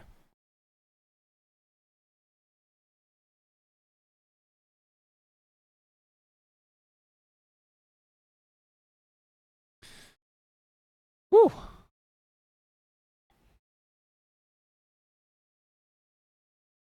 The Kenrith is a 5/5, but this is also colorless.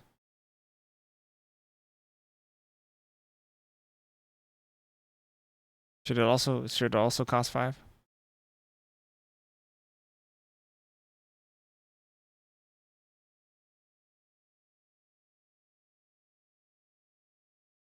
Should also be a 5/5 for 5? Are the abilities too strong to give to a 4-drop?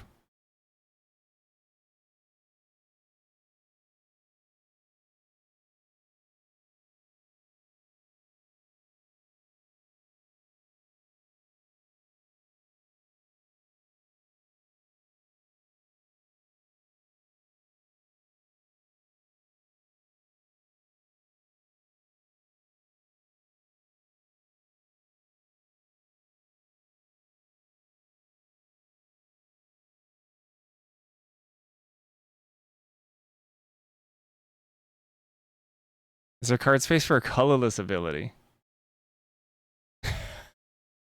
Maybe we'll have a colorless ability on the God Mom.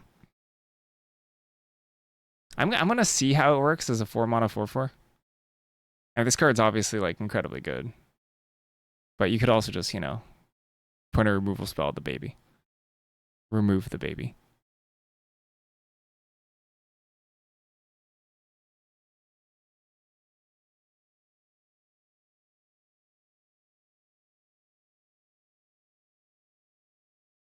Kill the baby, yeah.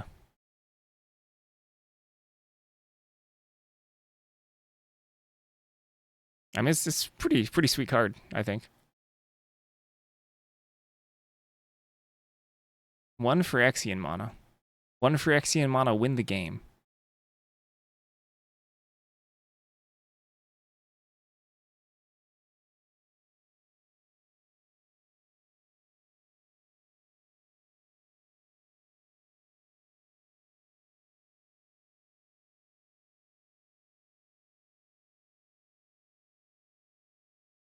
I think it does have to be weaker because it's colorless as opposed to Kenrith having requiring a color, but it's probably not that big a difference.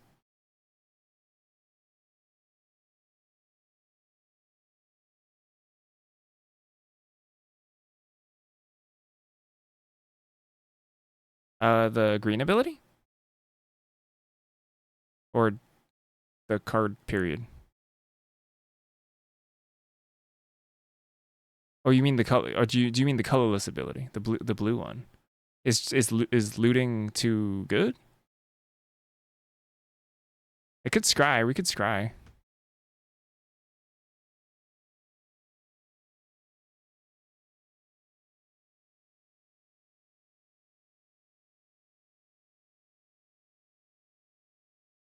Does two mono to loot feel too strong?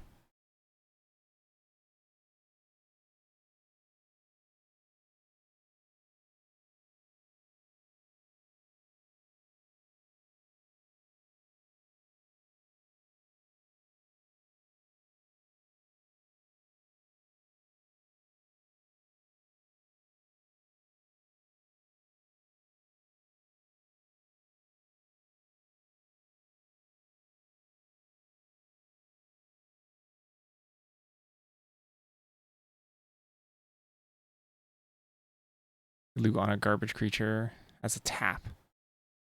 That's true, yeah.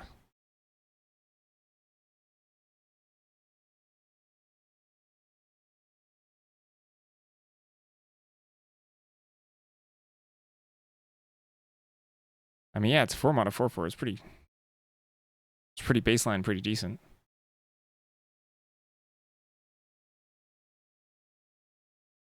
There's zero thoughts for EDH with this set. EDH doesn't exist. This is a draft card.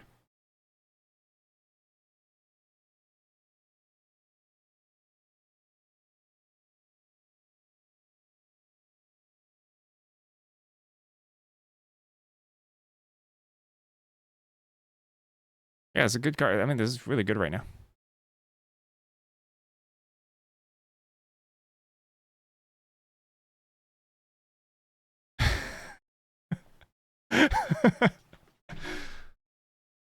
Maybe that card is too good. I don't know. We'll see. Everything's broken. Everything's gonna be broken. That card can tutor a land, you know. Found Family can just tutor up lands. No big deal. Gee, that's strong.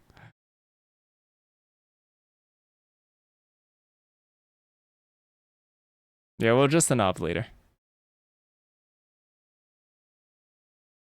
Maybe it's supposed to be a 4 mana card. Who knows?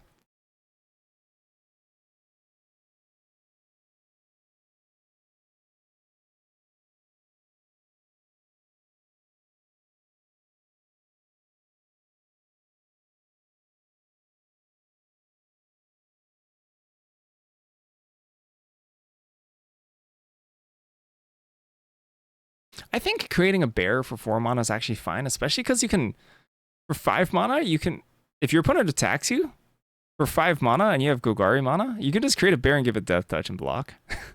isn't that a little nuts? That's pretty good, right?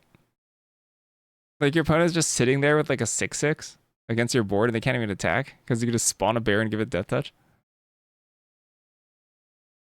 Hi, Moomin. Hi.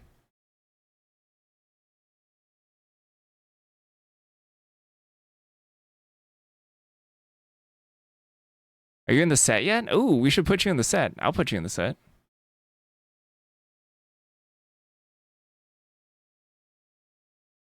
This might reduce.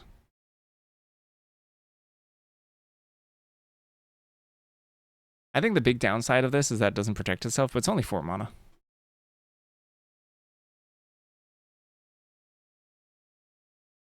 There's no shark in the set yet.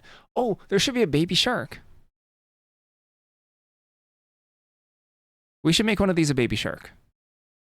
Is it maybe the it's a shark instead? Or Dimir, baby shark? Sorry.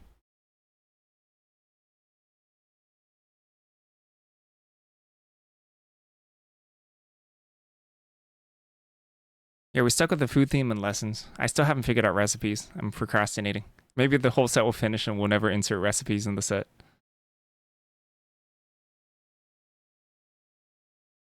We've actually, the set's gonna be 300 cards big, I've decided.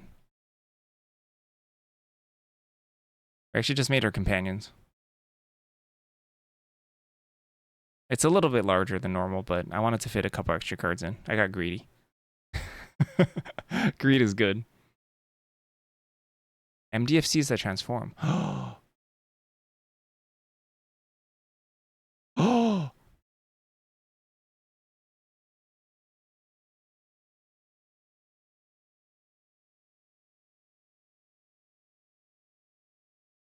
Yeah, we can just template them like MDFCs. Or yeah. And then they can transform when you get a bunch of stuff together. Like Flip Jace. Ooh, yeah, like the Flip Walkers. Yeah, like the Flip Walkers.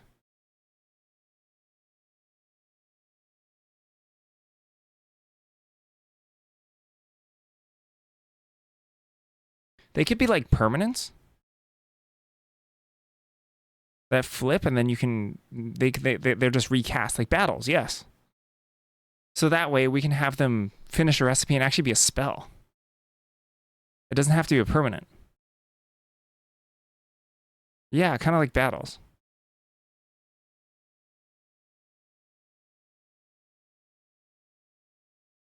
Spicy.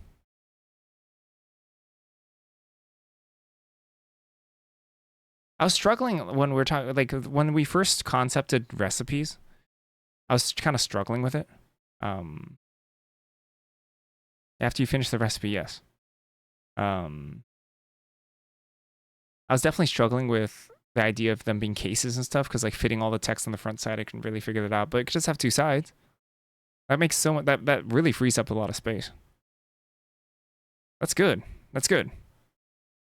Yeah, we can make some recipes.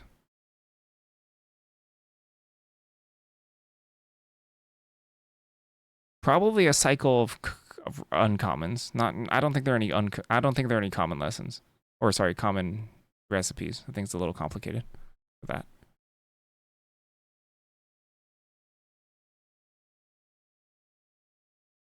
Okay, let me take a quick break first, and then we'll map out how many recipes we actually want. Maybe 10 total. 5 uncommon, 5 rare. I could see that. Okay, I'll be right back. Here be.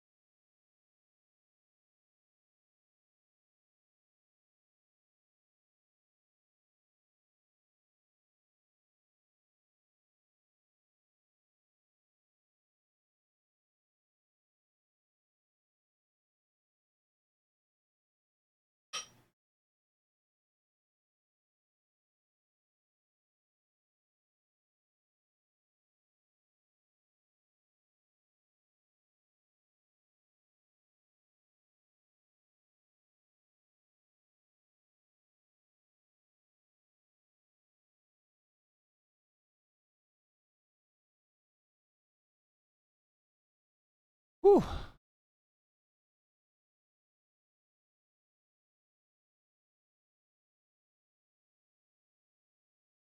You cast a meal for free? Yes. Okay. Okay.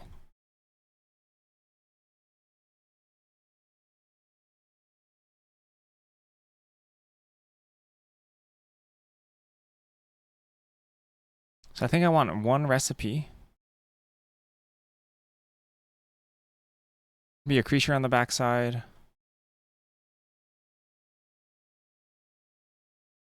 Be anything on the backside, really.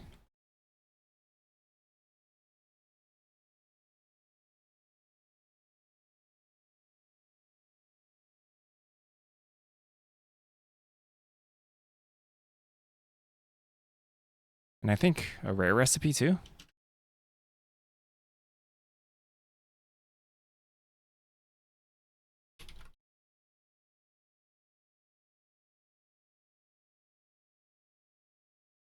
Does the backside need to have a food type? If they're creatures, yeah, I guess they would.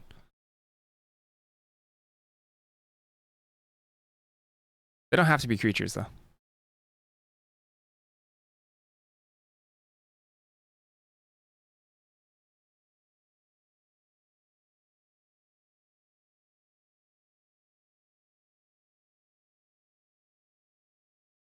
Instant food. Oh wow. So let's take a look at some battles. This battle has that recast text, right?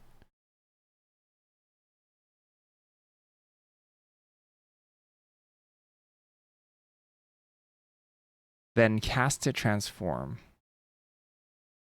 Recipe for disaster?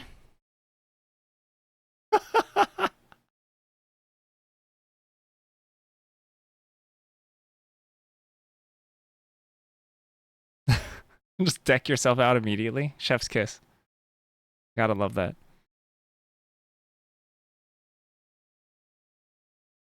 How should it be templated? Should it be like or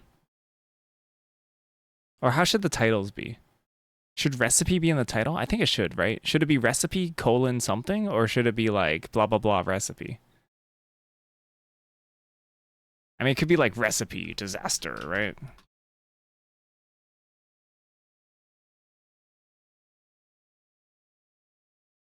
These need to be MDFCs too.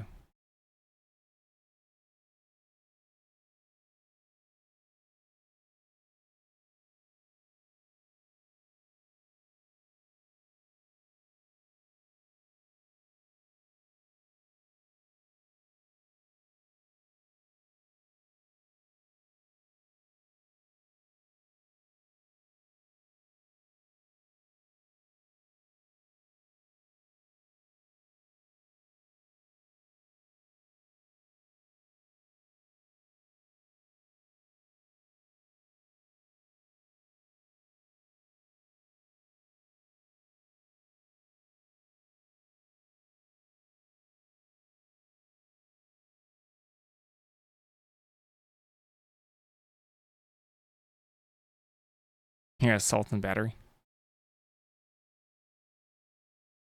Tears for fears. Okay, hold on.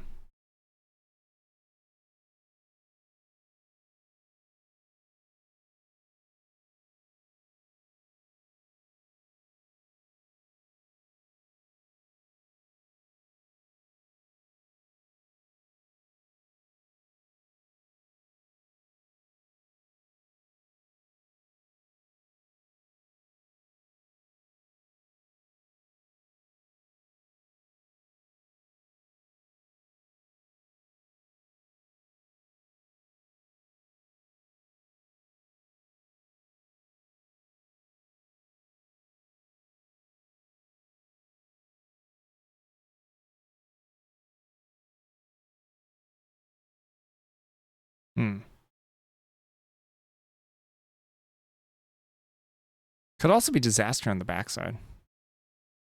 This one should be a sweeper. Disaster should be a sweeper.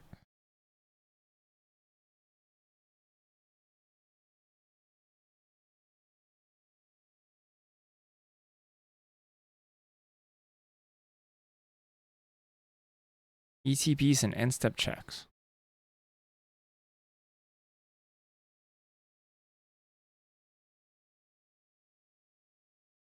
I don't know. Something.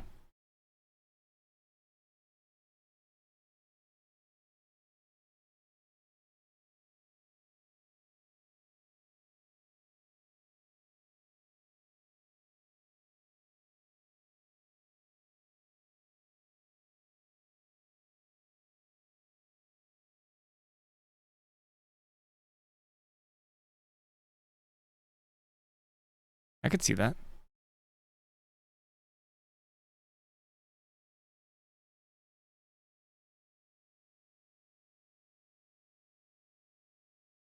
Oh yeah, like doors, yeah.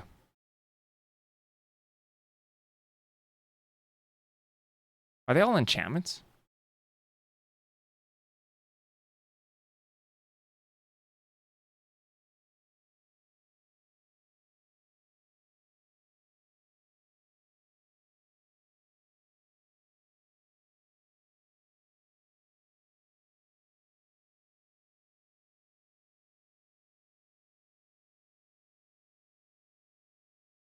Yeah, enchantment for recipes.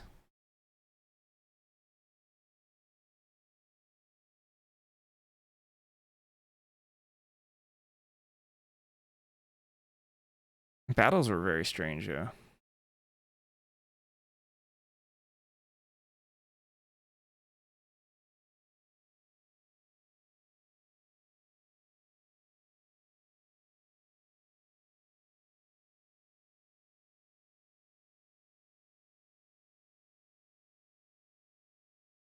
Sokka's doors all enchantments, yeah.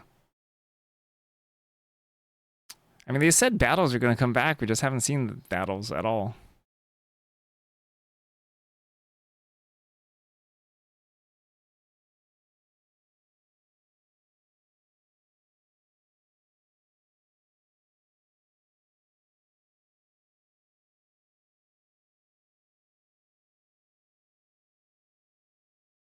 Gosh, do you know what I really want for this?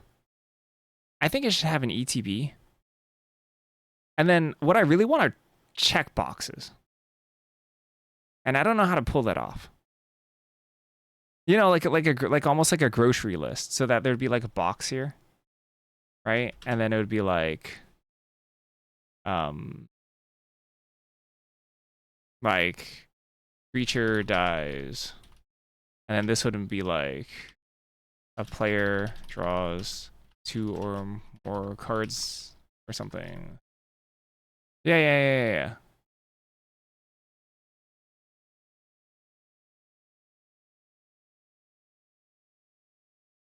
Or you can fulfill them in any order, maybe.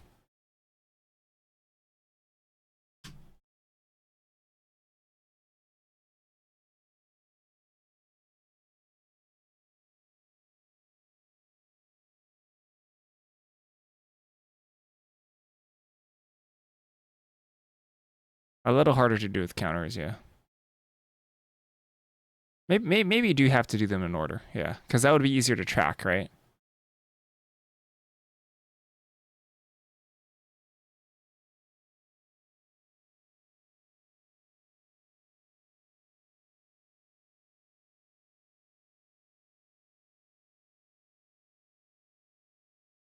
That recipes are done in order. You're right. That's not even a kappa. Demonic enchantment. Oh,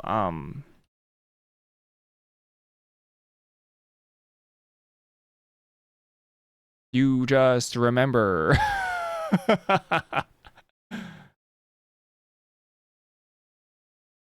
You just remember them.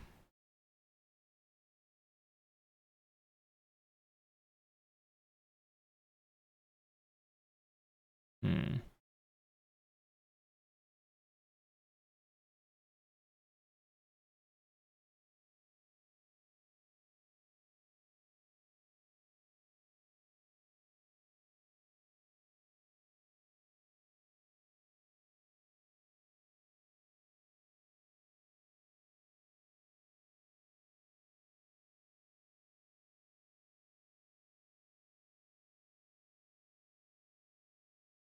It could be.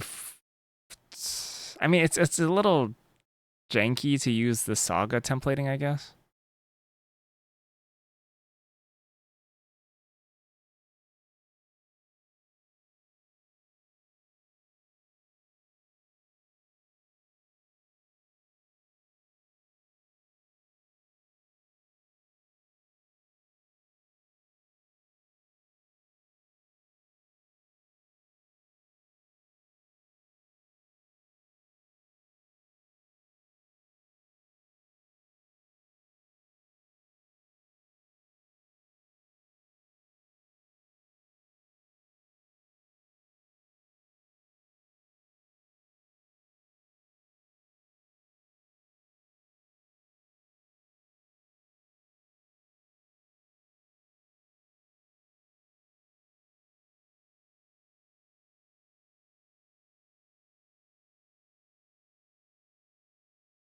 What in the world is going on here?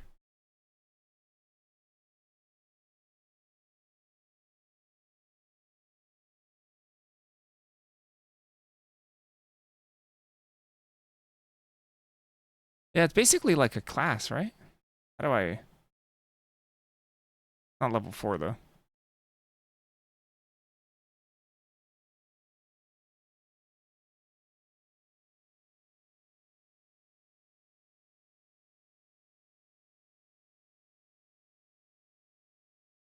Weird. Totally is like a class, yeah. You go one at a time, but instead of this, it's a something like that, right? It's not a monocost. Can I rename this though? Can't. But the setup would be like this, right?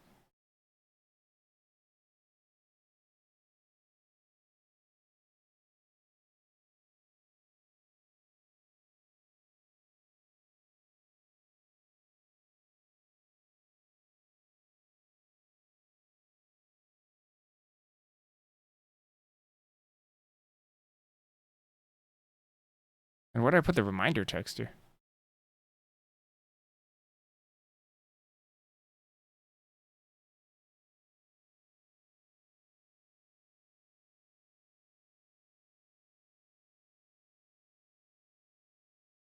Okay, how do I use this frame? How do I use this frame?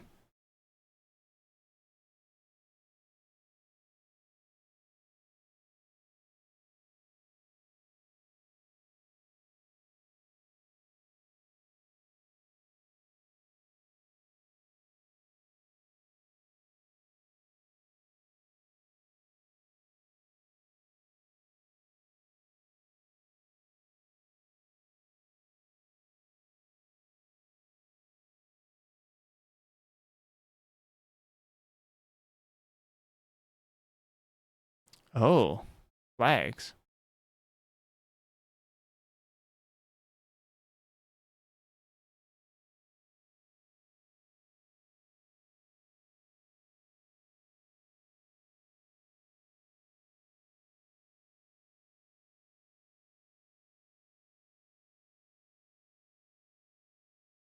Yeah, these are what I wanted. Oh wait, crap.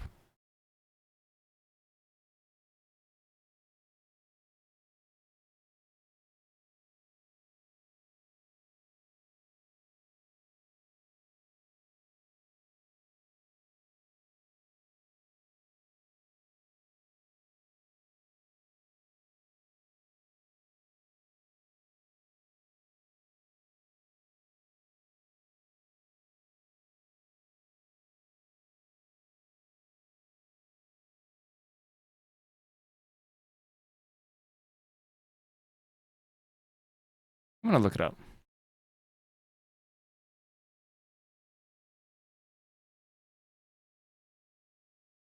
Actually, hold on. Before I look it up, let's just do some knockout here of these babies.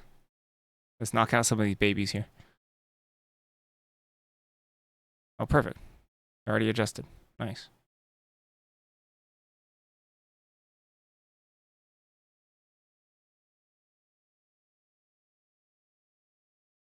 Nice.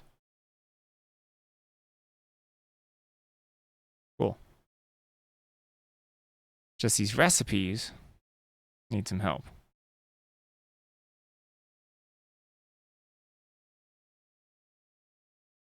Let me just Google it real quick.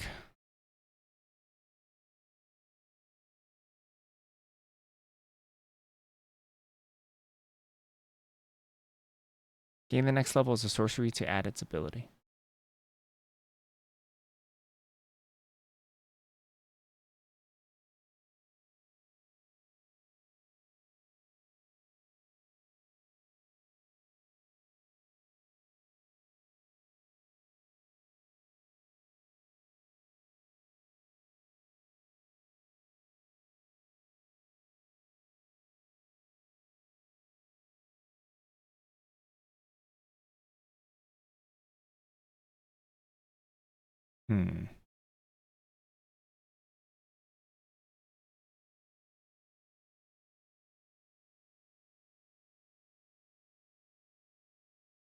Dividers. Both faces. Pop out images. Class. Normal. Stripes.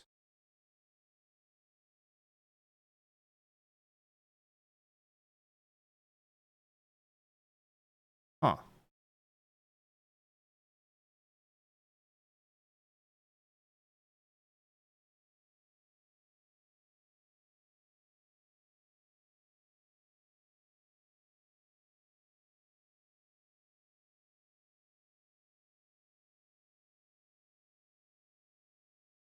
Bake a cake and make frosting. You eat frosting extra while the cake bakes.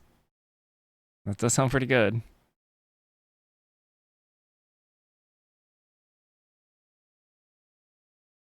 I mean, I can always look this up later. We can come back to these recipes, but it's kind of good to just know about them. We don't have to do this right now.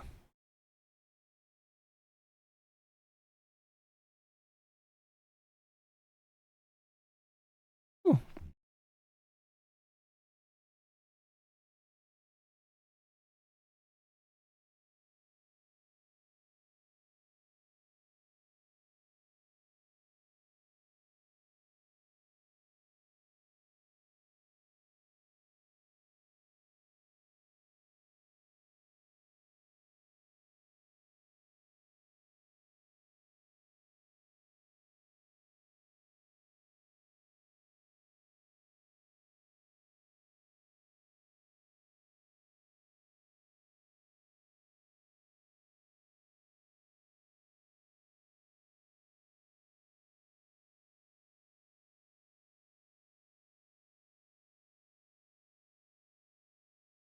This is not an existing plane. I don't know what the name of the plane is.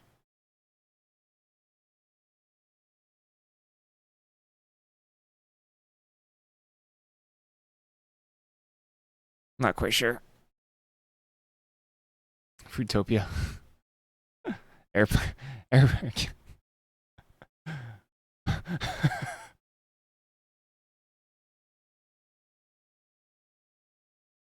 Naruto is food.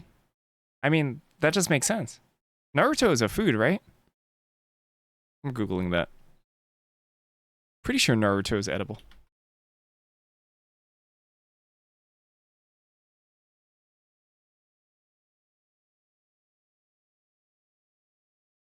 Yeah, Naruto's it's the everything is edible once. It's the fish cake that you put in ramen. That's not what I called it growing up though. We called it kamaboko. Huh. What is kamaboko then?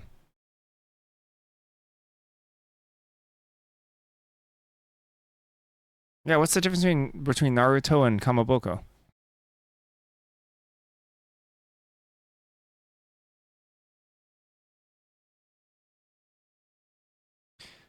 So kamaboko usually comes in semicircular arch shape.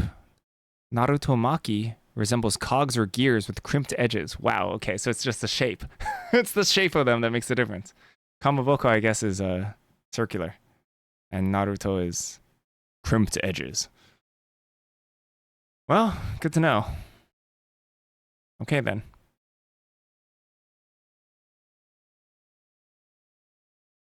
I had no idea. Are you in love with the shape of fish cakes? Which one? Narutomaki or Kamaboko? You must choose a side.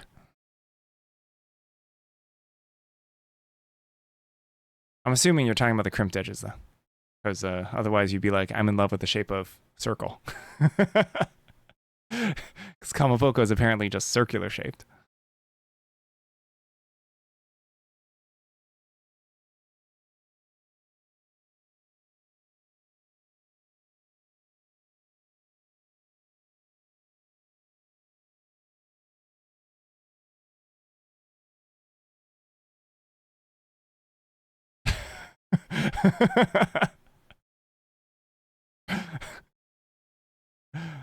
You know, Ed Sheeran, just a huge lover of geometry.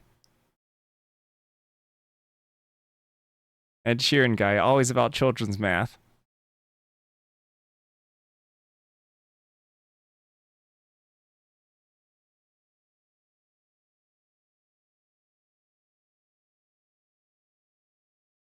Is Naruto Shippuden a pun title? I don't know what Shippuden means.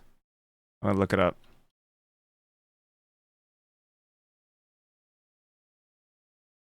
No. It's like Hurricane Chronicles. It means nothing. It's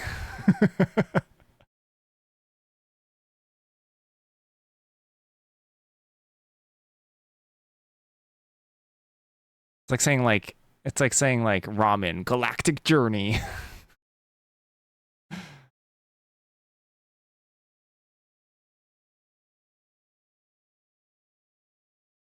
Oh, what does that mean? What does Shippuden mean?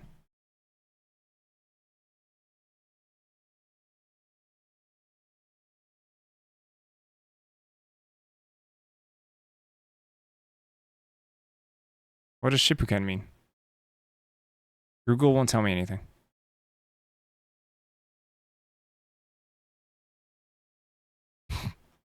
Okay, that one made me laugh.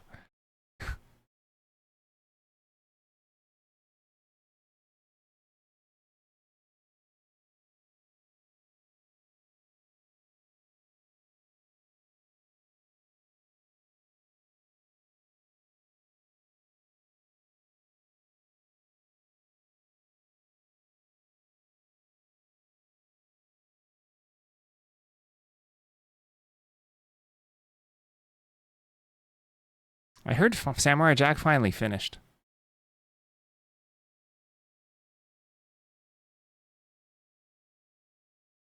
I never watched the last season because it came out like 10 years after or something.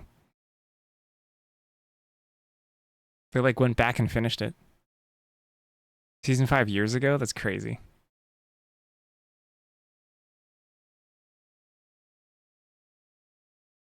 Is it wildly different? Huh. Never watched it.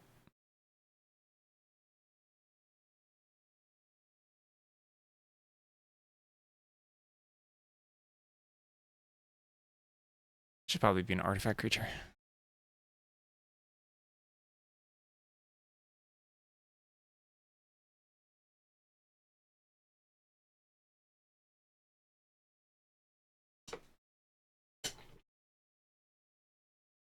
It's just baby construct. Don't think about it too hard.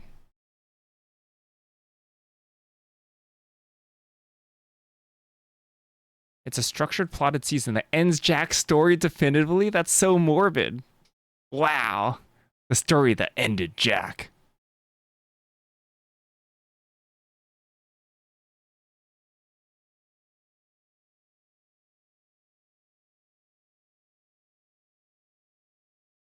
Any of these want to be food? Maybe this one can be food.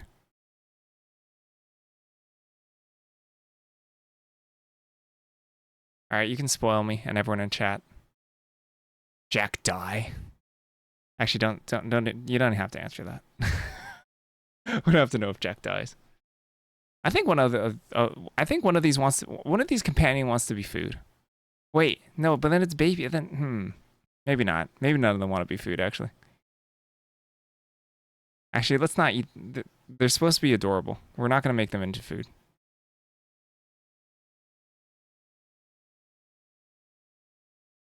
Dustin, I've decided we're not gonna eat the companions.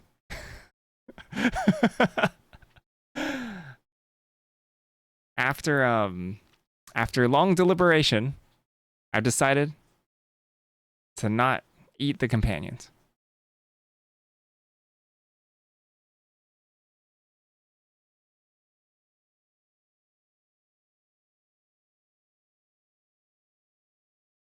They could be food companions. No, they're gonna be babies. They're gonna be babies. Every companion's gonna be a baby. Baby something. Do you know why? The marketing team told me that's how you merchandise. We even have Baby Devil.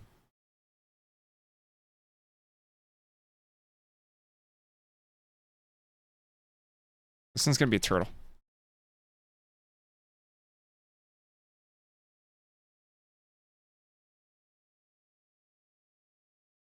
Will this set include a Squadron Hawk 7 Doors type card? I love those cards, so I think we should. Yeah. I think so.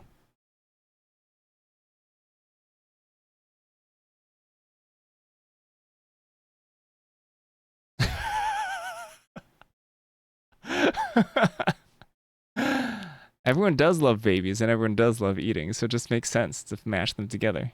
It just makes sense.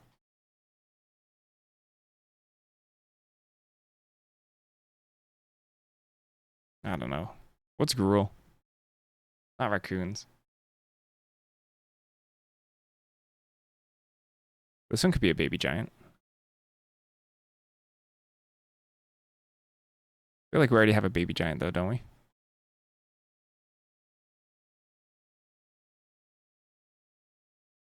No, it's a human giant. Oh, what about a baby zombie? We have room for a baby zombie? Not really. It would have to be this one. Is Shark better in another color? Simic? No.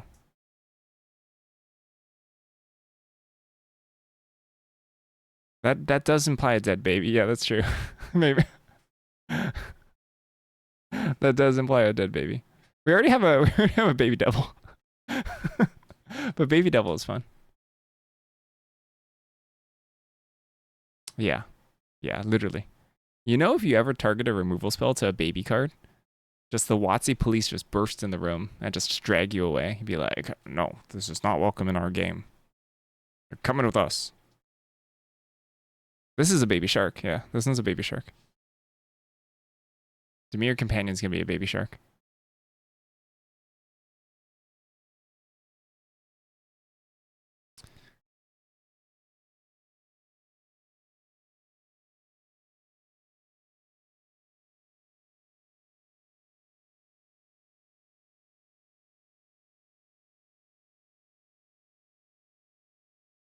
Let's be real. None of these are gonna have room for flavor text.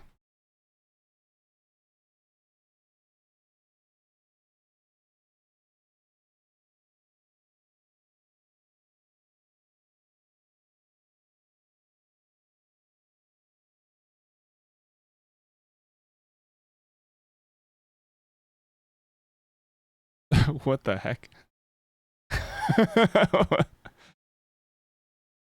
You can't even. I don't think you can manually change the font. Oh, Troy's mad at you. Why is Troy mad at you? Tell me your woes. And for a fee, I'll side with you in your argument. Time travel storm? What a sick text box.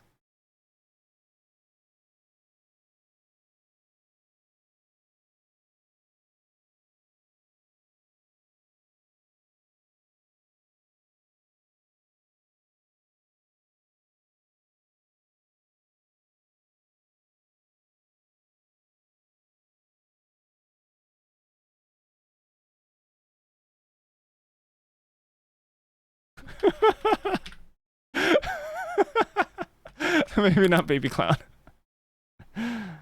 Okay, so baby turtle, baby.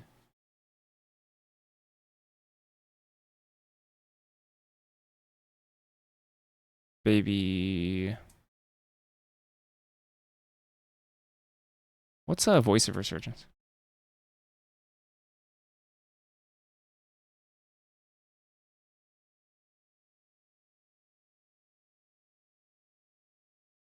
Oh, an elemental. Because he doesn't do his foot exercises, I told him I'm not going to sign on to taking care of him post surgery if he doesn't do what the doctor and physical therapist want him to do, which is now why he'll. And why? But why is he? Why? So why is he mad at you?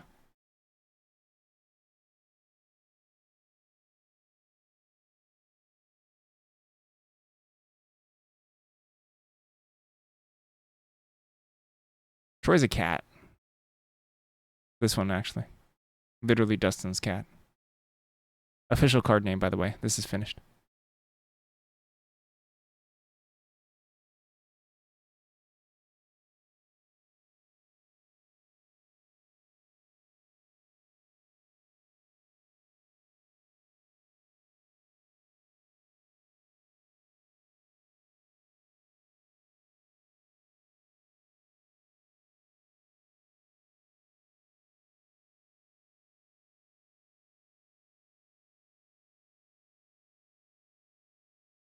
Sounds like you should listen to Shimmer.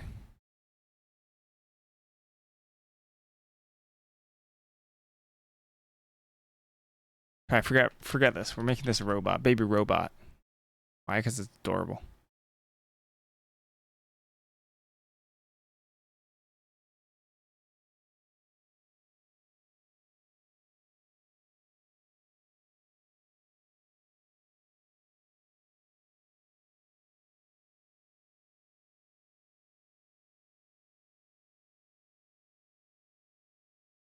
Baby elk.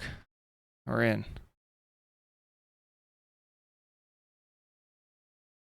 So for me, he's not doing them now pre-surgery, so I don't want to sign on to taking care of him post-recovering and trusting that he'll do them even though he doesn't bow? Or doesn't he now? Ah.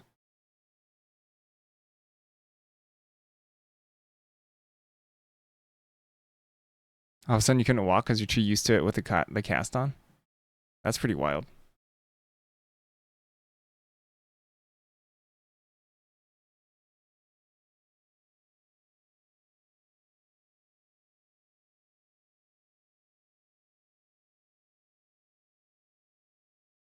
Be a baby bird. It's flying though.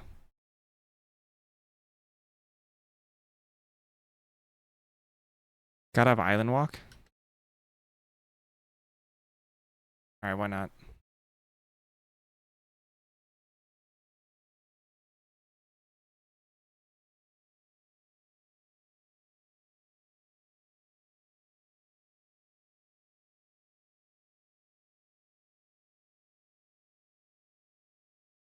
You're right. You're right, Moomin.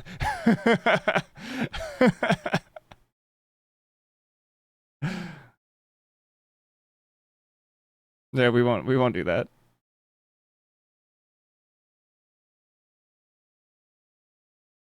Uh-oh. Dustin and Troy hurtling towards disaster. Some might say it's a recipe for disaster. Advance to level 2. Transform this card.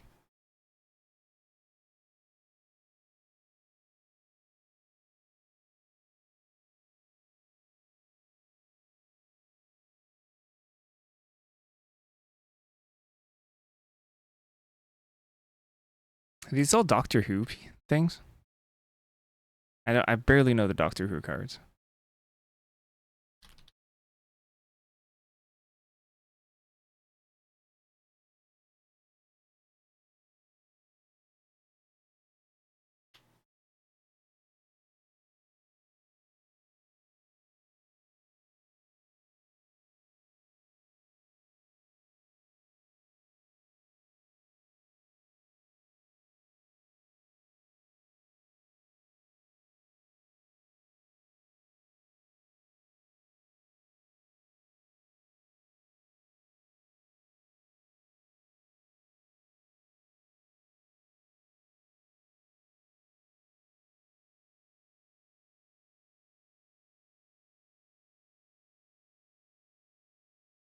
Really? Wasn't this card like bazillion dollars at some point?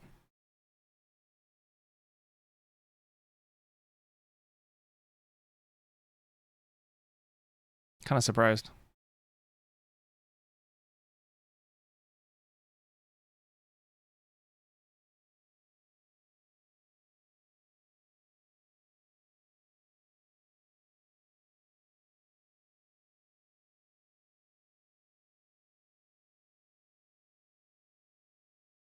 Got Birthing Pod banned? Seems pretty dang good.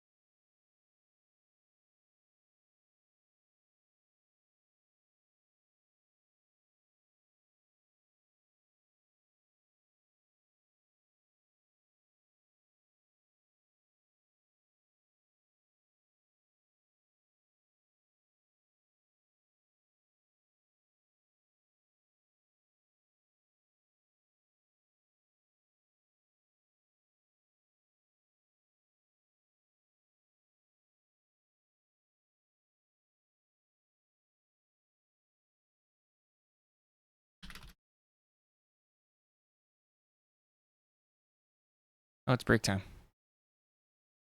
Figure this out. Be right back.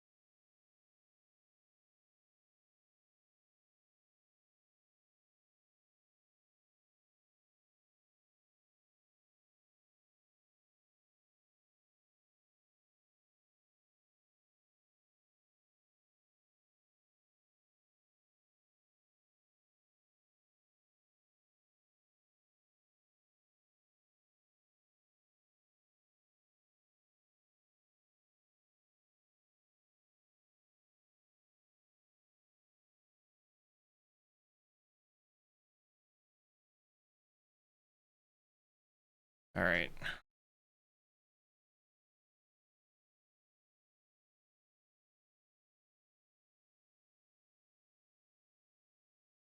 Let's just haste your entire board.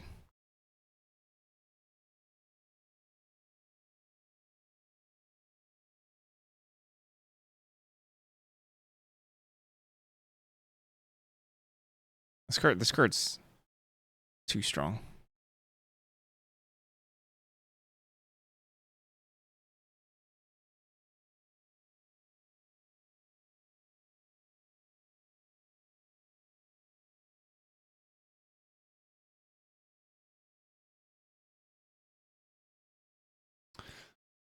Hmm.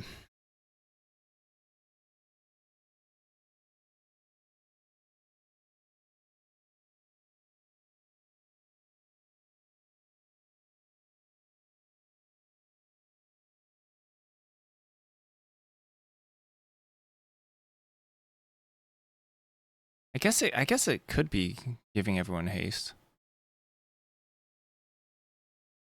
It also gives itself haste.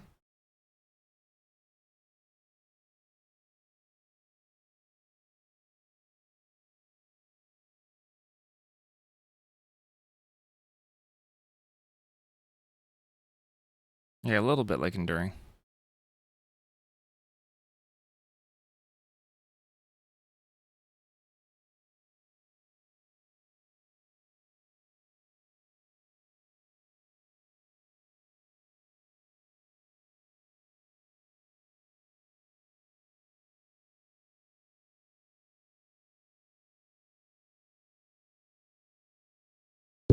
Oops, sorry. Maybe we want Boros to impulse draw. I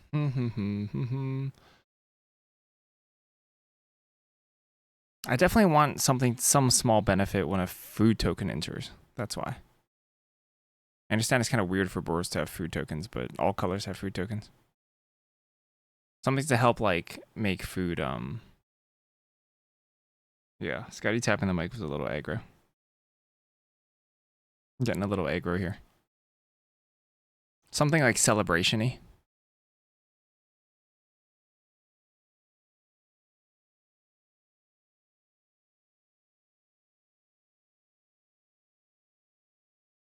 And can we possibly design it so it's a 2-drop?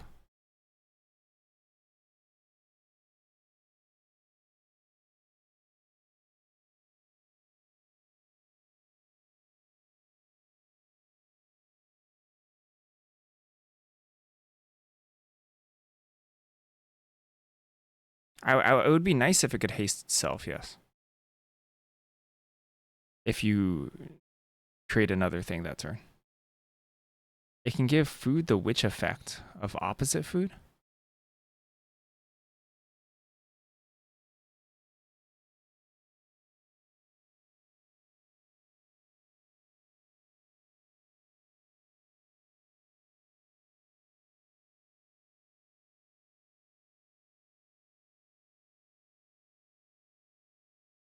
It can give ball lightning haste. Yes. Yes, it can.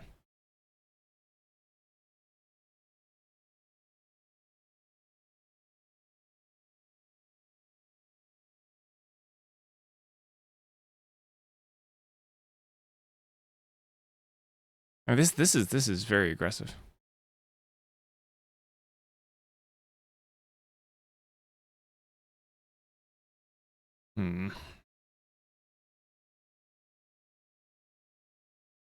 Maybe I should get rid of haste.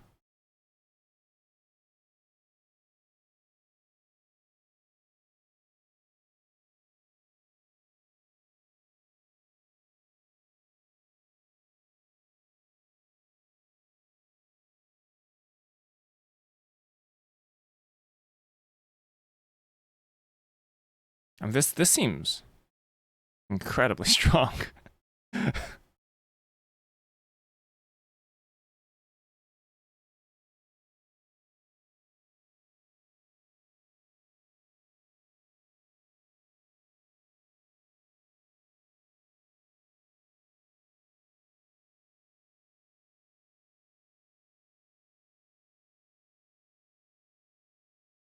It can ping instead, target creature. I think giving its haste, not giving other things haste, and making it into 1/2 might be okay. And pinging is an option too. I think pinging might be stronger than than pumping a creature though. I think maybe. I don't know, it's close.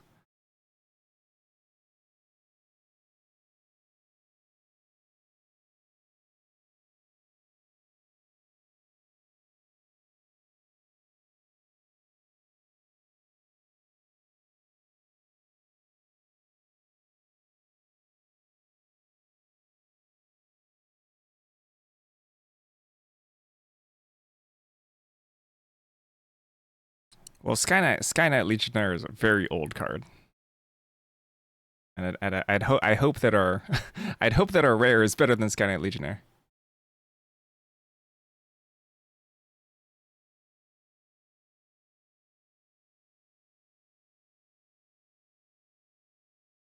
Oh, very, very old. Yeah.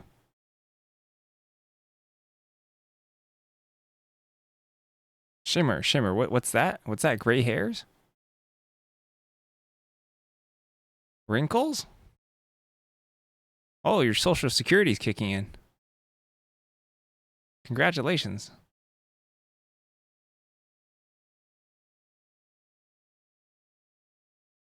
No hairs? Receding hairline?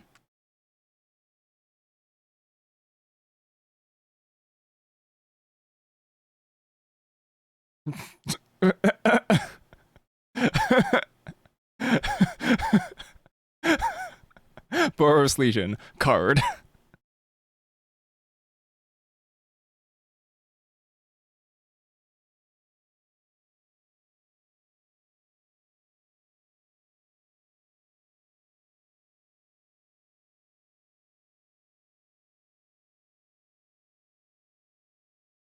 All right.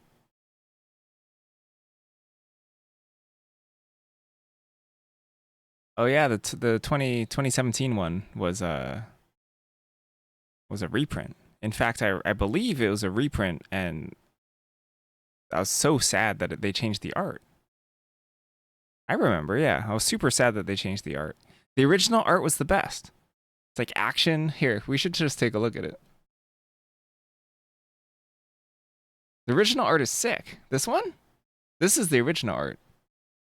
It looks like it's going fast. And then they like changed it.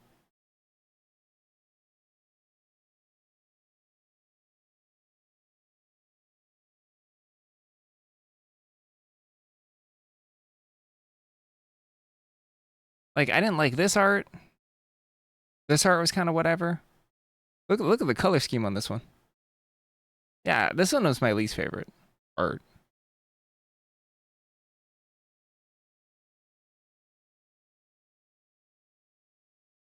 But these ones, all these ones are cool.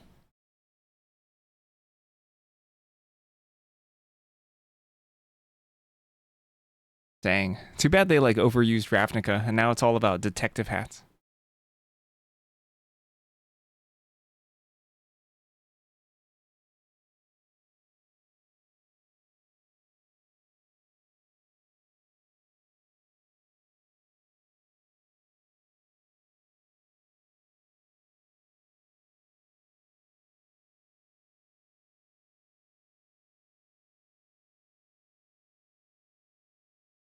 Skynet Legionnaire except it investigates now. Human Night Detective. Yeah. Easy.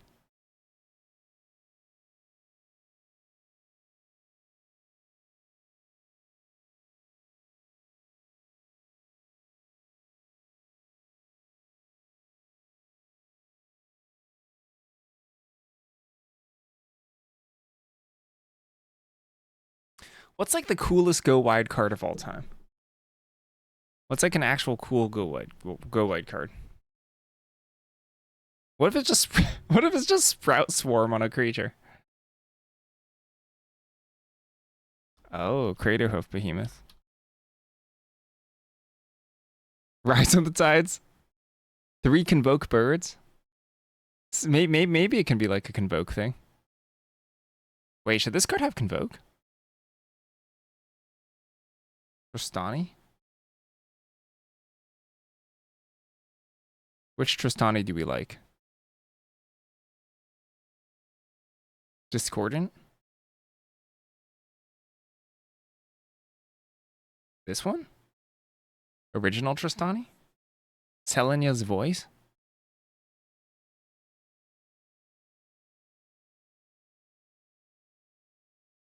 Shared Animosity? Naya Guy. Naya Guy. Naya Guy. I don't know. That's the Naya Guy theme song. Everyone knows it.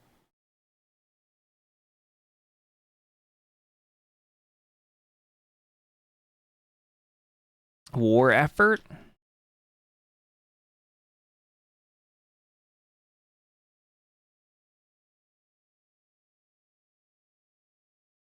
Insurrection.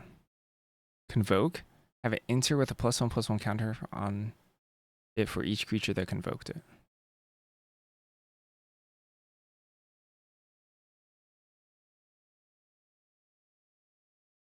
You go wider. Creatures you control get +1/+1. Oh my gosh, that's crazy. Woo! Convoke Insurrection seems bonkers. That's pretty good.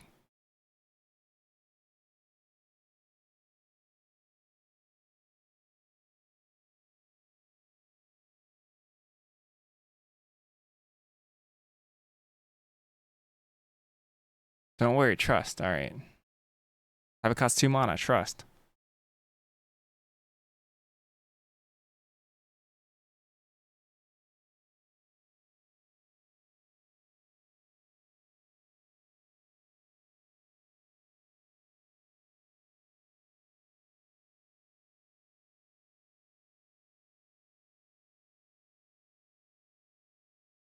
Opposition was a go wide card, yeah.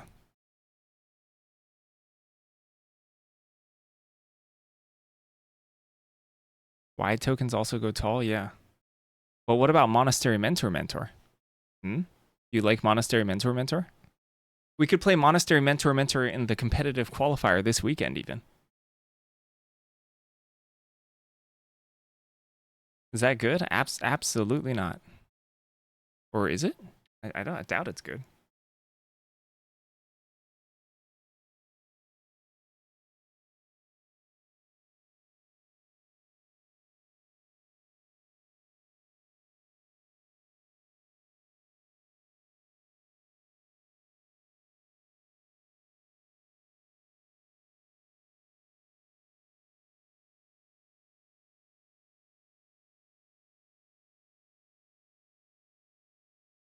Wax Wayne Witness.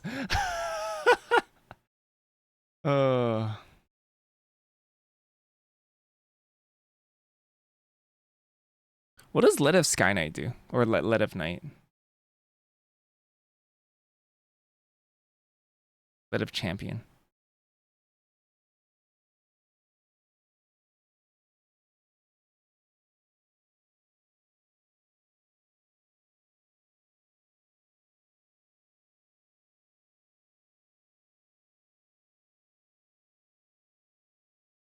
Like the blue-green legend from Ixalan. Kukumena?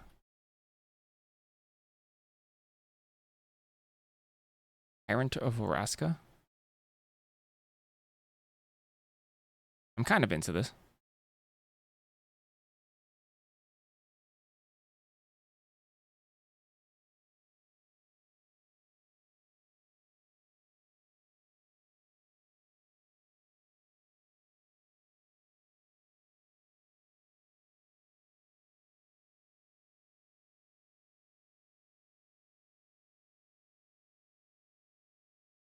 What if it creates like a 1/1? Is that busted?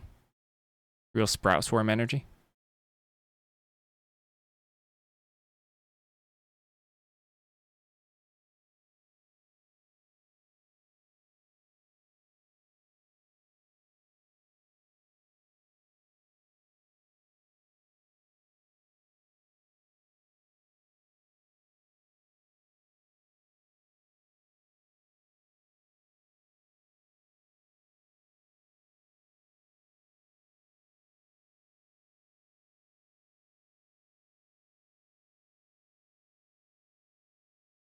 What doesn't?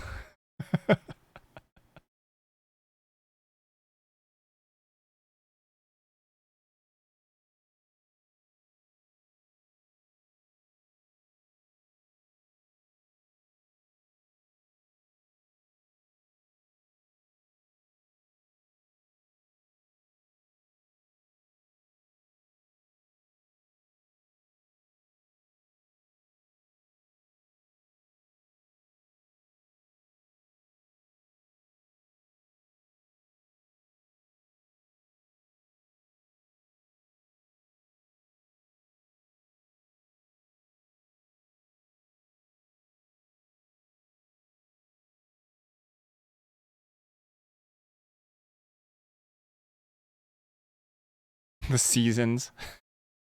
All right.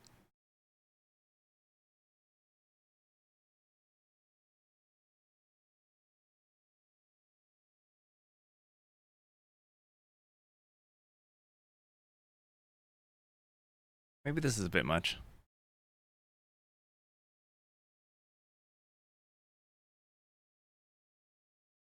Maybe I should just have like abilities.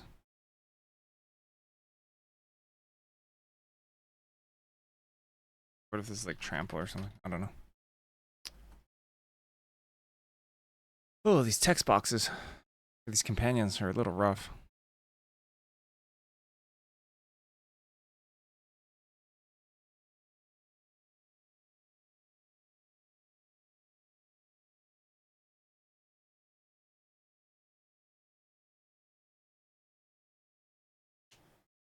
Oh, you're saying my 2 mana 8/8 is OP? I don't believe you. Full Yu-Gi-Oh! Okay, what does full Yu-Gi-Oh! Mean?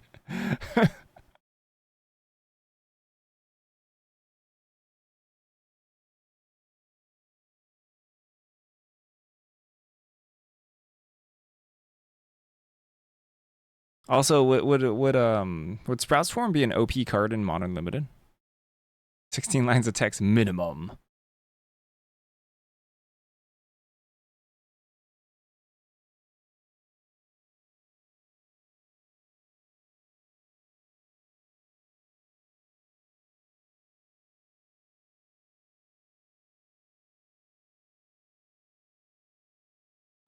Would it be OP in like a Modern Limited set though? Like if it was printed in Tarkir Dragonstorm, would this card be like good?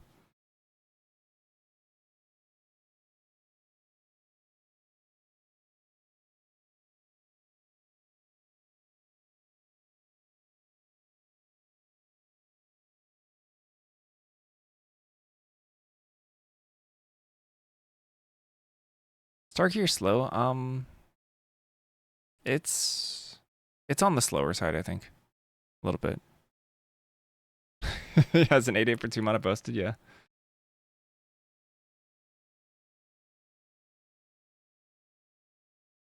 Or if it's like a what if it's like a 6 mana 5/7, 5/6 or something.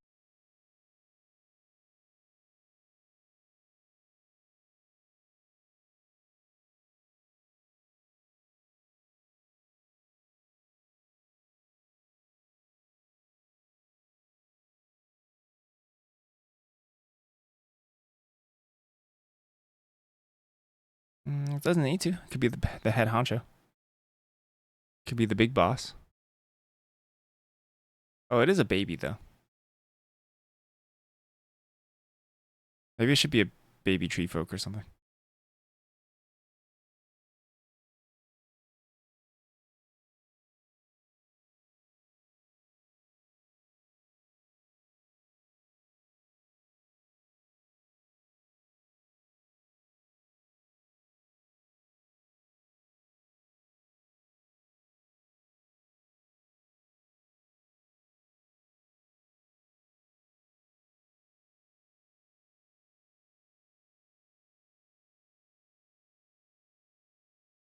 I mean, this is like the ability is stronger than Sprout's form.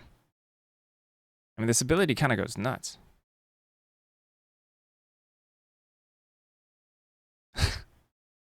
That would be pretty strong.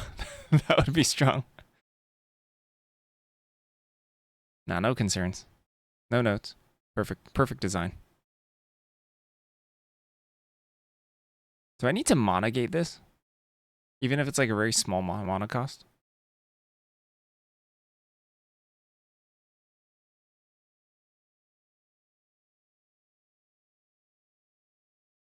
That like ruin it?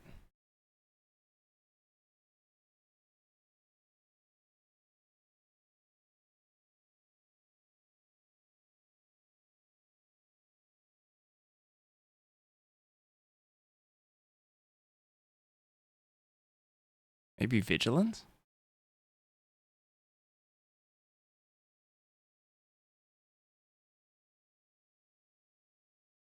Maybe like a 4/7. Now, this is pretty dang strong.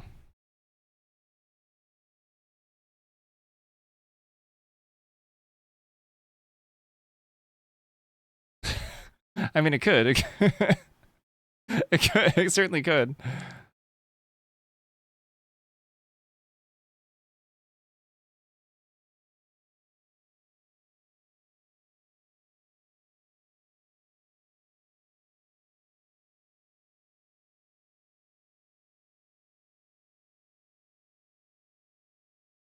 What's up, Hen?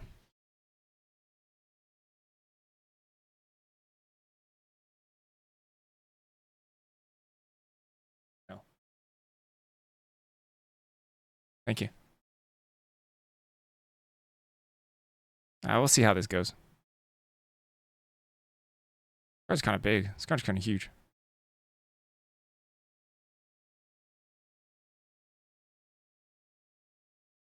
So we got the Boros one.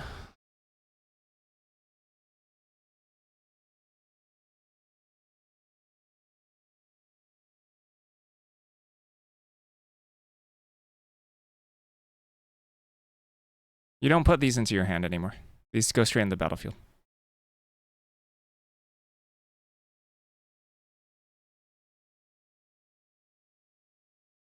This card seems really strong to me. Like, Sprout Swarm is busted magic card. Maybe we don't have to mana gate it.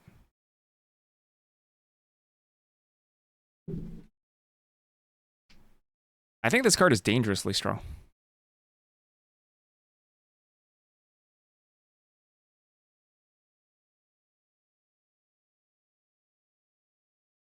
I'm kind of worried that it's too good right now.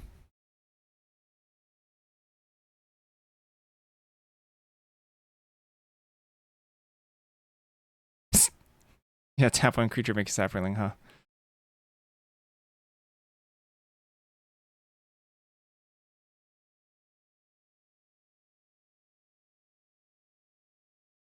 If you're ever on a stalled board and you have 6 creatures, you just get to make 2 Saprolings end of turn. Before we mana gated it, you could do that for free. And that puts you up to 8, which means that you have to just play 1 more creature and then you get 3 more. Which goes wide super quick, completely takes over the game.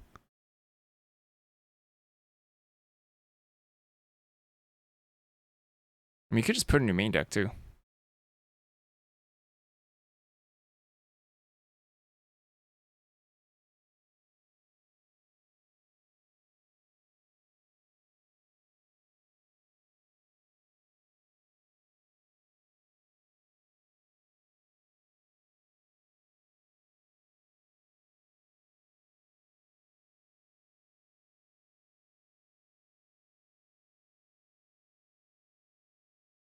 Maybe this one could be an ogre. I don't know why. Someone requested ogre.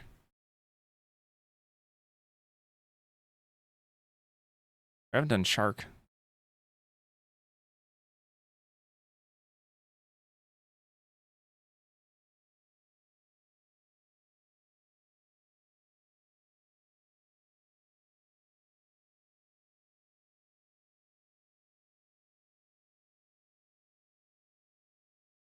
Shark can just be like generic value. Shark would fly. Sharks always fly.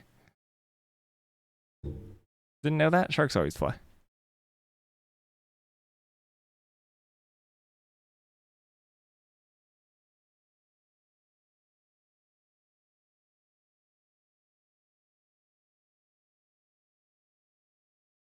Sharknado, absolutely.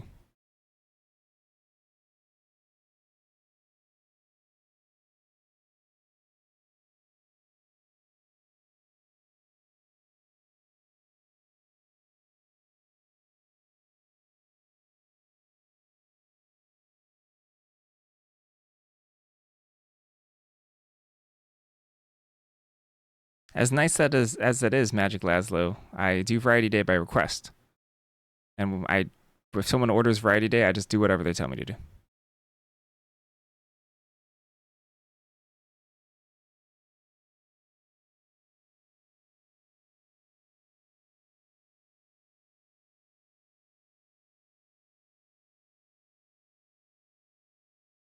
The gold? It is right now it's gold.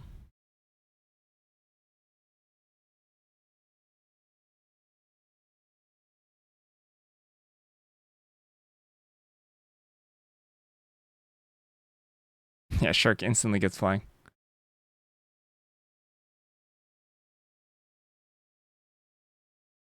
That's a gold card. Gold is any multicolor card. What's your definition of gold?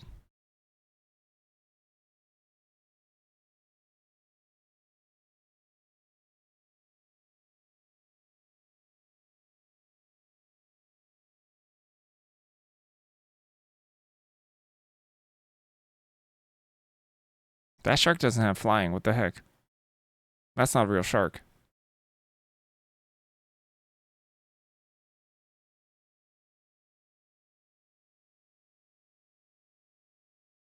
Oh. I guess gold would probably bring up the token, right? Yeah, would probably bring up the token.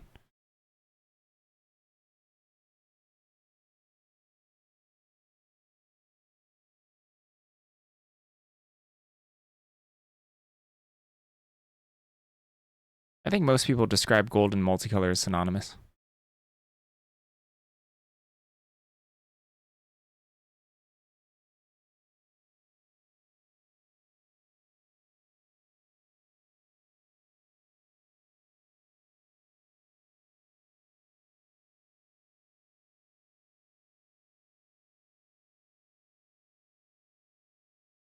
You can play this card in blue-black. You can play this card in Simic.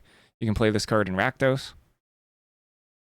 Anything. You can play it in Orzhov.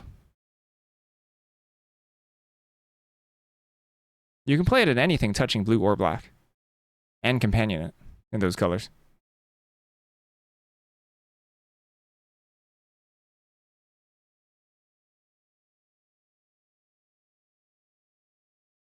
The companion's going to be legendary.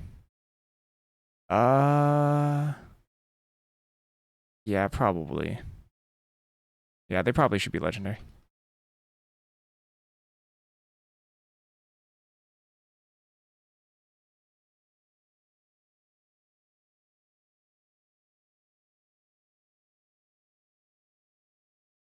I mean, it's not like super important, is it?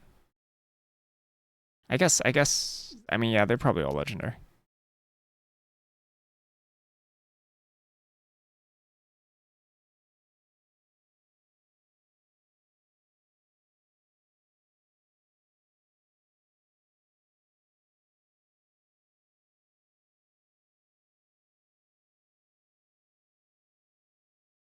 Legendary. Ho! Yeah, you can play this in all sorts of decks.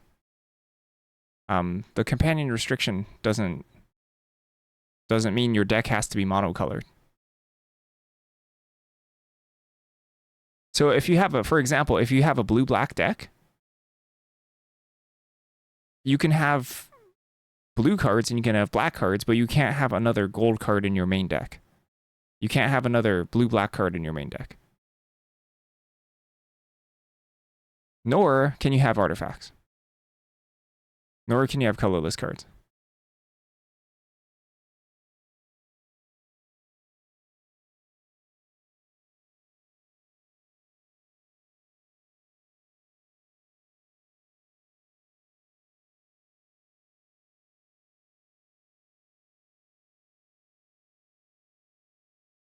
So this restriction only restricts you from colorless cards and multicolor cards in your main deck.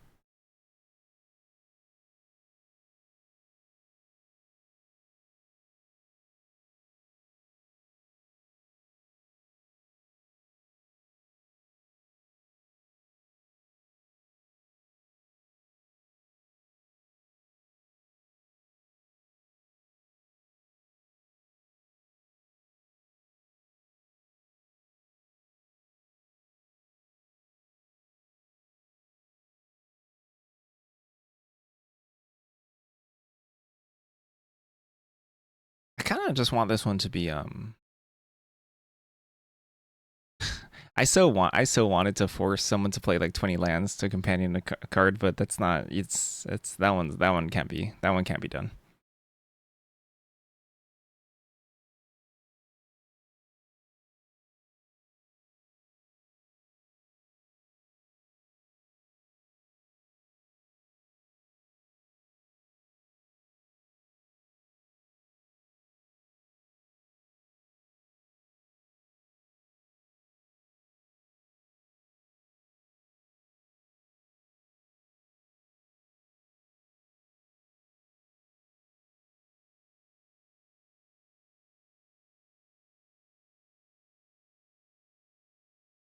You take as a companion in the main.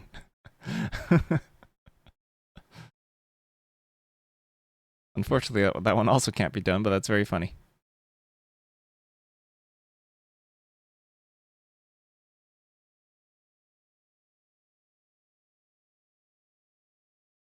I think I just want the shark to be like a generic value card. Something. And a companion? No. No, most certainly not. I do have to use the restroom though. I'll be right back. Come up with something for this. Irby.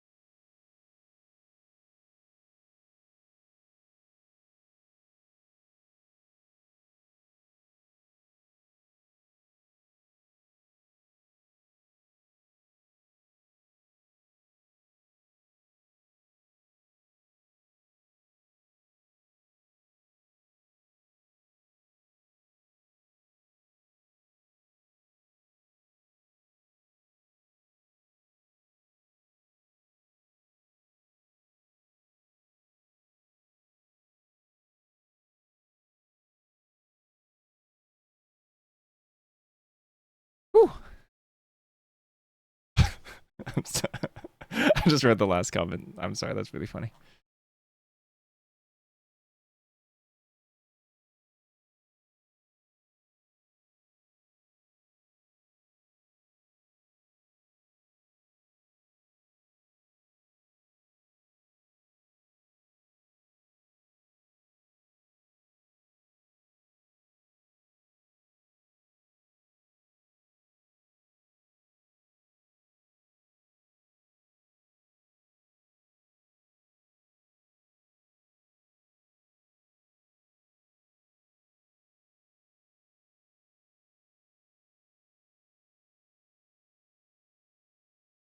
this one's a learn.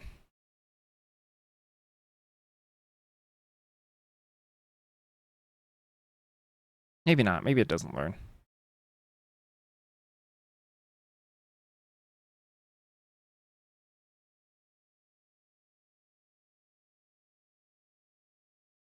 Who's Pre-Malone? No one knows Pre-Malone. That's the dark story behind Post Malone. Nobody asks about Pre-Malone. Do you think Posty? Do you think Posty just curls up on the bed and just strokes the serialized One Ring to bed every night?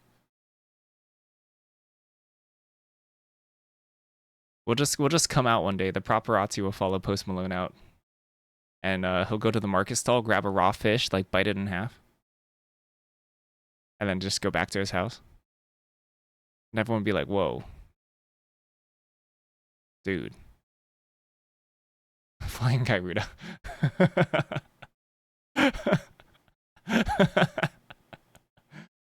Oh.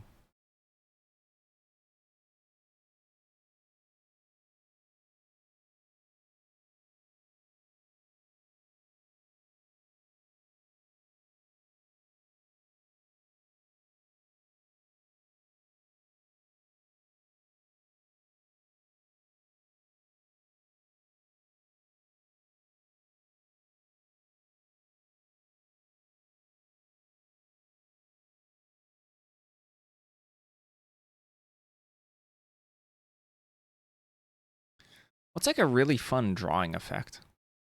Ooh, you know what? It should be like a Sphinx type card. I know they're usually on Sphinxes. But like, what's a good Sphinx game?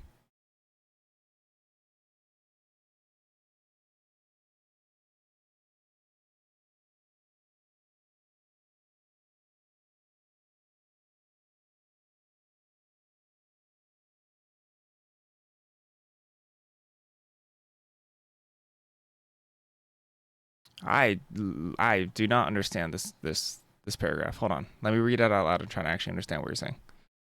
Don't we have 3/3 stupid nothing being gold for 3 generic mana or something like this? My gold meaning was that you can play this card in any color combination, but by the definition, you are discarding Boros from having the shark. But I'm fine with that. Baby Shark would refer to 2/5/2/5 as a 3/3.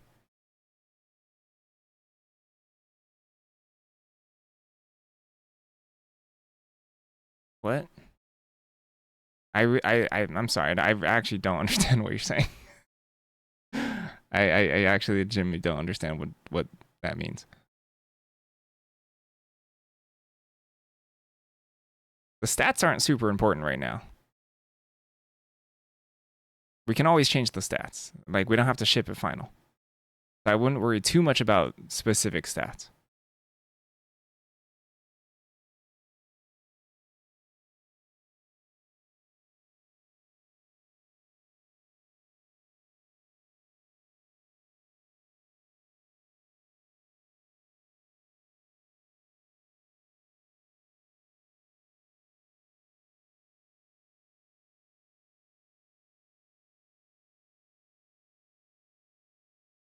Is there a Frog Daddy? We could make a Frog Dad.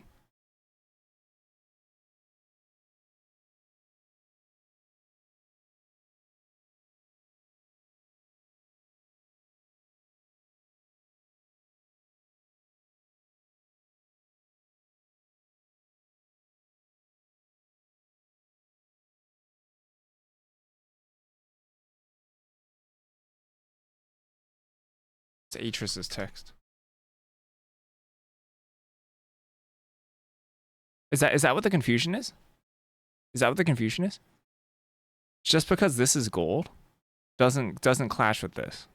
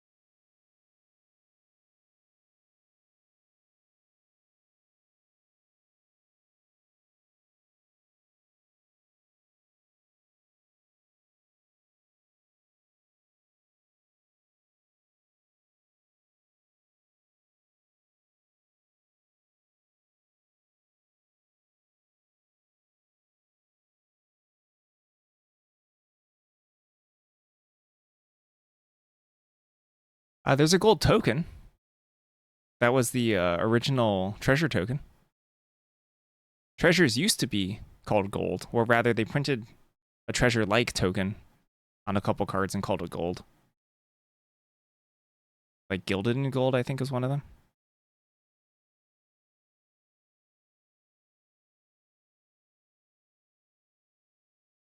Maybe not.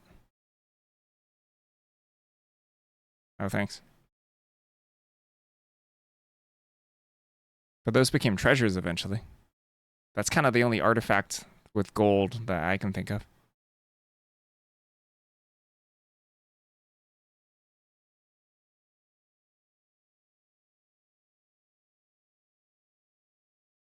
Three flying is a standard shark token, is it?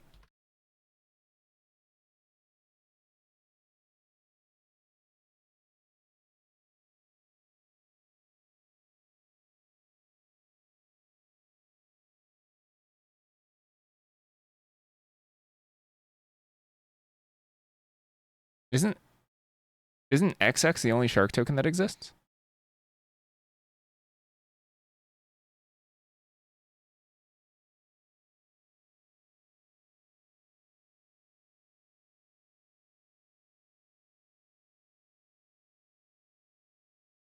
Maybe creature type shark?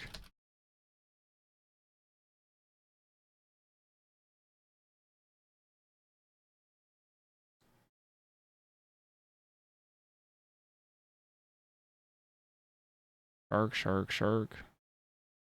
Some of these sharks are real chunky. Shabraz is a 3/3. Shabraz. It's a shark bird.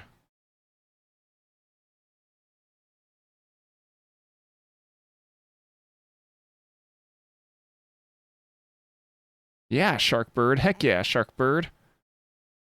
Caw.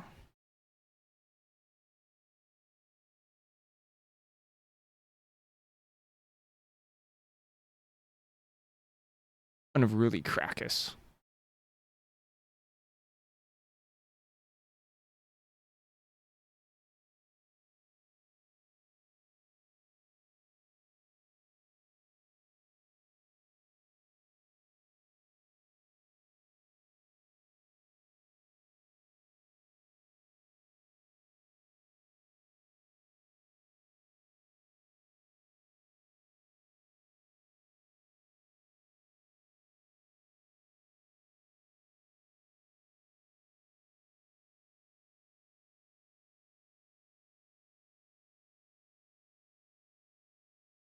I mean, it feels kind of bad making them kind of big when they're supposed to be little babbies.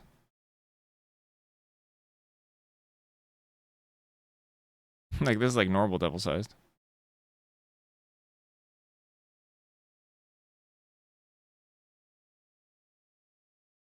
I'm kind of okay with that.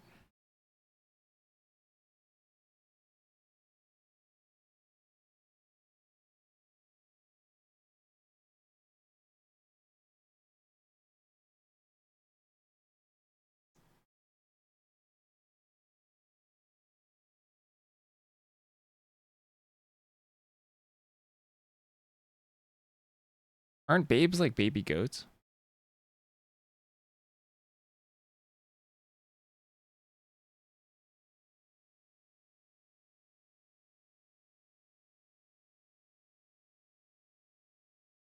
Oh, you want me to check something? Huh?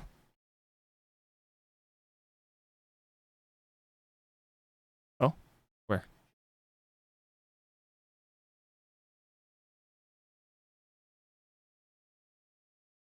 Okay. Oh yeah, Babe is the pig in what? Charlotte's Web?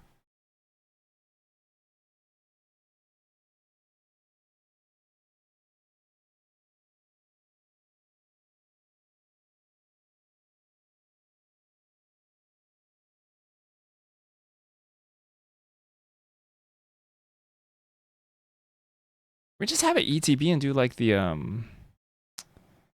gosh, what is that? What is that card? That's like really bad. Fortune?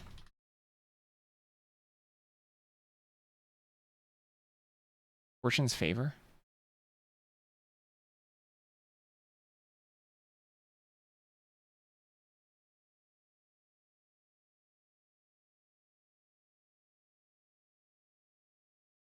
Wilbur is Charlotte's Web. Okay.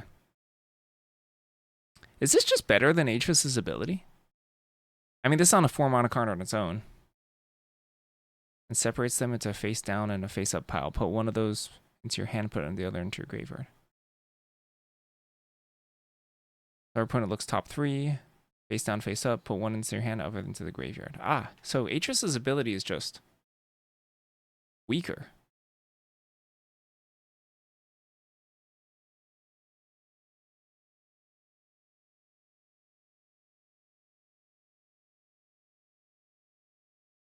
I always wanted Fortune's Favor to be good. We could just make it a little more expensive.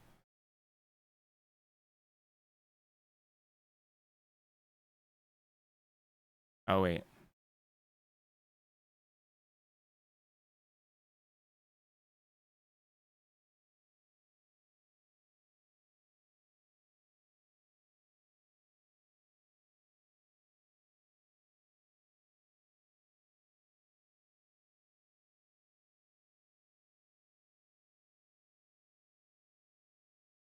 Oh, there's so many better draw spells than Fortune's Favor. Fortune's Favor sucks. It's a legitimately bad Magic card.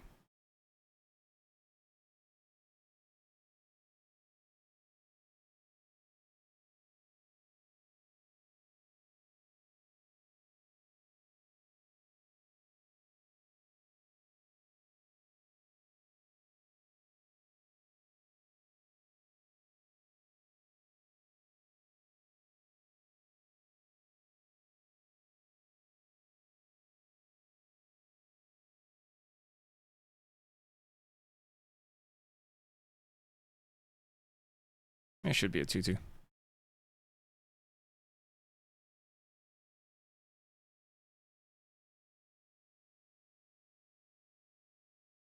Yeah, what was the Sphinx called?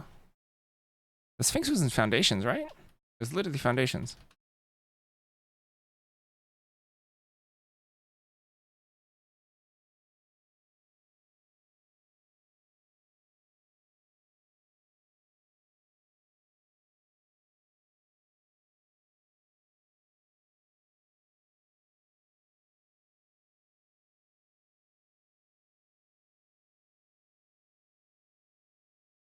Was it a Mythic? Wait, what?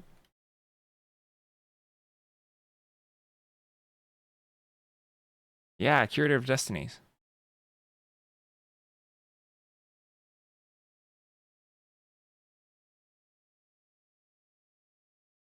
So this one is significantly worse because your opponent makes the piles, right?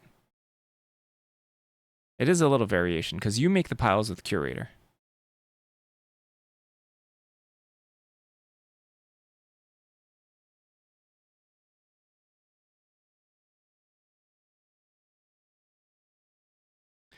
So companions are never. So let me try to answer what I think we're saying. You make his worse, really? Okay. I have to think about that. But companions are never going to be like a main mechanic in the set because if they're too common, I think that really drastically changes the draft format. I know that like Commander Legends had something where you drafted your commander, but that's like kind of sort of fundamentally different. So I do want companions to be rare, right? That doesn't happen every draft. That happens like infrequently, but they do change the course of your draft pretty significantly. That being said, most of these companions are like really good first picks.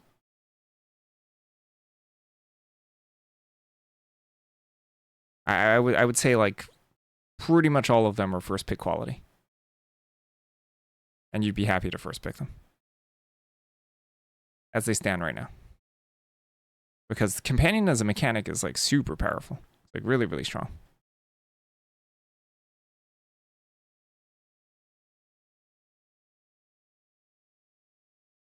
An extra space there? There was.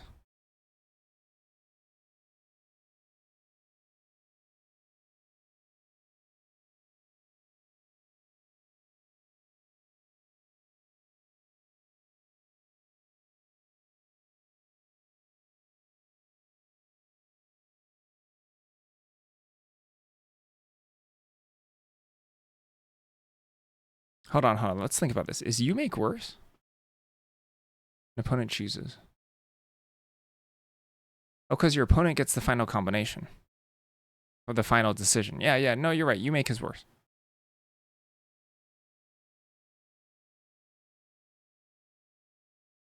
You... That means that means your set should not include any good multicolor cards on any level besides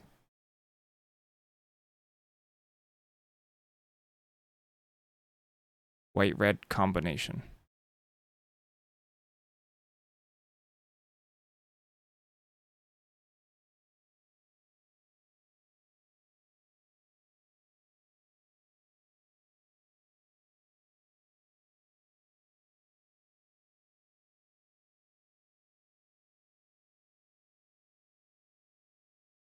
Okay, okay. I think I understand what you're saying. I think you understand what you're saying. So the whole point of drafting, right? The whole point of testing someone as a good drafter is that you're always presented with tension and push and pull when it comes to building your deck. That's sort of naturally what happens when you build a mono curve. That sort of naturally happens when you balance removal spells with 2-drops with finishers, etc. That's what happens in every draft. Companions, the reason why companions are a really good limited mechanic is because it sort of forces you to evaluate what is worth it. So you pick Dimir Companion first. And you say, okay, well, I get a huge upside if my entire deck is monocolor. But then you get past a really good gold card, a really good multicolor card in Dimir. And then you have to ask yourself, is it worth it to companion this card, or is it worth it to put it in my main deck instead and also play that multicolor card? That tension is exactly what you want in your set. You want a lot of tension when players draft. So if I were to, for example, exclude multicolor cards besides Boros, besides red-white, that would take away that tension from the drafters. You want tension. You want tension. You want people to make hard decisions and get them wrong sometimes. You know? And which will then separate players who like are experienced with Magic from players who aren't. Maybe someone drafts this card and incorrectly tries to companion it when they got past a bunch of good gold cards. So they're excluding those gold cards or those multicolor cards just to companion this when it wasn't worth it. And that's what you want in your set. So you don't want to avoid having multicolor cards because this card incentivizes you to draft monocolor, right? To draft single color blip cards.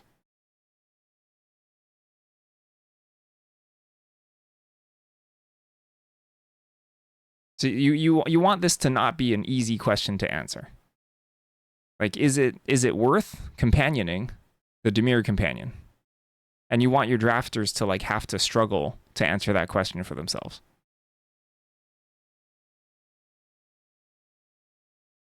We were talking a little earlier today about specifically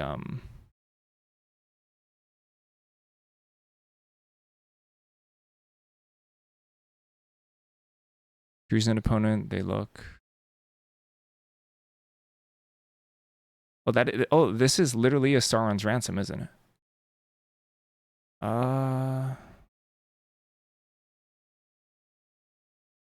Why? Why are they different?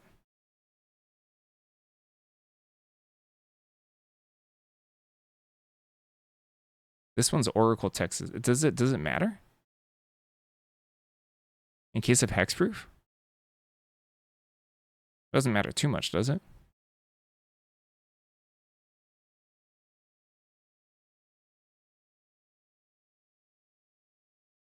Okay, yeah. No one's getting hexproof. No players are getting hexproof in this set, I think. But yeah, it's a pretty. It is a pretty small. It is a difference.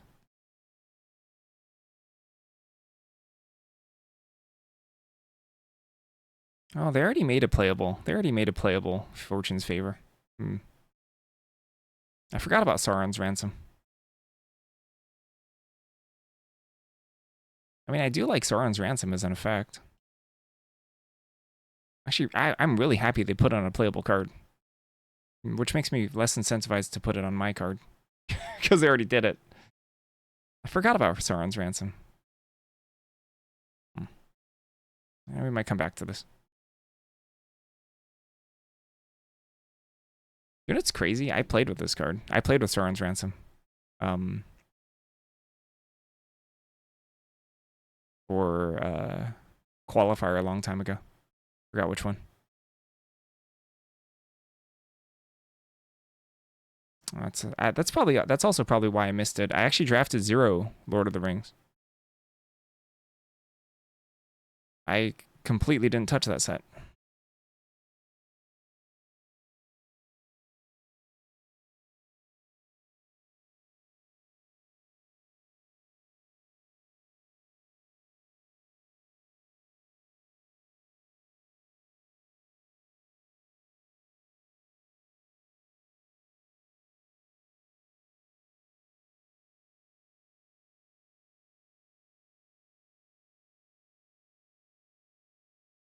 Is it dangerous to give someone a Monodork all the time?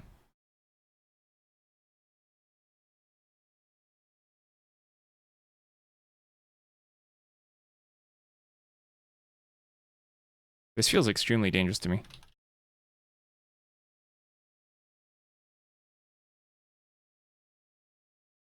So, like, if this is your companion on turn 2, you're just going to slam this literally all the time? What if it's a 3 mana? 05 or something.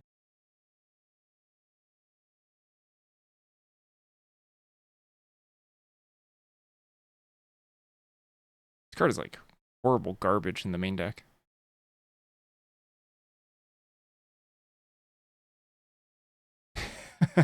What about a 3 mana 8/0?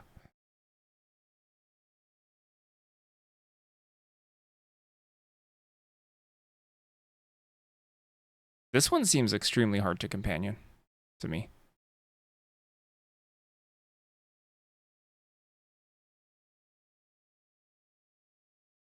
You can do gold cards and you can do colorless cards.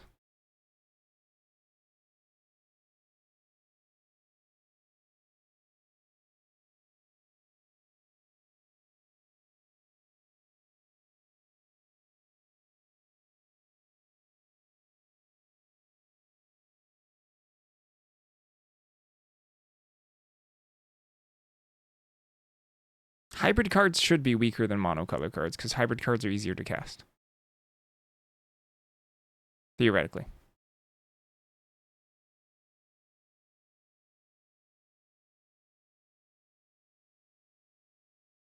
And Muldrifter is extremely good. I hope to not have any of my commons be as strong as Muldrifter in this set. But of course, this is a rare, so it gets permission. Couple things going for this, right? The companion clause in general makes it actually really, really strong. But also, it's hybrid. So I don't mind. If this turns out to be like a little weaker than Muldrifter, that some decks, if you work for it, will always have access to, that's a really good Magic card overall.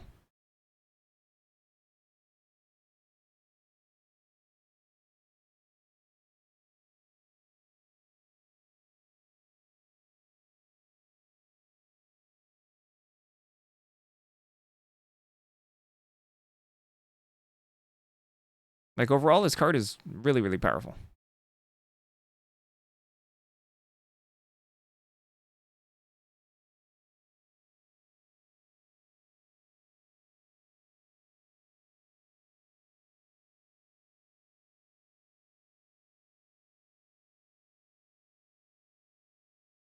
Maybe this should be like,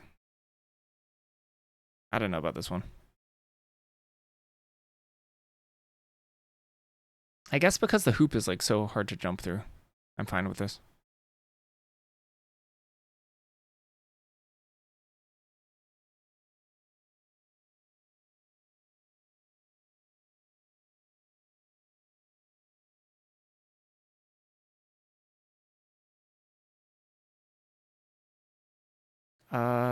Concerns? So 0.4 times 4?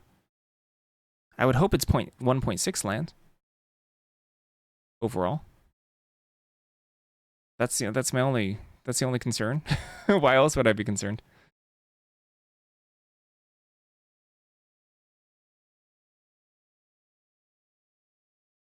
Should be around 1.6 lands.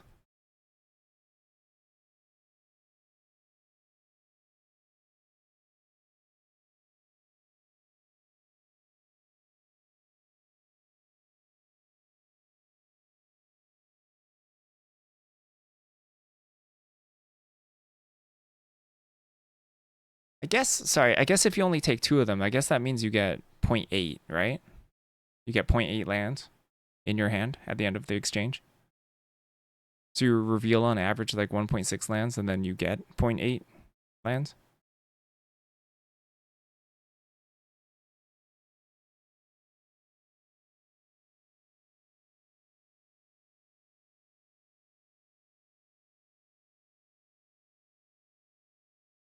Magic Lazlo, it kind of sounds like you're greatly underestimating the power of companioning a card and getting a free card.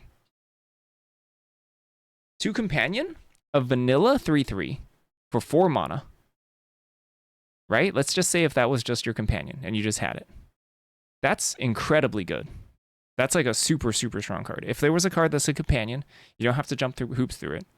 And it was a 5, let's say it's a 5 mana 3/3. No other text. That card is super strong first pickable.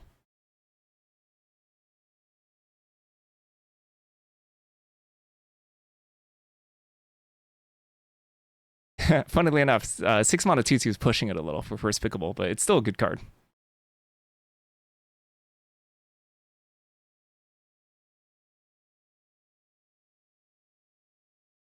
Companions are really, really powerful.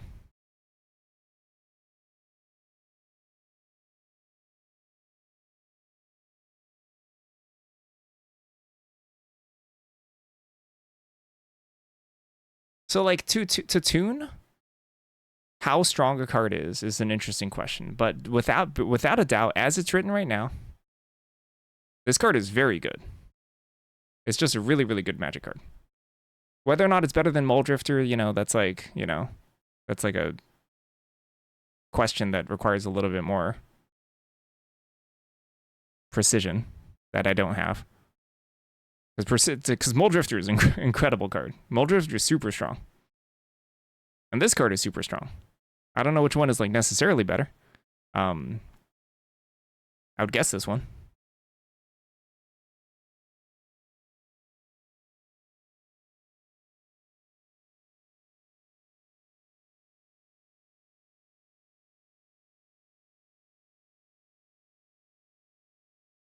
Yeah, but I mean, I wouldn't worry about the concerns here because this card is powerful effect.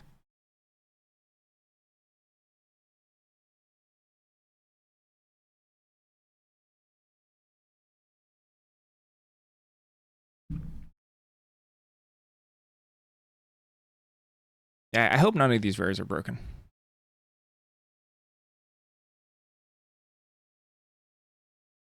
Lurrus, I don't even think is like broken for limited. Zerd is definitely not broken for limited.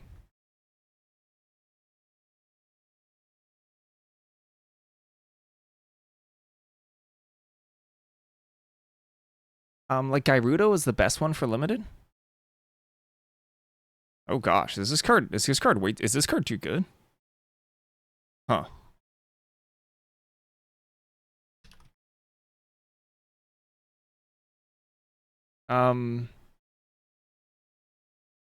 Top 4 graveyard, put a creature card with the even mana value. I hope it to be way worse than Gyrudo, because Gyrudo is too strong. Gyrudo is way too pushed.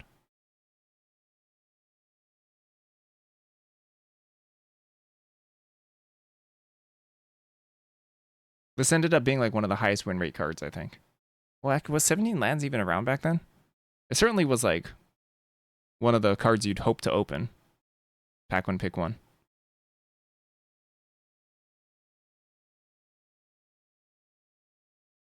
So I hope we're like a couple steps down from Gyrudo.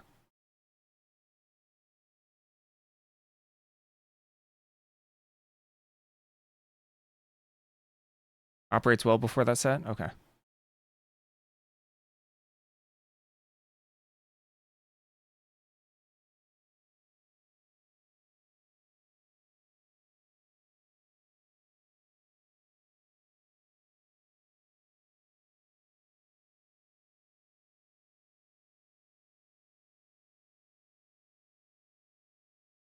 Does that mean I can look at Ikoria data? I kind of want to see it. Do they have Ikoria? They do.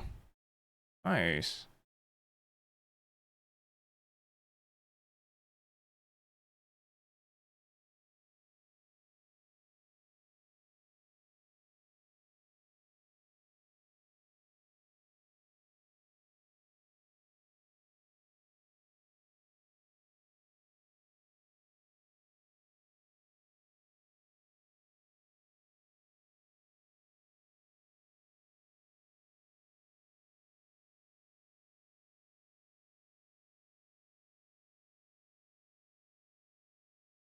Supposedly break time. Should probably go.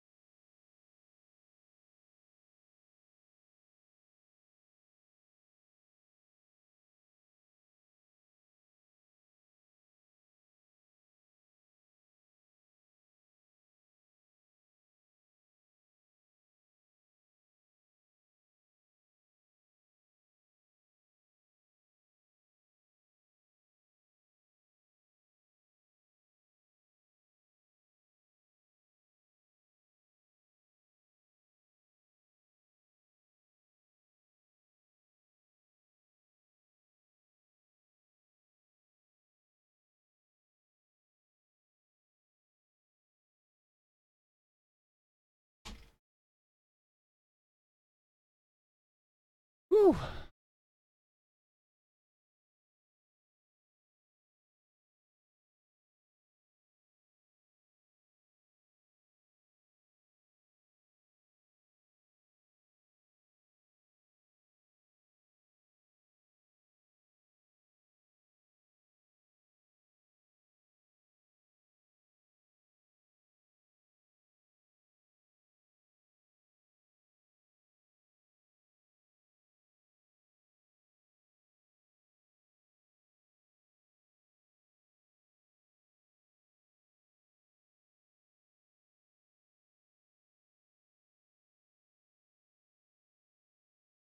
That's I'm still thinking about it.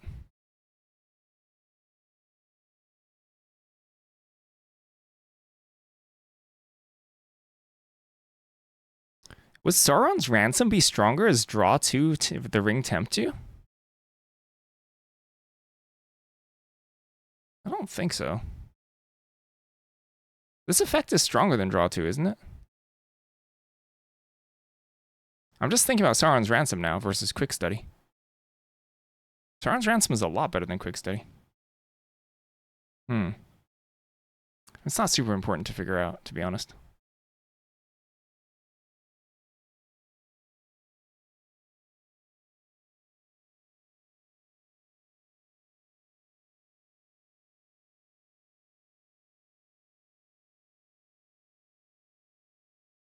And it certainly wasn't the ring tempting part that made it good.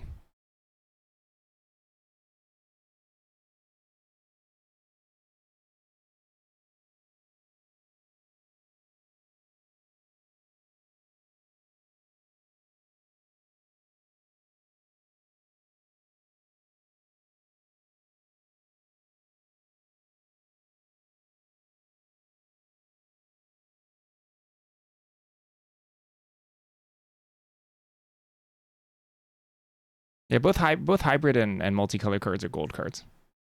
Gold is just what the community calls multicolor cards. This is jargon. Split cards are like, you know, turn and burn. It's possible that it's regional. Maybe in your area, people call things differently.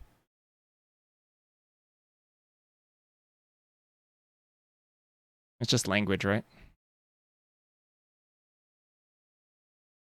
Like if someone says, what, like name a split card in Magic, someone says turn and burn, rough and tumble, claim to fame. Well, claim to fame is aftermath, sorry. Pot stickers.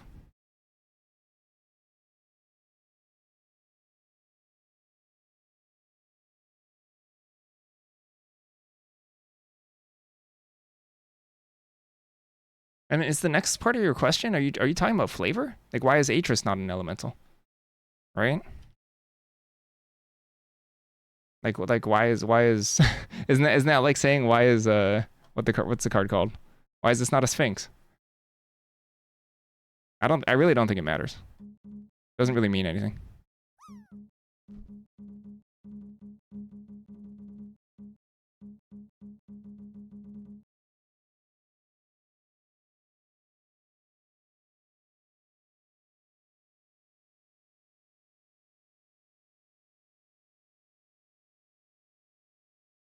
Oh, you wanted me to keep it up? I think you landed, right?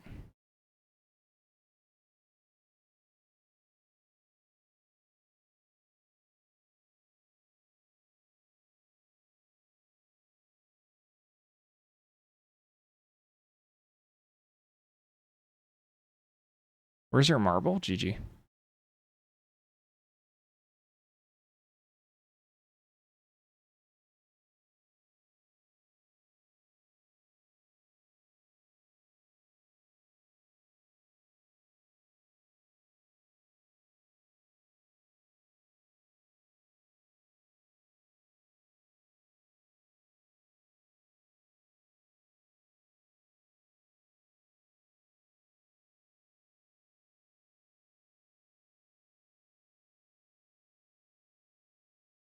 I have so little marbles. You're out here marble juggling.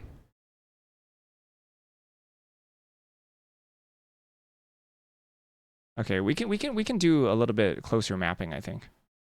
Did I map out all the lesson and learns? No, I didn't. Not yet. We could just focus on lesson learn. We could finish this. Are the companions done?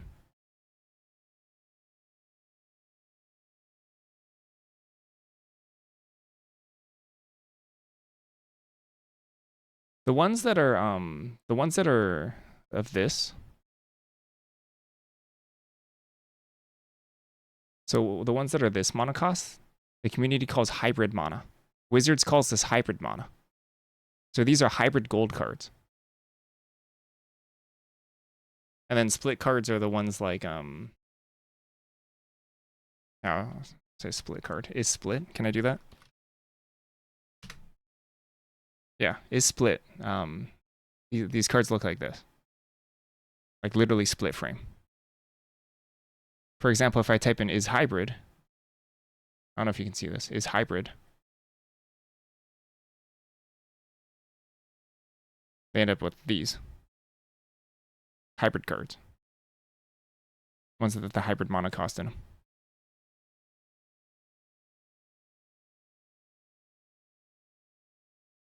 It's just all jargon. It's just all weird language jargon.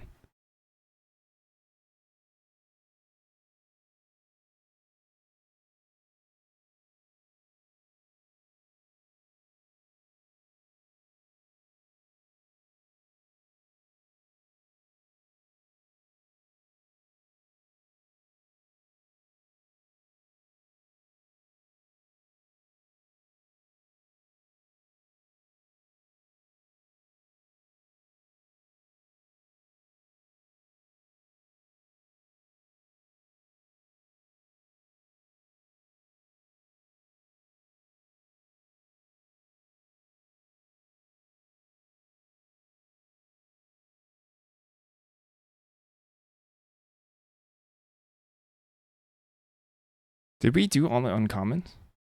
No, we didn't. Wait, uncommon learn. Wait, uncommon lesson we haven't done.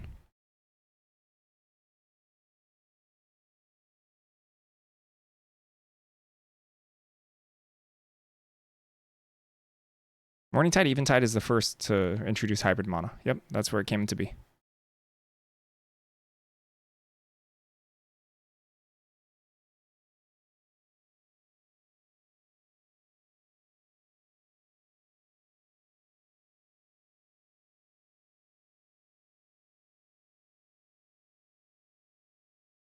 OG Ravnica? Really?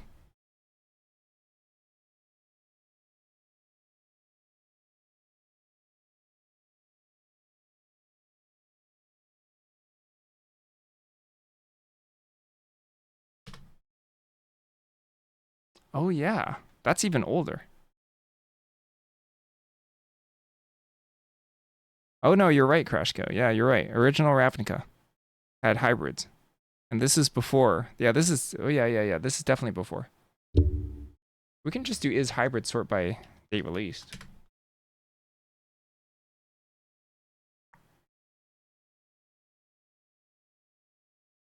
Yeah, you're right.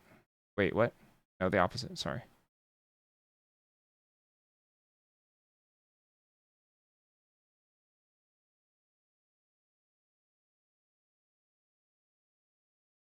Yeah, you're right. Original Ravnica was the first ones. So Ravnica, Dissension, Guild Pact, whatever this is. Yeah, Dissension. And then Shadowmoor. Oh, I stand corrected. You are right. Ah, World Purge. This is about when I first started seeing about when I started seeing Magic cards. In fact, Fist of the Demigod was the first Magic card I've ever seen. Yeah, they did like a weird like half block thing where they did Lorwyn, Eventide, Shadowmoor. Wait, no. Lorwyn, Morningtide, Shadowmoor, Eventide.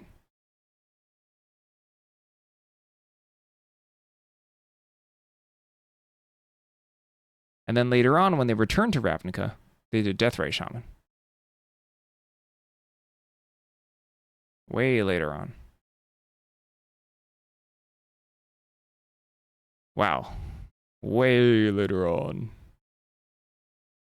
Oh, wow.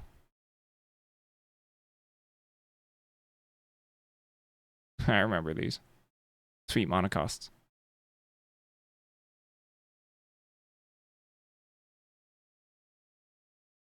Beseech the queen. Look at all this nonsense. Random demigod of revenge again.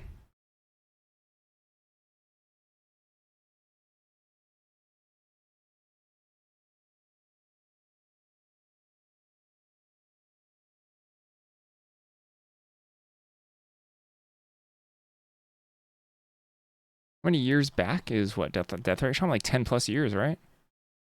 20, 15 years? When was the set released?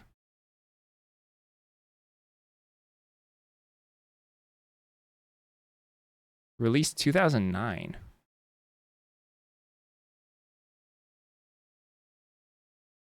Yeah, that's like... Wow, it's like 16 years ago. Ugh. 16 more years ago. I mean, like when hybrid was introduced is like really long ago, right?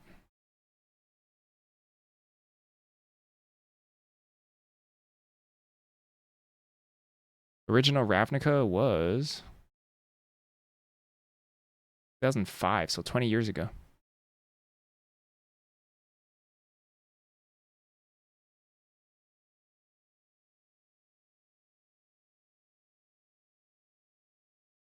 Ancient. Ancient.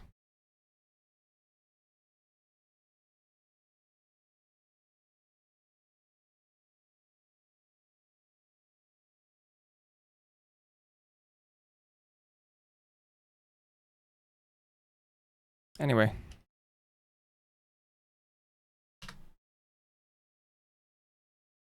When it dies, learn. When it enters, learn. Pretty much are the only two things, right?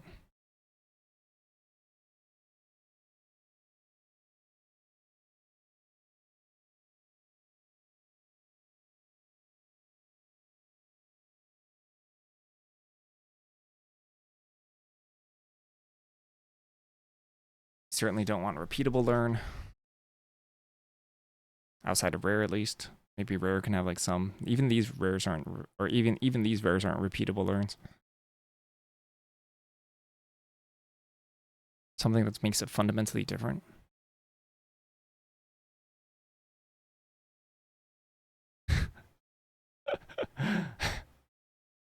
That just sounds like Tamiyo. That's just big Tamiyo energy there.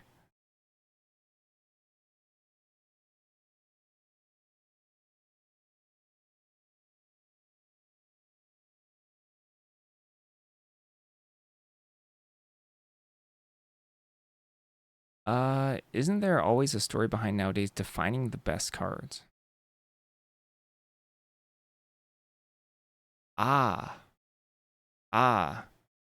Yeah, when the whole idea was first commissioned, Dustin wanted a whopping 32 gods in the set, so it would be pretty easy to tell stories about legendary gods. I don't think we're gonna make any planeswalkers, to be honest. Should we? Maybe you can make a planeswalker.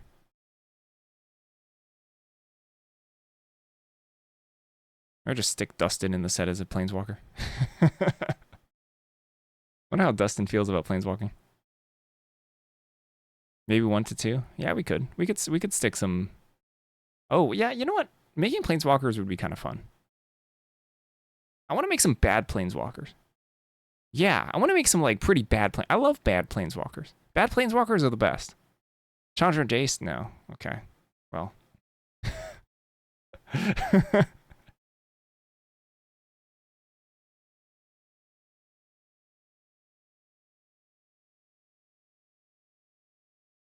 Yeah, you know what? Why don't we forget cards for now? Um, oh yeah, War of the Spark bad. Yeah, heck yeah. I love bad planeswalkers. They're so good. They're so good because they're bad. You know? They're so good because they're bad.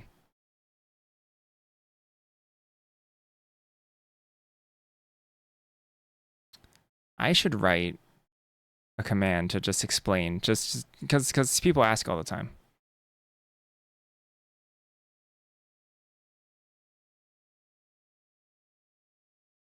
Flip Garuk? The only Flip Garuk I know was like super strong. Relentless?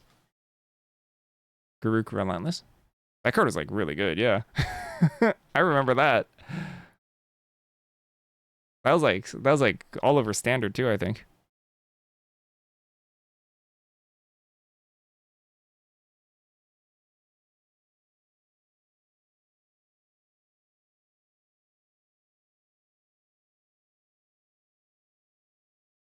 We're talking about like Dovin bad.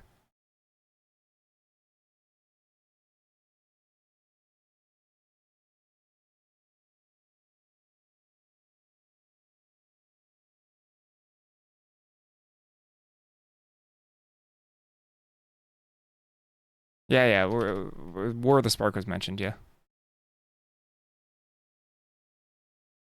But there's probably going to be like two planeswalkers, and they're not going to be that good.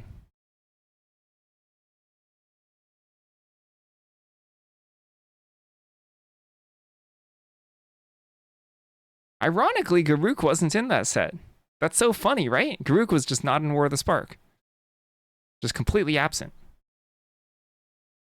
Just never bothered showing up.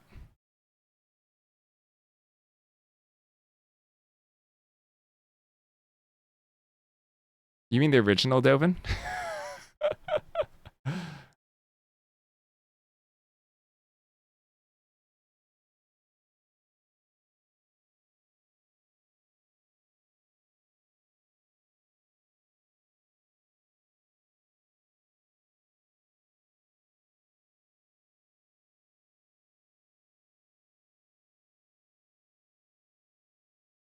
I don't know. I don't know what Garuk was doing during that time, but Garuk was just like, nah.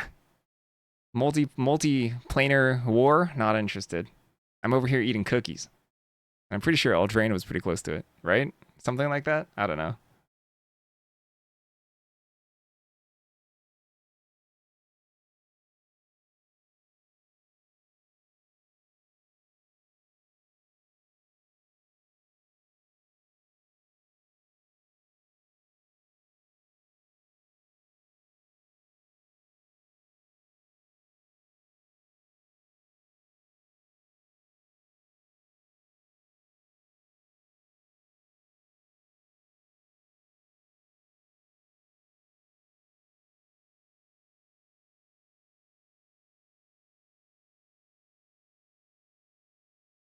Whenever you learn, learn, learn, learn, learn, learn.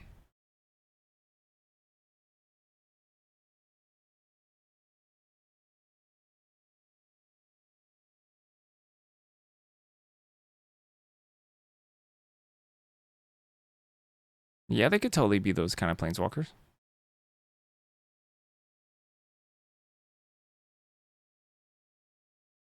Ones that don't take over the game but provide like decent value over time.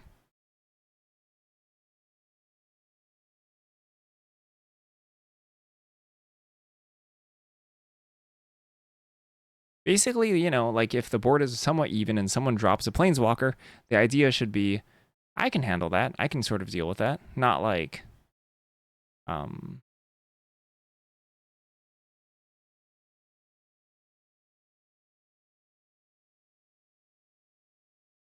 not like Elspeth, right? Elspeth's a mistake.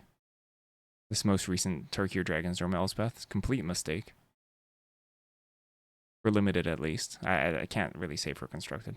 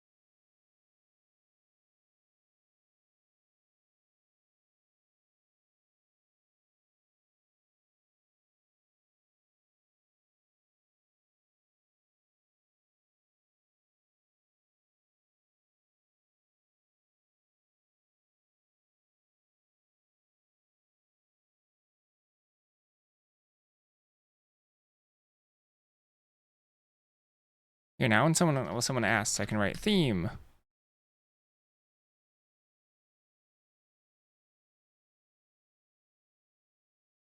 That's like a question people ask a lot.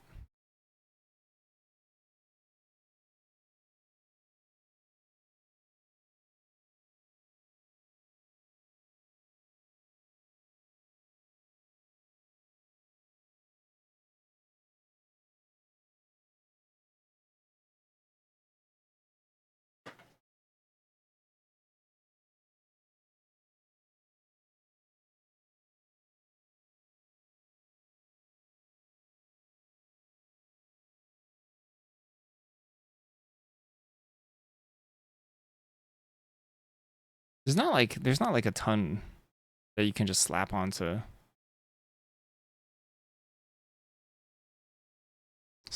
this, right? Just enters, leaves, learn, creature specifically.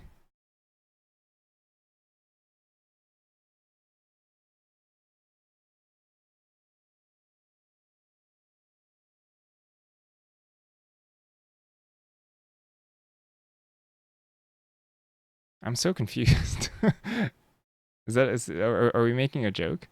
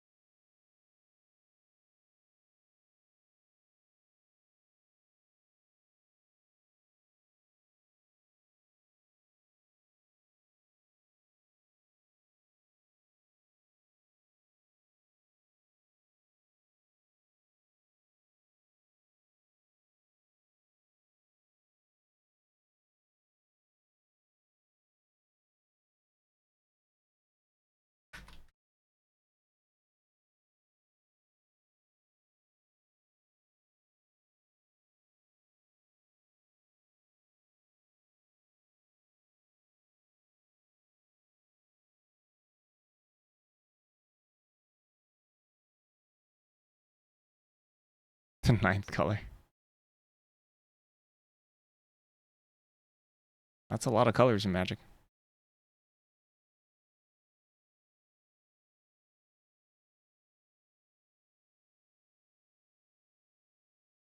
Well, it depends on whether or not the set is top down or bottom up. We've already gone through the process.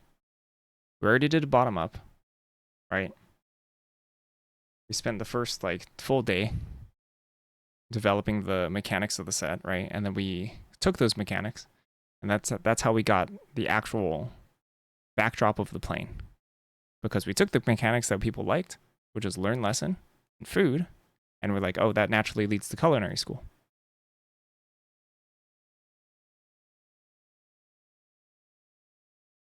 So this was a bottom-up developed set, but we've already sort of lightly skinned the backdrop of the plane because we chose the mechanics that were good. That were good mechanics.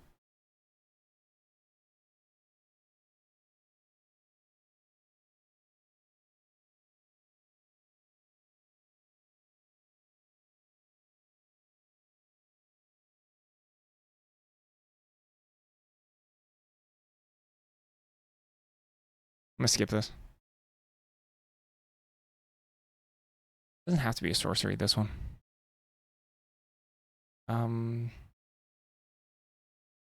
Moldal?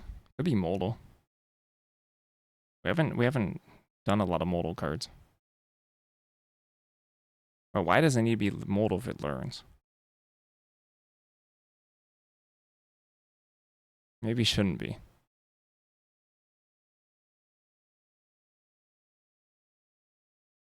We did do learn. Is there a rare learn, rare lesson, uncommon lesson that hasn't been done?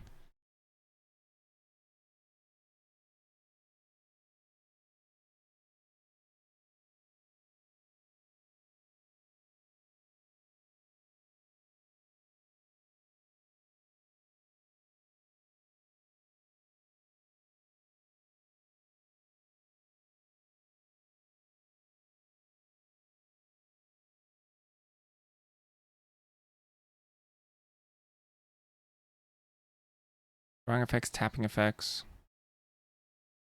Something that we want to add like a little bit better than for draw cards too. It could be like a.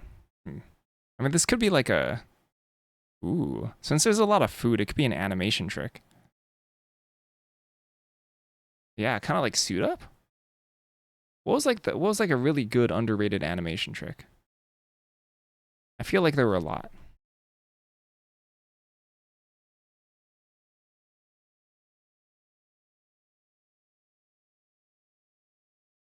Good night, Magic Lazla.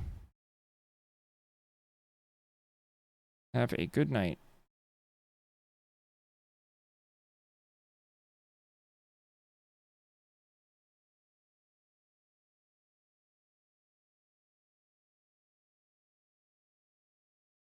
Or it's called suit up, or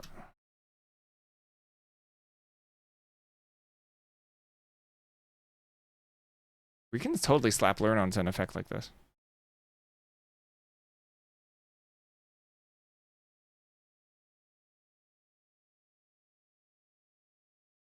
Oops. Ah, shoot, no. The wrong one. This is the lesson. Ah, but no wonder why it's a sorcery. I'm stupid. That was a mistake. Aye, whoops. But I think I do want there to be an effect like this. 5-drop. This is the recipe. Do I want it to be a non-creature anyway? Would it be that bad if there's like double learn?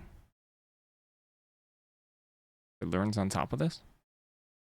Or is it just better if this just draws a card? Or artifact? Creature or artifact? What was the there's other cards like this. The one from Mom that made it a 4/4? Was it Mom? I just never drafted it, but it ended up being a pretty good card. No, I don't think it's from Mom.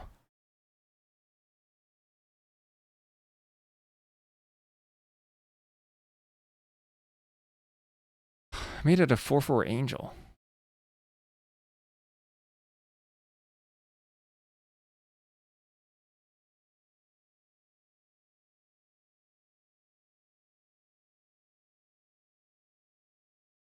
This one. Capenna.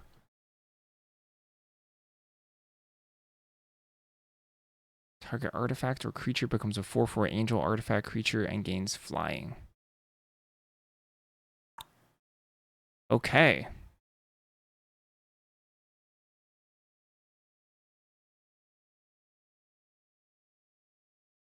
Kind of like Serpentine, whatever, right?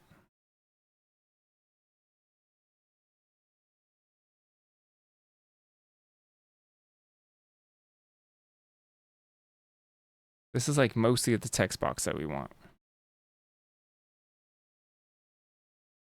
But is this actually going to be an uncommon in this set?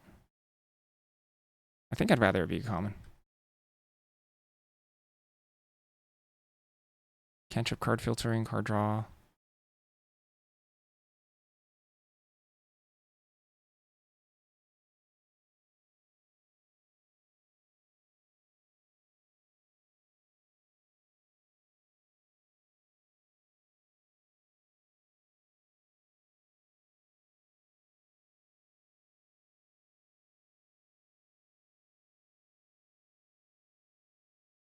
This is like a blue animation trick.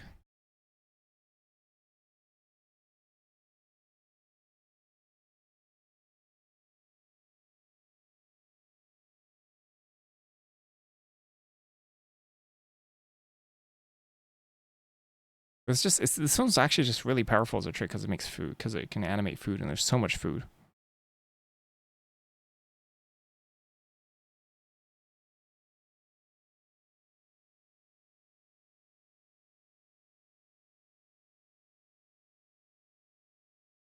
There's not like a ton I can do about the sizing of all this, right?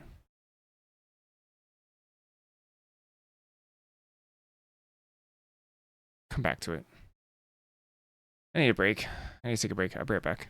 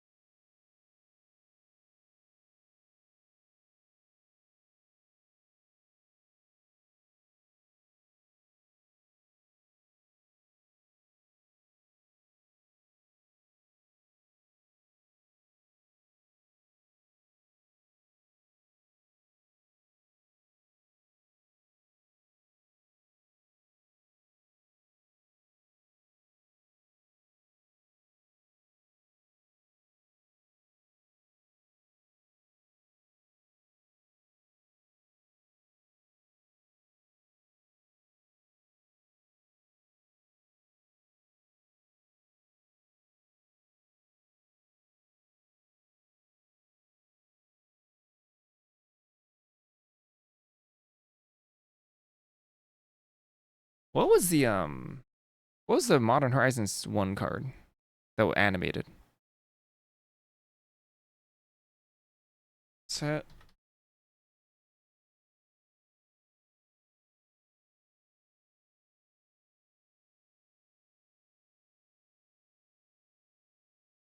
I recall this is like one of the first times I've seen this phantasmal form.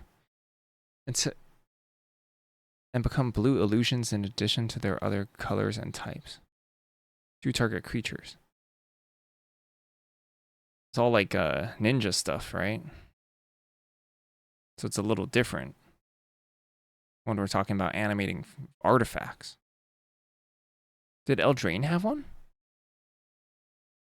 Did Wilds of Eldraine have one? Probably not.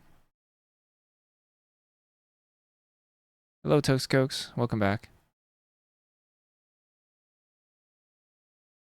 Yeah, I don't think Wilds of Bodrain had one at all.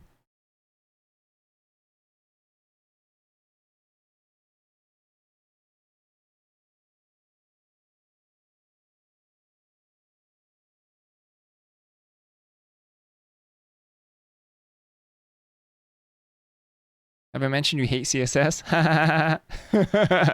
So that's really funny to me. Pray tell, why do you hate CSS? Please, unleash the ire.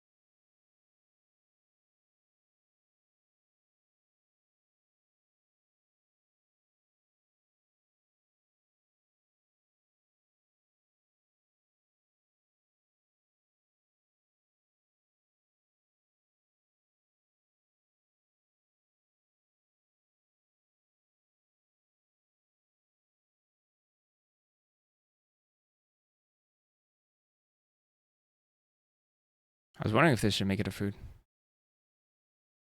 I was also considering make it. I was just thinking about making it have an effect where if it dies, it draws.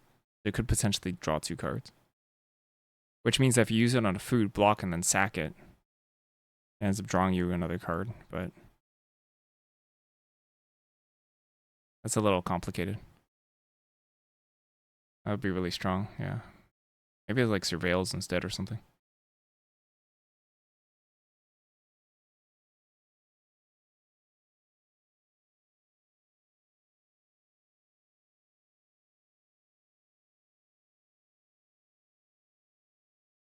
That's a really good defensive tool. Whoa, how was Relic's Roar?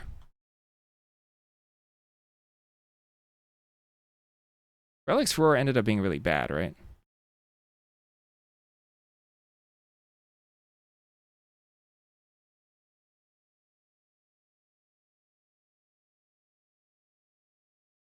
It won't give me the menu the way I want without being outrageously complicated. Yeah, CSS can be really finicky, can't it?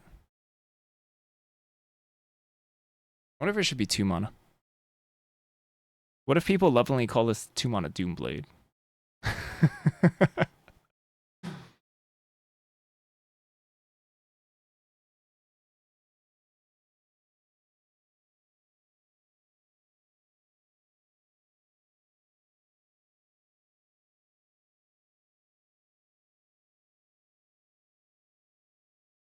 Blue Blade, yeah.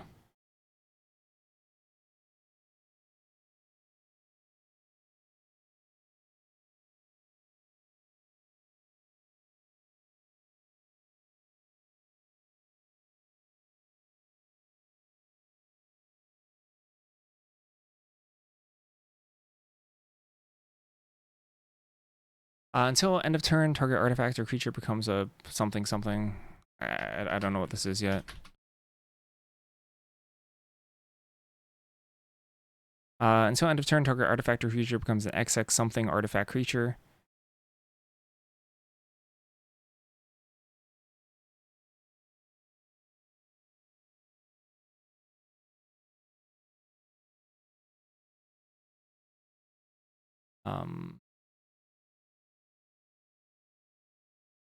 How did I write this? Something something artifact creature with flying.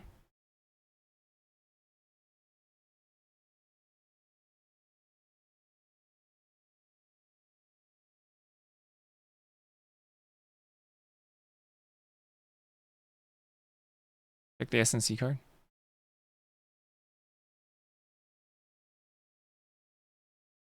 I was just here.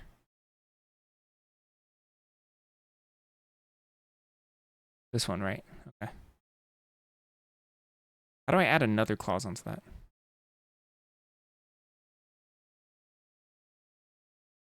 Do I do double and? Is that appropriate?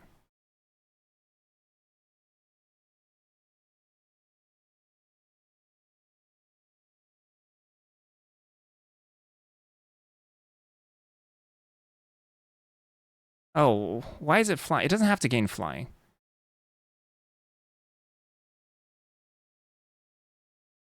It can be a separate sentence? It also doesn't have to gain flying. Maybe that's too much.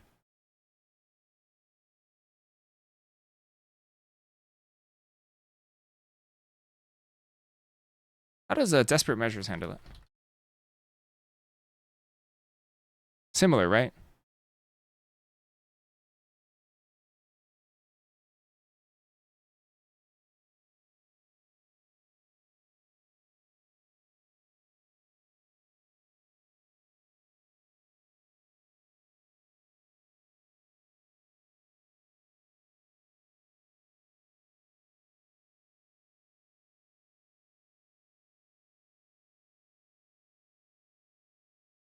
That seems like, okay, Desperate Measures I think is a better way to template it. Until end of turn, target artifact or creature becomes an XX something artifact creature. When it dies this turn, draw a card. I think it should have like low toughness. Low toughness, high power? Is this like too weird?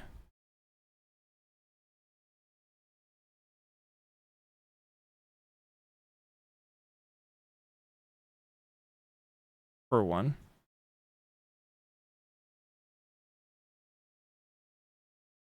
Is that too easy?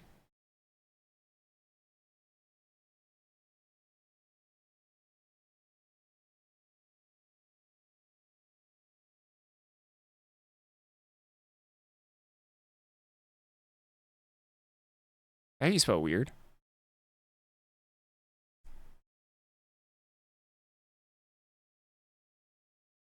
It could be a Frostburn weird that's inverted. It could be an inverted Frostburn weird. We did it.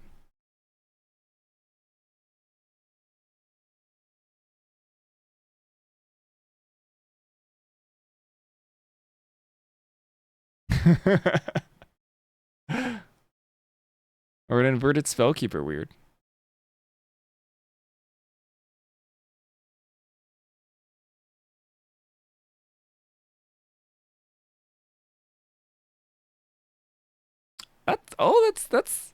That's interesting.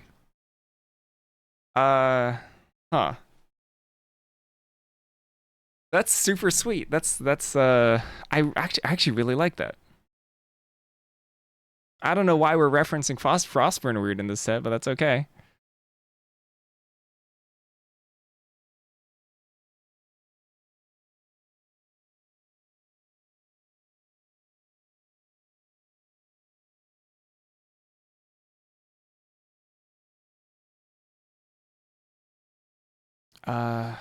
Shoot, what's another card that's like that? As a trick?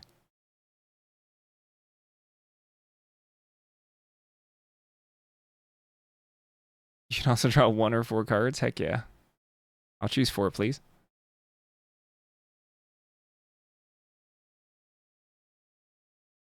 Please.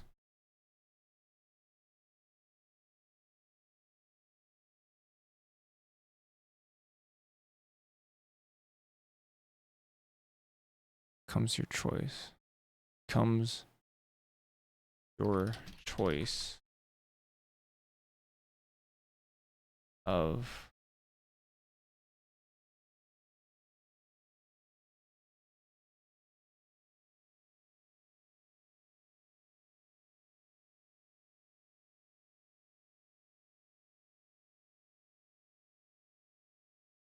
why are these symbols? What? Until end of turn, target artifact or creature becomes your choice of a 4/1 or 1/4 weird creature. When it dies this turn, draw a card.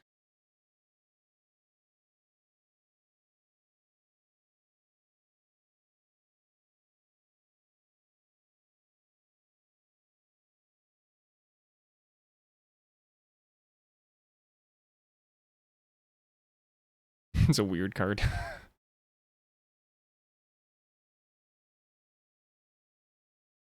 It does target their stuff too.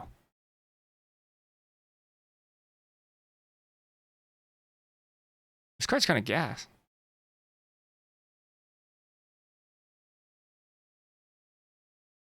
This is pretty. This card is actually extremely spicy. Small text box too. I like it. Until end of turn, target artifact or creature becomes your choice of a 4/1 or 1/4 weird creature. Huh.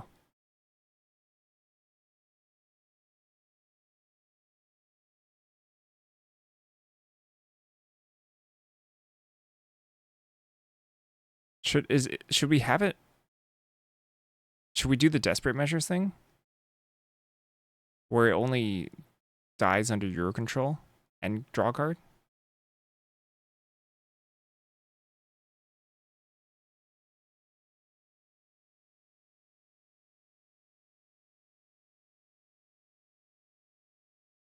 Desperate measures was draw 2 cards though, so I understand why you don't want to like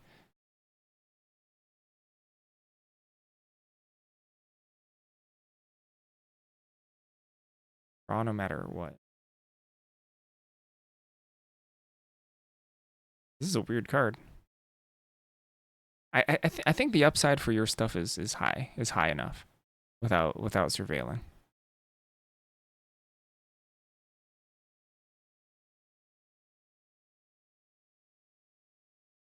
It's a very strange card.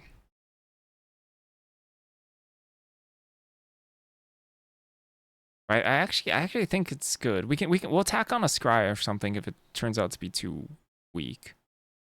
That's a good way to tweak it.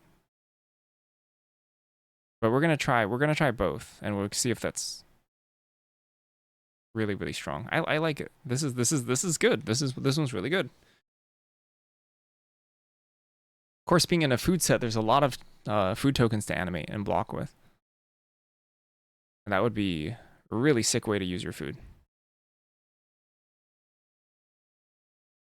Okay, cool. I didn't expect to come up with this, or I didn't expect to end up here, but this kind of sweet.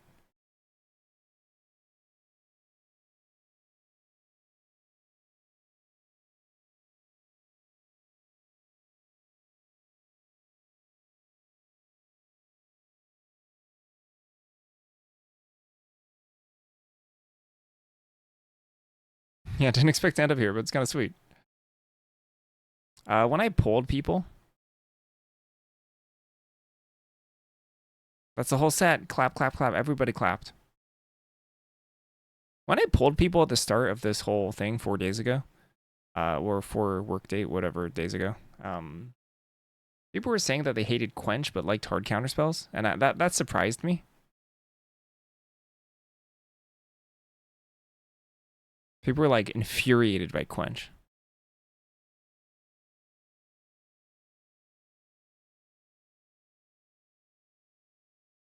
But they were like fine with counterspells. Card draw, cantrip filtering. Yeah, mostly in terms of getting got by it.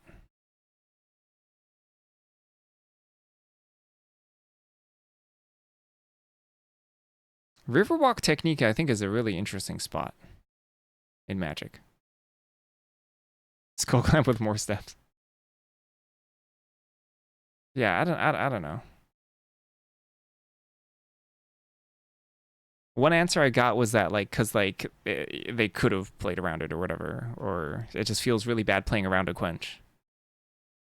It's not fun playing around a Quench. They'd rather face hard counterspell. Which I'm like, huh, okay.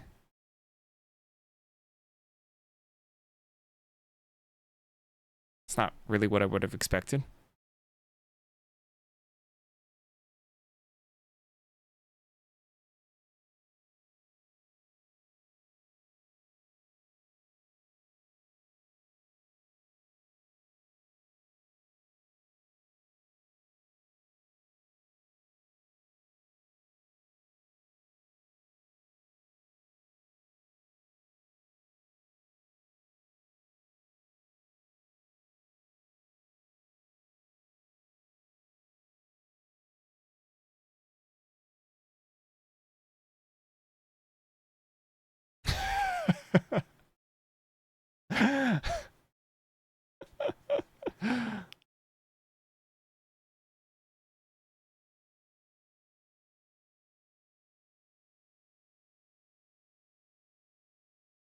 I mean, there is like that bargain, right? Like ice out, whatever it's called.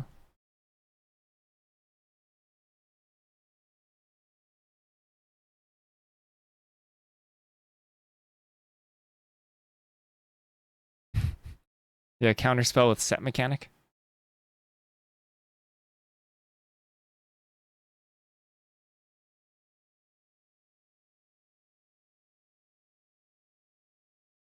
What if it just has kicker?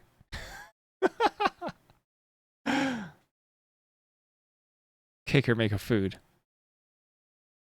If it targets a food, that's like legitimately could happen because you could put food on the stack.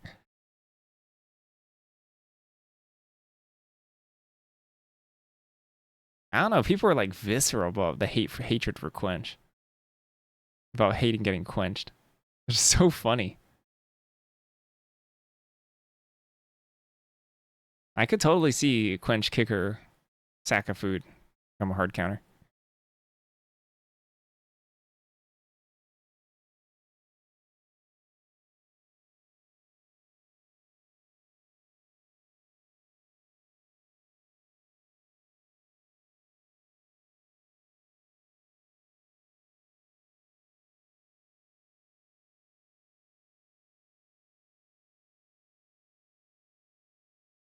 It could also be I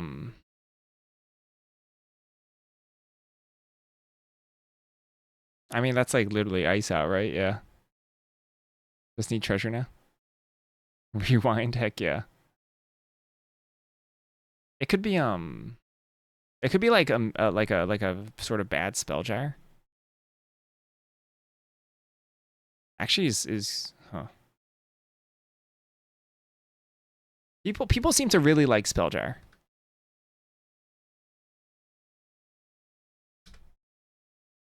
Spell Euro.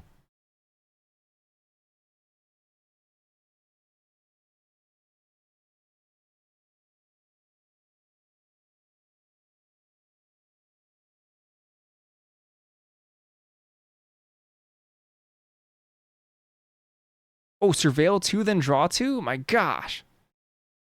Yeah, they really like the modal counter. I was gonna say draw 2 cards, then discard a card. Create a food token. That's all I was gonna do.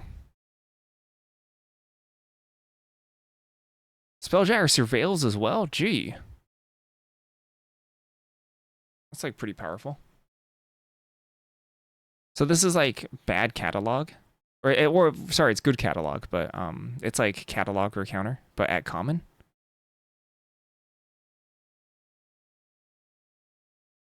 I kind of like Spelljar. I kind of liked it.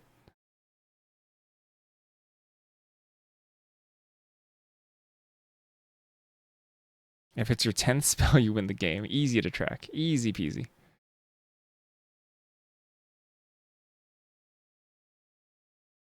Oh my gosh. Wait. Wait a second.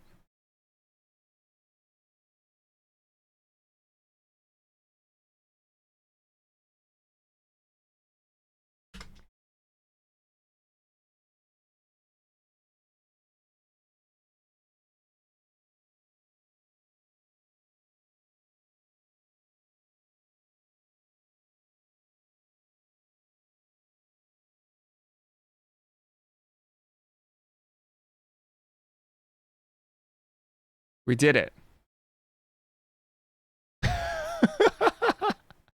We did it. It's a food theme set. Why didn't I think of this before? We broke it. We broke it. It's broken.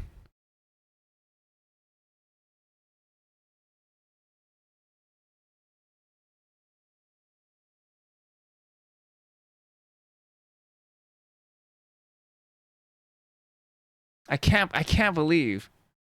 I can't believe we didn't see this.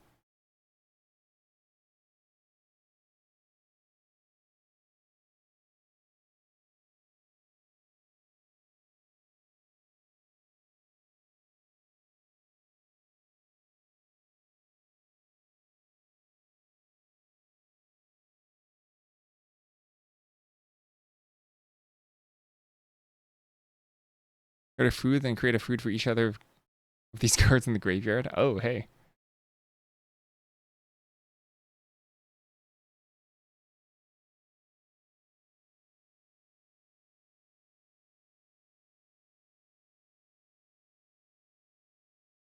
Because the card design reflects. The card design reflects Spellgyre.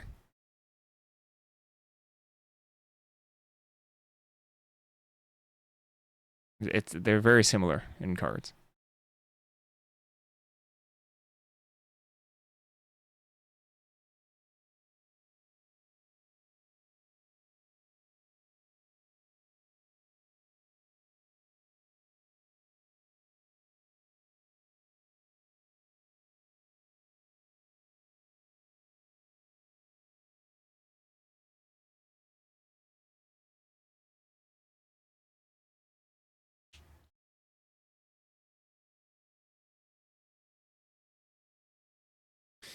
Why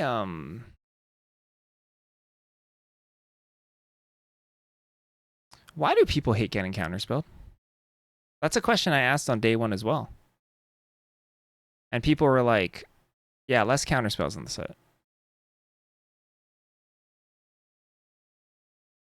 Yeah, Spellgyre was kind of medium.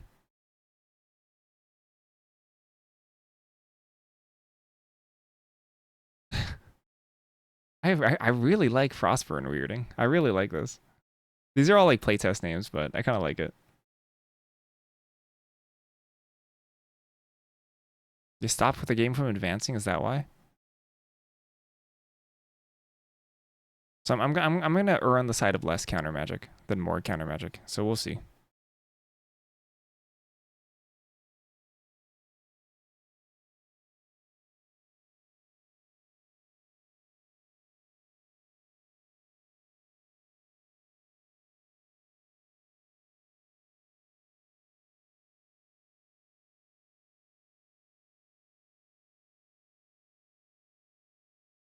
You don't get triggered by counters.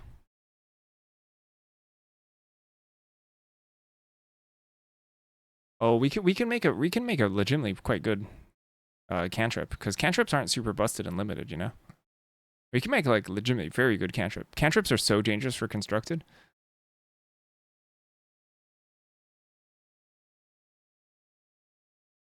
What would be a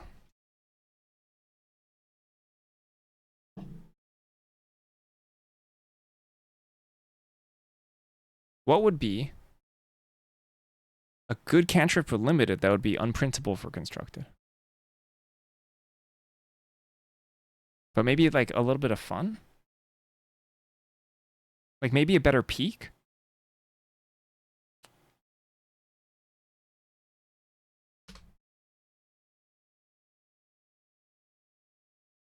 Is peak fun?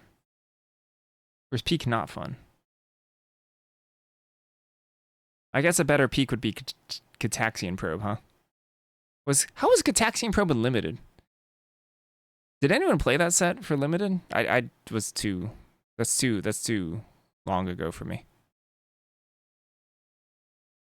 Was Gitaxian Probe peak wasn't fun? Okay. Peaking isn't fun. Probe was messed up even in limited? Okay. Was it the free aspect or was it the peaking aspect?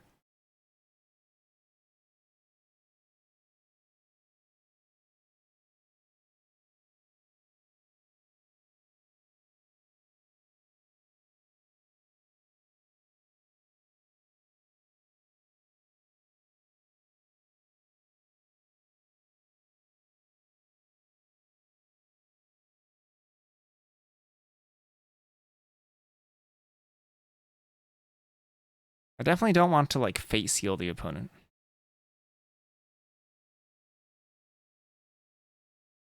I'm wondering if seeing any of the opponent's hand is like at all an interesting card. Anything about seeing the opponent's hand? Or does it make the game less fun when you have more information?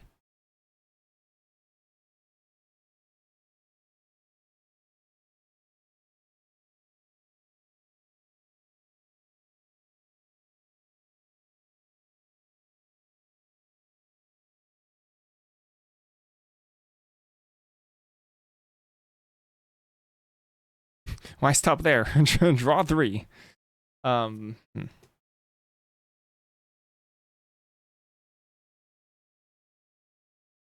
if it's like a half peak, so they get to choose what to hide?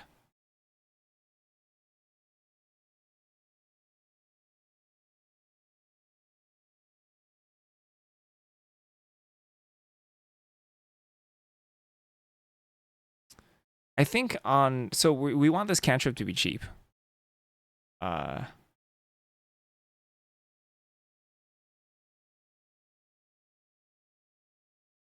So unfortunately, I think adding something like a second card on it in any capacity is a little too strong.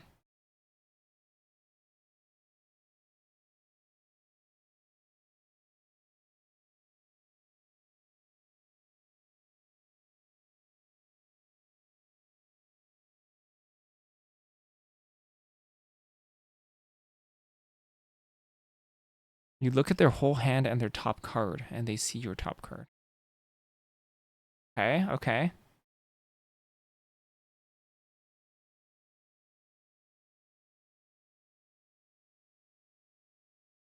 Now we're going towards like interference, right?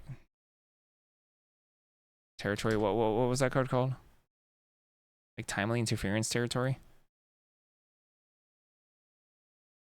I would love it to say up to 1 creature. Those are like pretty brutal, right?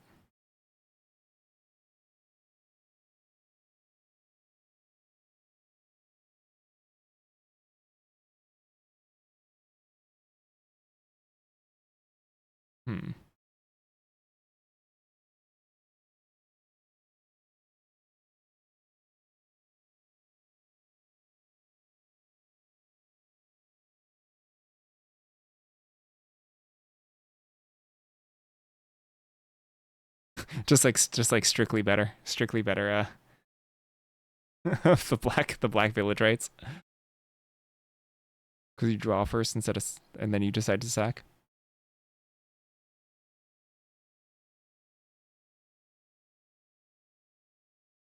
Well, what is the purpose of blue if not to be strictly better than black?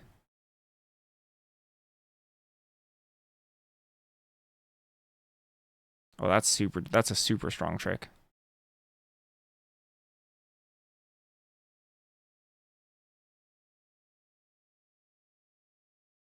That one's a little bit too pushed, I think, to give another creature +0/+1. If it's a 1 mana cantrip, that is. That's really, really strong.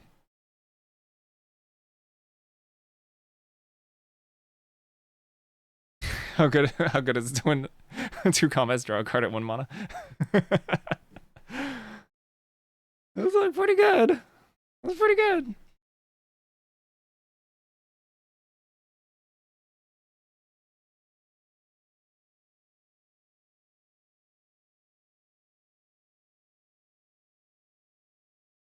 To something.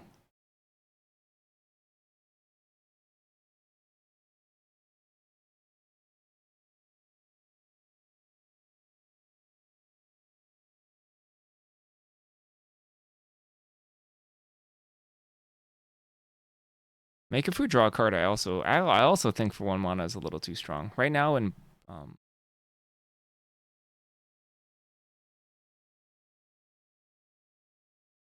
here we have to be careful not to put food on literally every single card. I should probably measure that. We need to, I think we need to measure how much food makers we want at each rarity. And put like a limit on it. Because right now, Banana Split makes a food. I mean, we could change Banana Split. It's just called Banana Split, so we thought it was funny.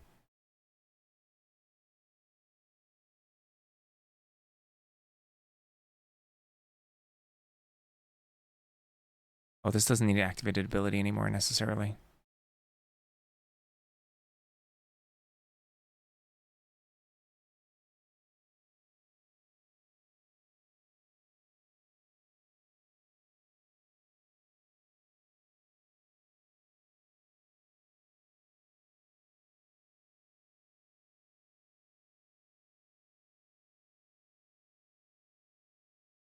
Of commons that create a food?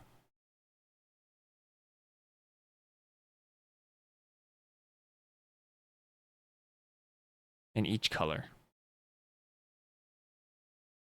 I wonder if 3 is way too high. 3 is a lot of commons in each color that make a food.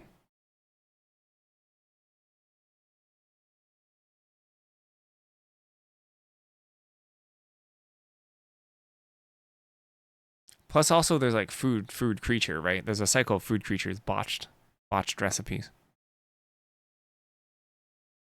that do something on death.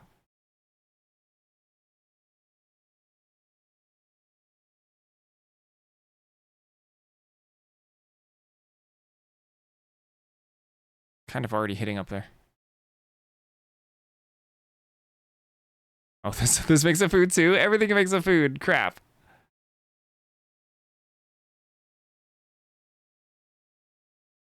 That's already how many cards? 1,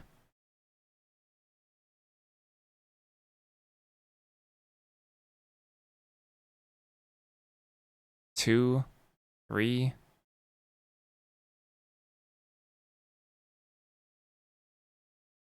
4, 5. Uh-oh. That's already 5 cards. That's already 5 commons that are foods or make a food. Okay, that might not be so good.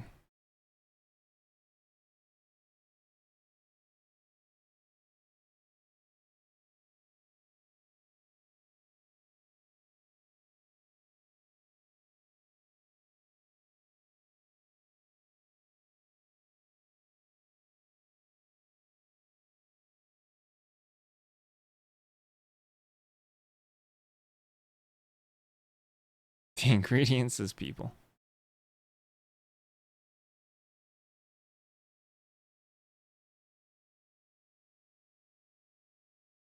Oh, so you could cantrip her for free? And it's what if it's just draw a card, but you can can't. Ooh, maybe that's going in a direction I really like, because that's no way printable and constructed. There's no chance you can print that in constructed. That's broken in half. But I kind of like it for limited. It could even be like opt. Or maybe that's too strong, but whatever. It could be opt. Or even consider. It could totally be consider. Like sorcery speed consider. But you can tap an artifact instead of paying its mana cost. And that would be sick. I kind of like that one.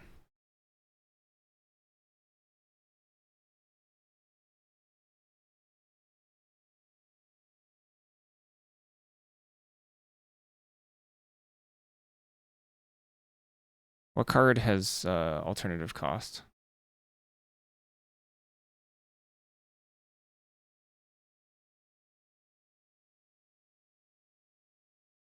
Free spells. Free spells are can be kind of sick and limited, right? Force of Will? Yeah, Force of Will. Solitude? Maybe Solitude? I don't know. Yeah.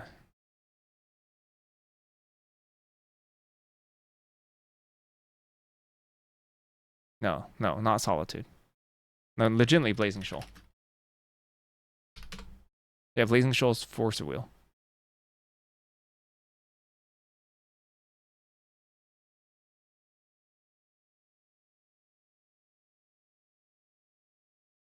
Yeah.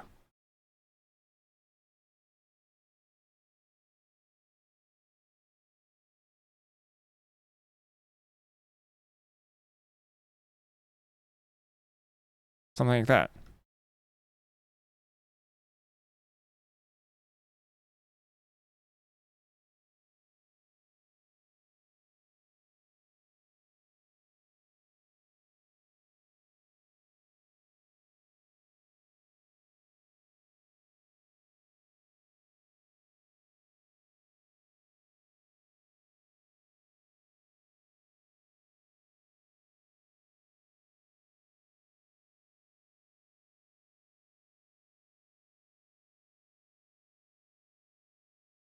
This card is this card is good. I like it. Yeah.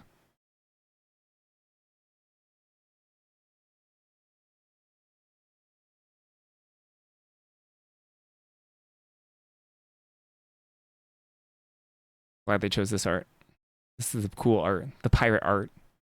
I love my pirate opts.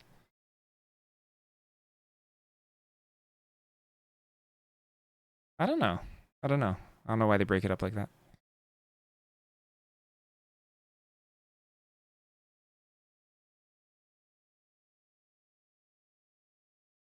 Anyway, this is kind of cool.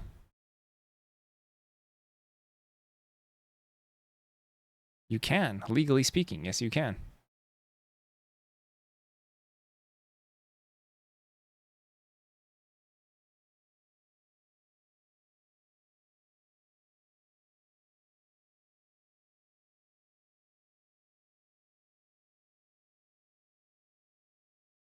I mean, like, we can easily change this to, like, tap 2 untapped artifacts if it turns out that's, like, way too easy. But, yeah, I like it. This is actually, like, juice for is it spells matter stuff.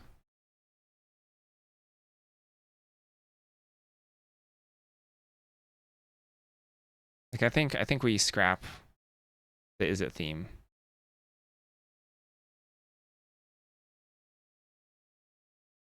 Yeah, also good for blue-white, yeah. Cause I made those cards before we changed the theme of it.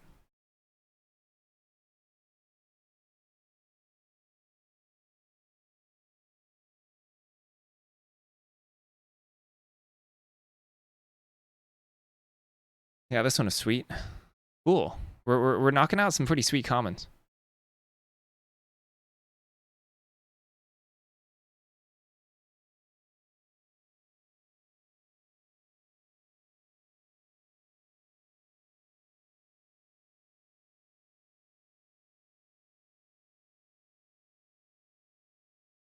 I think this one. I think the card draw spell, like the expensive card draw spell, should be relatively simple. Like maybe it is like sack an artifact or something to reduce its cost.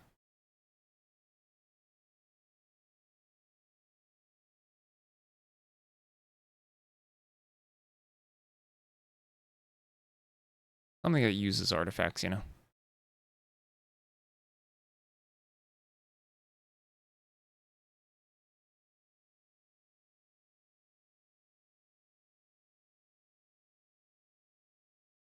It's kind of weird for blue to sack artifacts, though, isn't it?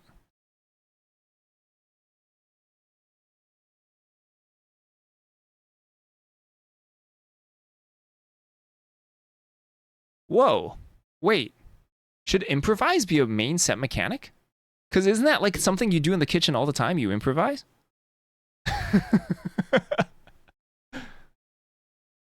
Should improvise just be a normal set mechanic?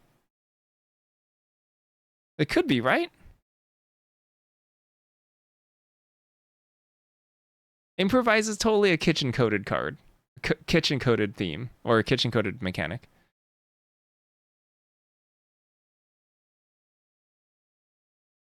In fact, it fits way better in this set than it ever did in Kaladesh. What do you, inventors don't improvise, they meticulously plan their inventions. Why was it in Kaladesh? It should be here in the kitchen. When something goes wrong, you gotta improvise.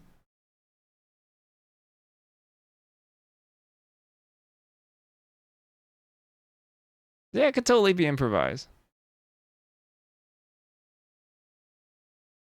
Like this could be an improvised sift or something.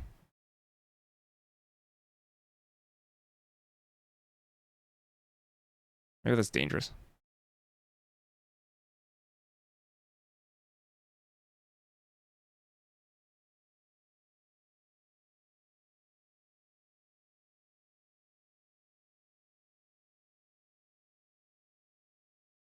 Bam.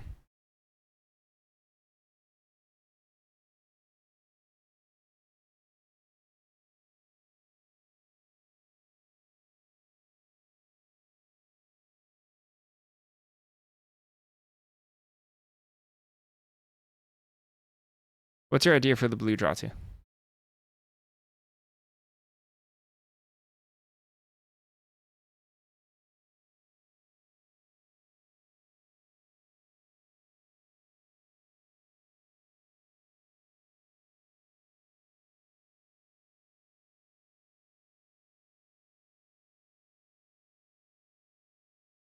It's a 2-mana food artifact that can be sacked. That can also be sacked to draw another card. So you can choose to. So here. Draw 2, discard 1, or tap on tap creature you control. You keep both. That's also really interesting. Hold up. Where are we?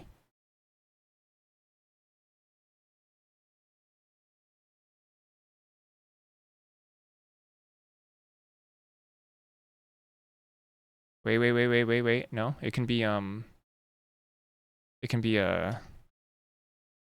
I'm gonna put this at uncommon for now. We can always move it.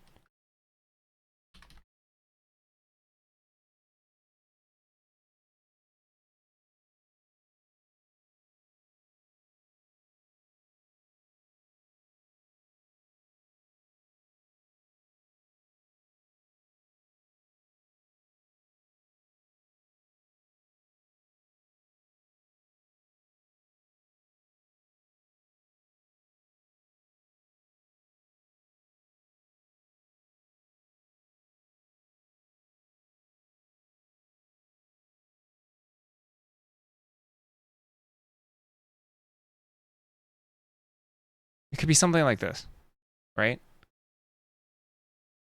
Where you cantrip to draw, and then you get to choose. This is actually just better than divination, isn't it? I wonder if this is too strong. Whatever. It's an uncommon.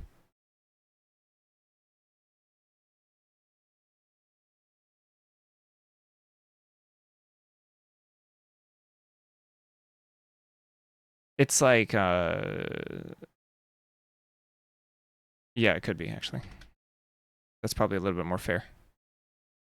Because then this is just like a self-contained Ichor Wellspring. Of course, Ichor Wellspring actually... No. I want it to be stronger than Courier's Capsule at least. So something... This right now is better than Courier's Capsule by a decent amount, which I like. I'm kind of into this. This is kind of nice. Yeah, it's kind of nice.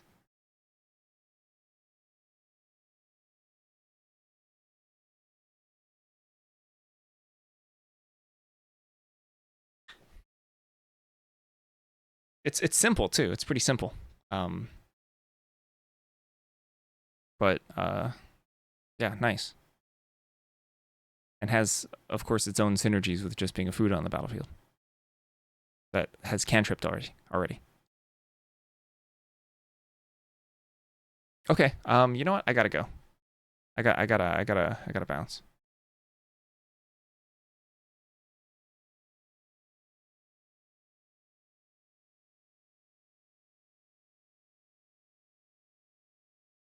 Yeah. Time to go for me. Who's online? Oops, this is probably not where I want to be.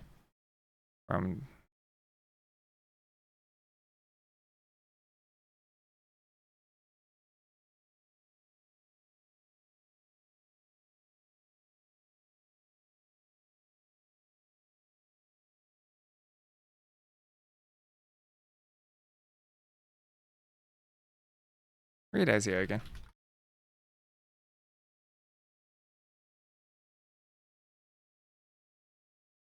All right, bye everybody. Bye bye.